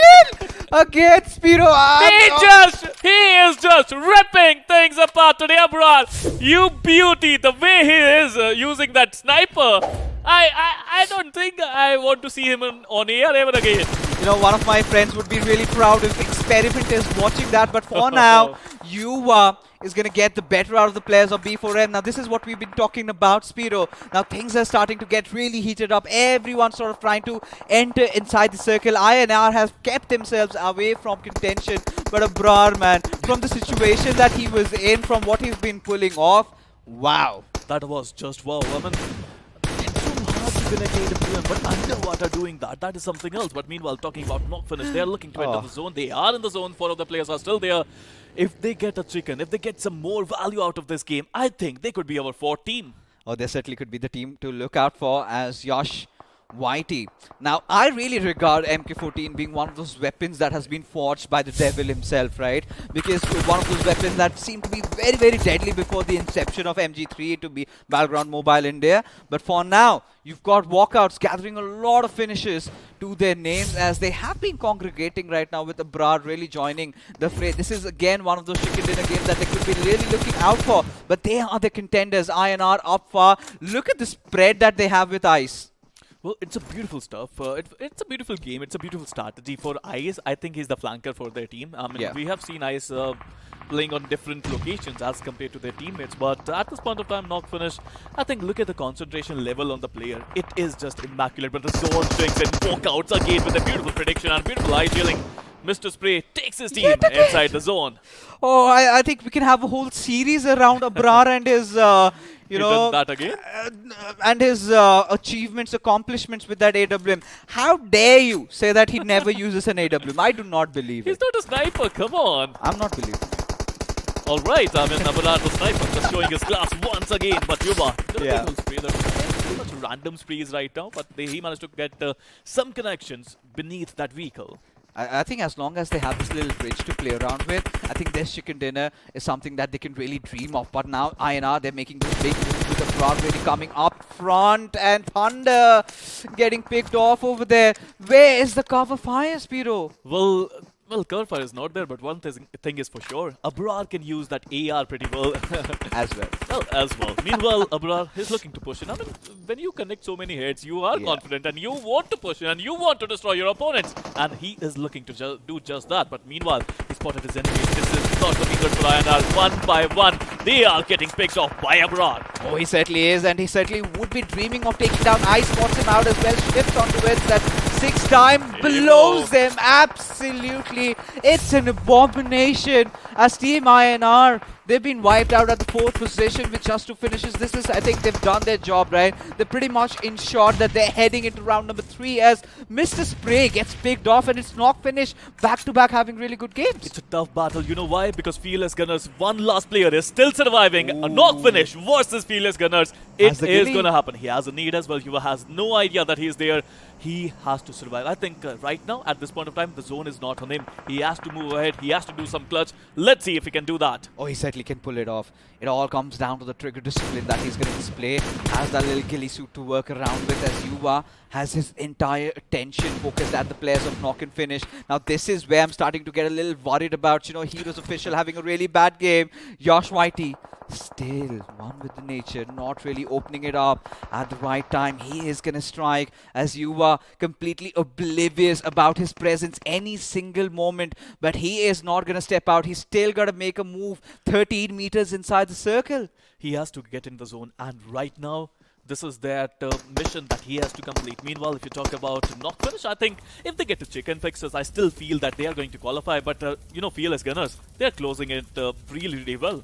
Oh, they certainly are. The final top 3 teams, ladies and gentlemen, right in front of us. Abrar on the lookout for yet another skull to crack. Almost in, and yes, he connects. Oh my lord, how did he find that little opening? The tiny little crevice visible to him, and yet he succeeds, yet he delivers. This man is on a rampage. This man is a monster today. 5 finishes to his name. I mean, a lot of damage as well. So what a player he's turning out to be. But right now, the zone is still on walkouts. But I think I can still say Fearless Gunners Yash, he could get the 2nd spot. Oh, he certainly can. He certainly can. Has to show the best trigger discipline of his life, though, because Knock and Finish, they have to make their way inside the circle. Now, the ideal way has to be sending 2 players ahead and then having someone on the back lines, the sacrificial lamb, as I love to call out. But look at the spread coming out, and yet, amidst it all, Yuva has no idea of what's happening right behind it. Well, absolutely. But yes, I think the knock finish, they want to enter the zone, but this is not going to be easy. Divine just got taken out, and another one. What a beautiful drop shot that was. Ripper the Great, but he would be taken out as well. And Yuva finally managed to get the 2nd spot for his team. But could he be able to get the 1st one? Now that's a question. And Fixes, what if Knock Finish and Fearless Gunners, they have few points of difference between them? Oh, it's going to get so close. Yuva still on his knees. Abrar finally has an idea of that grenade coming out, has spotted the projectile. Now he's going to impart all that information. Guys, I know someone's in the hiding. Or maybe he hasn't spotted him out. Not yet. Well, they're yet to spot each other, Fixes. This is going to be a close battle. I want to see a 1v4 right now. Yash is just holding on. Abrar has no idea. And he is using that ghillie suit to perfection. There you have it. There you have it. Just when we were thinking that this lad can, pull off something magical, and that is where walkouts are like, not against us, as they've managed a 15 finish bomb, getting their chicken dinner. What a way to be dominating the lobby, Spiro. Look, one thing is for sure, that walkouts, they're the best team today. Oh, no holds barred. No caps. No caps. But who qualified? Is it going to be Knock Finish or Fearless Gunners? Now, that's a question that I am wondering about. But before that, let's have a look at the points table and see how much value they got from this Erangel. A lot, 30 points, a lot. They're gonna just, really propel themselves up to the top spot if they weren't already. But knock finish, man. I mean, a lot of resurgence being shown towards those final few games. But now it's gonna get so much dicey considering Heroes official. They had those 2 games, but this was a really bad one for them. They could not accumulate enough points. Now with knock finish having back-to-back 2 amazing games, are they the 4th team to make it? Well, now that's a question. That's a really, really good question. But you know what? We would get the results not today, not tomorrow, not day after. We would get it after 4 days. Yeah, the production loves to play around with all your minds, still keeping you in anticipation. And like all good things have to wait, we certainly do have to. But it was such an interesting game. At the entire highlight of this game, I'm pretty sure we're gonna have 10 clips of Abrar just going all berserk after the lobby, ending up with 5 finishes. I'm starting to wonder how many knocks has he accrued for himself. Now, if he's not the MVP, I'm gonna lose my mind once again because we're gonna go out for protest. Yeah, let's do hunger strike. No, not that. Anything apart from that. I'm not going to compromise with my food. But we'll talk about them a little bit later. As now, ladies and gentlemen, the moment has arrived. The MVP, is it going to be Abrar or is Spiro going to keep me into starving? We've got to see that in just a little while. Yes, he is. Yes, he is. I am saved. My tummy is still going to have some chickens to feed. You got saved, but Abrar, I mean, we could have imagined how many headshots he connected. And with the AWM, the thing is, you're not going to confirm all of those finishes. And that is why 5 finishes and a damage of 1343. But let's look at other players who will join Abrar in top 5. Ripper the Great once again, this player solos for his team. Oh yeah, and Ripper the Great, and from that little Miramar game, did have that little momentum building up, had that little glimmer of hope, and I think they're the ones who got Spiroed, and here they are. I mean, I'm gonna be elated if they make it to the top 4, but now, ladies and gentlemen, let's take a quick look at the match summary, as not a lot of healings have been done for sure, a few knocks, and I was starting to wonder if Abrar had the longest knock, but it is Ripper the Great with 298 meters. Well, he is great and he has a Ripper in his name, so why not? With the longest finish distance of 298 meters. I am sort of disappointed with the healings and the needs that were used in this game, but that's okay. This was a really, really tough Erangel to deal with. Oh, it certainly was. But I like the fact that 3 airdrops were looted this time. We had a Ghillie suit, we had an AWM, we had a few MKs, MG3s to play around with. As there you could see. And this is Manhattan, ladies and gentlemen, all the way up for walkouts. As this is impressive, dude. This is impressive. Round 1 domination, heading into round 2 domination. Where is the point? Where is that tipping point for this team? Well, that's what experience does to you, right? Out of 16, only 4 are going to qualify, and out of those 4 as well, Walkouts is the best team. So that shows a lot of courage, that shows experience, and that shows how good Abrar and company was today. But one good thing, at least about Heroes officials, they sort of walked out really early on, but still managed to accrue 4 finishes to their name. And the team of the hour, ladies and gentlemen, that is going to be making the headlines tomorrow in the Battlegrounds is, of course, going to be Walkouts. And how can we take the spotlight away from them, Spiro? Well, the spotlight right now is on us, but let's give them some spotlight. Yes. Let's have... Okay, all the spotlight. Fixers, come on. Let's give them all the spotlight because Walkouts with 46 finishes in a single day. Almost 10 finishes per game.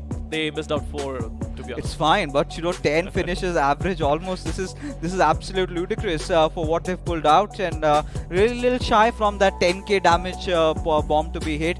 But these headshots, I'm pretty sure most of them have to be doing with Abrar in the final game. Now the bigger question is there. Knock finishes versus Fearless. Who's going to be the 4th team or the 3rd team? We don't know, but right now the stats are in front of you. I think Heroes official, they still managed to qualify because they have more finishes and their average survival time is better than these 2 teams. But at the same time, Knock finishes with those AST, I think they're looking good. Now this is where I'm gonna start feeling bad about the one team that gets left out, because I really feel both these teams really deserve. Had Knock finish had a really good start early on, had they had that good first game of Erangel, had they accrued, let's say, around 3-4 points at least, I could have banked my money on Knock finish qualifying. But with Fearless Gunners, with what they've really proven today, and I'm gonna be very sad if I'm not gonna see your mistake, bro, in round number 3 also. Well, I'm going to be sad as well, but by looking at these stats, I don't think he's going to qualify. A potential candidate for G though. Oh, you want that to happen? I mean, can happen if you want it. You're the ones with the connections, buddy. I have the numbers, but that's okay, Fixers. We will see. We'll see about that. A lot of sponsors are looking forward to get these amazing players. But right now, not finished. I think they played really well. They were consistent, and I think the fourth spot can go towards not finish. Alright, you're gonna step on the gun and say it's gonna be knock finish. I'm gonna be still, keeping it up to speculations because how close these lobbies were. This is just the first day, and again, top 4 teams just head on, and then the 5th one getting left out shows what we're in store for, even for the next 3 days to come. Well, absolutely. Day number 2 is going to be crazy. I wonder which teams are we going to witness. Today, it was walkouts with their magic, and they managed to just take everyone out one by one. But right now, let's put some shine to a different team. Let's have a look at Heroes officials and their squad spotlight. They managed to get 34 finishes. Certainly a very good performance for me. Yeah, I mean, 2 chicken dinners, they're already winners for me. If not, walkout had overshadowed how good Heroes officials was. They did not have the best of the starts, but towards that 2nd and 3rd game, they really picked up pace, and those Miramar and Sanhok chickens really working in for them. But a little bit of when we talk about knock finish and fearless gunners. Now, this is where I had this little eyes on that average survival time. Now, it was a substantial amount of difference, and could that just be that position points where they sort of get filtered out? That's gonna absolutely crush my heart. Well, I mean, to be honest, just look at the facts. Knock finish, they had the better finishes. They had the better AST. I don't see them losing to Fearless Gunners. It's, I mean, yeah, you're right. I have to agree with you on this. But then again, it was, again, for even Chad Shanks in the Miramar game, he was the MVP. Why your mistake, bro? He also stepped up. So really interesting talents this time. But I'm still going to have my fingers crossed for who the top 4 are going to be. But overall, what an amazing day, right? I really loved the matches, having you on the desk, having those analytical discussions really coming in. So how did you feel things went? Well, it's amazing. I mean, personally, if you ask me, from Hindi desk to English desk, it was a lovely journey, and I'm so happy that I have a caster like you. Tell me you like well, it it's more. a promotion for me, so... Maisie, if you're watching out, he is better suited here. Maisie, I'll talk to you later. But yes, Fixers, it was lovely hosting this show, casting with you. It was just amazing. But it's not about me, it's about the teams. And boy, oh boy, they played well, especially walkouts. Abrar, in every single game, some other player from walkout stepped up. In the first game, it was Mr. Spray. Then it was Beard Baba in the last game. This game, it was Abrar. So every single game, some other guy is stepping up. Yuva was the top 5 list in the second game. He managed to get 4 finishes. Right. So every single game, some other player, he managed to step up and showed that why he is in that lineup. And this is where, I kind of get Salty into the mix as well. We had this discussion even last time when we saw walkouts playing, right? They're like a well-oiled unit. Right? Yep. Everybody knows how to do their job. And at the same time, they're so adaptable, man. Because in the round 1, I've been constantly harping about this. Yuva used to be on the backlines. This time he's taken the front. We're seeing Beard Baba a little bit around the mids, try to go for those flanks and try to get things done. Everyone's sort of contributing, and that little sheer confidence that they're exuding out of themselves, I do not know if there's any stopping them. I think this is one of the potential teams that can head into the BMPS. You know what? I could literally see the confidence on their faces, but the problem would be if they reach round number 4. Are they going to panic? Because right now, whenever they are trying to get the finish, they would get the finish. They would get the knock. For example, Abrar is getting a knock from that AWM. It's such a, wonderful feeling. You get excited. You show some emotions. You give out a call at least. But those POVs, I didn't see even a single call. I didn't even see a single reaction. There was a poker face there. I mean, it was like it's too easy for them. But can they maintain that in round 4 with that pressure of those extra teams? This is where the conversation comes in. Is he going to be ballsy enough to go for an AWM in round number 4? Now, you said he's not a sniper. He's proven his mettle. Let us know. I mean, I'm kind of excited about, looking towards Abrar in round number 3. Now, again, that is one of the other hills that he needs to climb, because round 4 is still one step beyond that, because we know there are a lot of teams that were deserving, certainly had a really bad day. But, that being said, ladies and gentlemen, it was such an amazing start to day number 1. 1, I'm starting to wonder what day number 2 has in store for us, because so many amazing teams have come in. We've seen that little bit of a filtration being done, getting the top 256, out of which only 64 and a Gabi making it to the top 3. So Spiro, what about you? Well, I'm super excited about day number 2. I don't know what teams are we going to witness in day 2, but believe me when I say that those teams are going to be just fantastic. But today, I think it was a wonderful day. What about you, Fixers? It's time to call it a night. It's time to hog on to my food. With that being said, ladies and gentlemen, thank you so much for tuning in. Till then, you guys take care and have a good night.